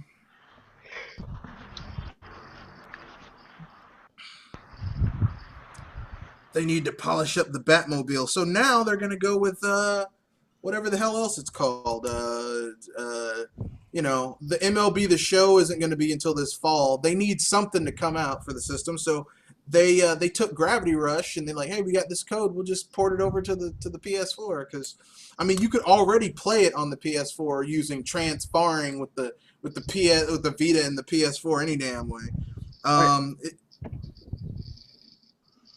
Something about the Batman game is when I saw the newest trailer, there was something about it that just looked kind of rough, and the voice acting was pretty rough too. As long as they got Kevin Conroy, they'll be fine. Dude, I'm sorry. That game is going to flop. And let me tell you Arkham why. Knight? No. Yes. Well, I don't really care much for it either way. I mean, but I don't go care ahead. for it, but I think it's going to flop, and here's why. I'm not being a hater because I do love Arkham Asylum, and I love Arkham City. Arkham Origins, I own it for the PS3 because it came with my bundle, but yeah, no. That game sucks, yeah. But Hey, my graphics card. dude, touched it. they went ahead and just made another one. That's how you know they don't care. They basically pulled a Battlefield with that game. But moving on, I think it's gonna flop because all these people saying, "Oh, look, the Wii U didn't get it because they can't handle the Batmobile," and look at those graphics. I'm telling you, it's not gonna sell that well. It may sell. I would say it probably sell 500,000 for each console. Because here's the thing: these third parties have been doing since launch of the PS4 and Xbox 3 and the Xbox One. They've been porting their quote-unquote next-gen titles to the last-gen systems to make up money. Because think the they're gonna install port it base is over. so low. So what No, they I do? don't think they're going to port it over because they said that the No, Wii I'm U not can saying they're handle gonna the port it over. Batmobile. No, I'm not saying they're going to port it over. I'm simply saying they've been doing this since their launch because they need to make sure they can get their money back. Because you look at the install base, let's say 6 months ago for the PS4 and Xbox One, these companies want more than just 2 million in sales. They want 5 million, 10 million. So what are the odds to guarantee your game sells 1 million copies by porting a next gen title to last gen consoles? Now they're not going to port Arkham Knight, but since they're not going to port it, you can't guarantee great sales for this system with such low install base. We're talking about a total of maybe 30, let's say systems sold. We're talking about 30 million consoles between the two. You may sell roughly about 1 million, maybe 2 million, but I'm pretty sure they need about 5 or 6 to get their money back, Yeah. or at least generate a decent profit that they feel is acceptable. Now watch, when the game only sells 1 or 2 million copies, and it which to them is a flop, trust me, you're gonna all of a sudden hear news. Oh, they're porting Arkham Knight to the 360 because they won't have the sales they need. That shit happen. Just like Destiny is a next gen title, but then as you know, we hear news that they're porting it to the last gen consoles. Wow. Why is that? Because they want to guarantee they get the number of sales they need to generate a hefty profit. Oh, and he spent money. And even just like what was the other game that did that with? There was a big ass thing about it. Oh damn! It's some game they released, and then they later on ported it to the older systems, just to make sure that it got the sales. What was it again? The Lord of the Rings game. And that's a great example. Like they ported that to the older systems to guarantee sales. Wait a minute, And the reason why I bring this up because if you think about it, this is actually an article I read probably about a year ago. It was about that Tomb Raider remake. Do you know that Square Enix expected that game to sell about 10 to 15 million copies? Yeah, bomb. Oh yeah, I remember. Square Enix was expecting Call of Duty numbers, and I will admit, I think it deserved it. I do. I think it's a great game. I own it. It is a great game. I think it's a great remake. Not the best game out there, but I thought it was a pretty good. You can see they put some effort into that game. But They're at the not the exact only same one, time, Doctor. I mean, but at the exact same time, how the hell do you expect this to sell like Call of Duty when it's not as accessible as Call of Duty? I admit Tomb Raider's been out longer than Call of Duty. It's been out way longer. But Tomb Raider's been sucking for a while. Well, that's kind of like how people are talking, how Konami keeps on talking about Metal Gear. Like, Metal Gear is not Call of Duty. It's not Battlefield. It's not GTA. It's not, hell, it's not even Mario. It's a neat, I mean, people don't understand this. Metal Gear, look, Metal Gear is a niche title. It's not, is it as niche as, say, Harvest Moon or Popolo Croix or, you know, something like that? No. But, okay, Phantom Metal Gear 4 came out for PS3 and Xbox 360, right? Yeah. No, it Yeah. only came out for the PS3. It was exclusive to PS3. Okay, PS3. So an install base of 100,000. It sold what? 6 million? Yeah, I think so. 6 million. That is a 6% install. That's out of 100. Out of 100, that means out of every 100 PS3 users, 6 own that damn game. Okay, that is a niche title. Okay, that is not, you know, that's not like how it was with Battlefield, where like 30% of the people that own PS3s have Call of Duty or Battlefield. And even still, even when you look at one of the best-selling games, which is the Grand Theft Auto 5 for the two last-gen consoles, between 160, 170 million consoles sold, it sold what, like 30 million? I mean that's a huge chunk. That's basically saying 1 out of every 5, 1 out of every 6, basically own that game. Yeah, but you But also have to that's an keep in install mind base that's of on 2. what, 4. No, I'm saying when it Because first it's on came out, PS3. No, I'm saying, but when it first came out, and it sold like 20, 25 million copies, Yeah, that was just yeah, on those 2 systems. So it's yeah, like basically like 1 out of every 6 or 7 yeah, that got the game. yeah, So we're talking about this huge install base yeah. of those 2 consoles put together hmm to get those kind of numbers. Because if it was exclusive, wouldn't have got those kind of numbers. No, It would wouldn't. not have. And so with that, but Mario Kart Wii, 36 million units on one system. Well, yeah. I mean, you're talking about like, you And know, that's without royalties. yeah, exactly. And that's without commercials. No serious advertising, no nothing. That was just, hey, we released Mario Kart yet again. You guys been waiting on this. Here it is. And that's No, why third parties just really do not like Nintendo. Okay, because of shit like that. I mean, but it killed me because when I read this article about Square Enix, I said, did you really? Square Enix, they felt the game was a failure because of that. It's like, well, it did good, but not as good as we wanted to. It's like, I can want a game to sell 30 million copies, but if I made a profit, I think I'd be a little bit happy about that. Oh, And just like Ubisoft said, Splinter Cell Blacklist fell short. They were expecting, I think, like 9 million units, something like that. I said, dude, this is a niche title, and on top of that, the last couple of ones, fans didn't, they were kind of turned off about it. Yeah. do you? And Hey, you have these high expectations between what 3 systems. I need you to calm the hell down. What are? Oh, go ahead. me? No, I'm done. Like, Yeah, I'm you just, can go ahead. I'm about to say, well, speaking of Square Enix, have you noticed that there's hardly been any marketing towards Final Fantasy 15?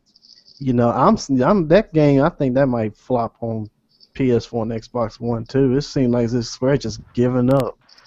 I don't know. People get burned constantly in this industry, and yet they keep going back for more.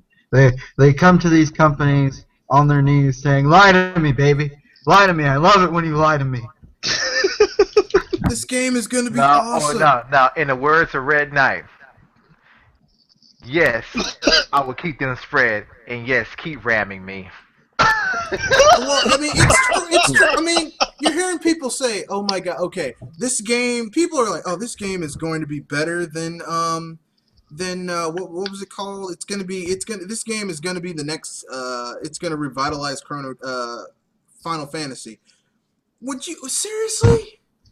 You're seriously going to say, like, okay, they've had 6 games that have been shit. Okay, let's break it down. Final Fantasy X-2 sucked. Final Fantasy 12. It didn't suck. It was. It was a mad Final Fantasy. Okay, for what Final Fantasy should be, it sucked. Okay, Final Fantasy 13. You had 3 Final Fantasy 13 games, all of which sucked. Okay. Okay, hold on. But, before you continue with that, and I've always said this, people may not agree, but to me, that was the most money-hungry Capcom shit I've ever seen Square Enix pull with 13. 13 to me was one game, and they broke that shit up.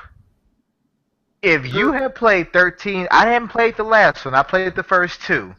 And I'm telling you, between the first 2, most of the environments are the same.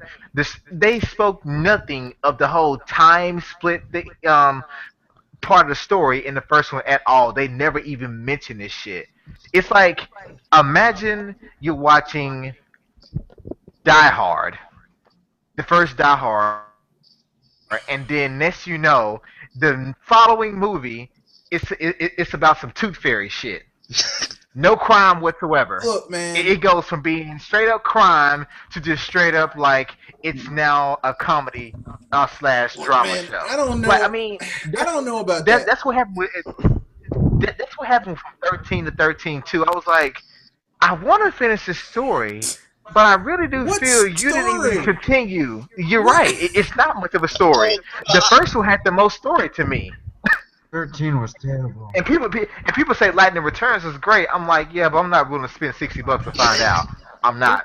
Like, I will rent that shit from GameFly, but I'm not gonna fall for it. To me, that was one game. It should have been one game, but they broke it up into 3, and then they got the nerve to say, if you want to complete the story, you must buy this $10 DLC. I said, Square, you lost me. Well, not even that. I mean, the thing that pisses me off about Final Fantasy 13 is that, like, I know what happened, okay? They basically said, hey, we spent all this money on this new graphical engine, and we got to do something with it. And so they made 13. 13 was a monumental turd. And then they were like, well, shit, we gotta make some more money with this. Let's just keep it rolling. So they took the assets from 13 and they were like, well, shit, we'll make a sequel and we'll steal elements from Chrono Trigger and like piss all over Chrono Trigger's grave with this piece of shit 13 too. And then finally the dude who made that one, he was like, shit, they're gonna kick me off of this Final Fantasy thing, so I'm gonna go out in a blaze of shitty glory. Final Fantasy 13-3, which isn't even an RPG. No. There's that concept, saving the world in a certain amount of days. There's a better game out there, folks. That implements the same ordeal, and it came out just recently. Came out, so a remake on 3DS. I'm not gonna mention the name, but yeah. I'm sorry, but to me, that was purely a cash grab, and I have to say, when they first made that announcement, saying that if you want the full ending to complete the story, you gotta buy the DLC. I said, okay, I won't sit up here and lie and say I've been playing RPGs since I've been gaming, because I haven't. My first RPG, believe it or not, was Pokemon, and from there it went to Final Fantasy. So I went back and started playing some older ones, but yes, I wasn't gaming RPGs when I was little. But even with that said, I knew that RPGs, they're all about the story. The most important aspect of any RPG, the reason people play RPGs is for the engrossing story. How the fuck are you going to ask me to pay for the rest of it? It's Square Enix, dude. But here's the thing. I knew. Let me put it this way: when Squaresoft bought Enix, I was one of those dumb people who thought that was going to be a good thing because two of the best JRPG developers in Japan joining forces. There was no way it could be shitty. And my God, it's been shitty ever since. It's the same thing that when WWF and WCW combined. Exactly. You ruin competition, and therefore you have no reason to actually expand and challenge yourself because people don't have anywhere else to go. But Yeah. the worst thing about all of this, the thing that really hurts me greatly is that like they shit all over Enix's franchises. Dragon Quest. We haven't had a Dragon Quest release in America, a proper Dragon Quest game since Dragon Quest 9. And there's like several there's games they're holding hostage in Japan that did well. I know Square Enix made money off these fucking games, and they're like, oh, we can't translate and bring it over. That's hogwash. Well, here's my thing, man. If they don't want to bring it over, my thing is say screw them. Because what I don't want them to do is bring it over, and it's a pile of shit. Today, Well, when it comes to porting games, there hasn't been a very good track record over the last few years. And the last thing I want them to do is bring a game over that fans are clamoring for, and they ruin it with horrible voice acting or some crap like that because they're not putting effort into it. My thing is, you're not gonna just like I forget. I could have been John Doe. I'm not sure who said it. I think it was John Doe. He said, if you're not going to put effort into it, you don't like what you do, fucking get out of the industry. Leave. well, I mean that's the thing. I knew something was wrong when they fired Sakurai, or not Sakurai, Sakaguchi. I was like, Say, oh, what? you I thought, fired Sakaguchi? and you know what's so funny? The last game I know he made that was a great game with his own company was Lost Odyssey, which is Yep. actually a good RPG. It really was. It was the But Final Fantasy game we deserved but didn't get. That's what Lost Odyssey was. and what kills me is that honestly, Takaguchi, if you go back, he has either been executive producer and or director of almost every Final Fantasy game. Oh, I had to say something about Lost Odyssey. I used to watch G4 back in the day, and they ripped that game apart because it was too traditional. That's Yeah, bullshit. it was actually a good RPG. It really was. But my thing is, why would you fire basically the father of Final Fantasy? They fired him because they made him executive producer for that shitty Final Fantasy movie, and they made him take the blame for that movie sucking. And I'm Having like, children? that's not his fault. Look, video No, game no, movies no, suck. not Advent Children. Was it Advent Children? No. No, Spirits You know Within. which one I'm talking about. The Oh, Spirits no. Within. That movie was a piece of shit. Okay, and there was Hey, but visually, it was even today it challenges some of the best games. Oh yeah, it looks great, but it was a piece of. It was a pretty piece of shit, but it was a piece of shit. Like the thing that people don't understand, and this is what Square Enix has lost from when they were SquareSoft. RPGs, every Final Fantasy has looked gorgeous for the technology at the time, all Yeah. of them. But it's about more than that because what you get now is the last 5 Final Fantasy games, which look gorgeous, but they're shit. I mean, you can't if you ignore story and parties and exploration, you ignore the essence of what Final Fantasy is about, and that's what we have now. And I think we're getting near the end. Uh, we've been here for way too long. Let's wrap it up. So everyone gives what they're working on, and then we'll call it a quits. Um, I'm wrap not it working up. on much really. This is Dr. Feelgood here. I'm actually about to probably get off here and go to Fantasy Life with the Good Shepherd and maybe Vicky if they're still on. But yeah, I'm working on a few little videos, a little bit of time. May take a while before they're actually up, but be on the lookout for that. And as I always say, keep it gaming. Next, I'll go. KHNMAG here. Been working on Banjo Kazooie. Still working on my Mega Man collection for PS2. And I've dipped my fingers back into Mario Kart 8 because I'm getting hyped for the DLC coming out. So, KHNMAG here. Remember, keep calm. Game on. And my name's RJ Laux, and I don't know. I'm thinking about a couple of topics to talk about. And yeah, the new Mario Kart DLC. That's going to be interesting. and the 200cc. Man, the computers are going to be pretty mean on a 200cc. So that's going to be interesting. So. Well, I just gotta say one thing. Now, even though we say we're not going to drop names on this podcast, but I'm going to bend that rule a little just to say about the whole Shin Megami Tensei X Fire Emblem being vaporware. One person that I didn't think would say such a thing, but he is the king of logic.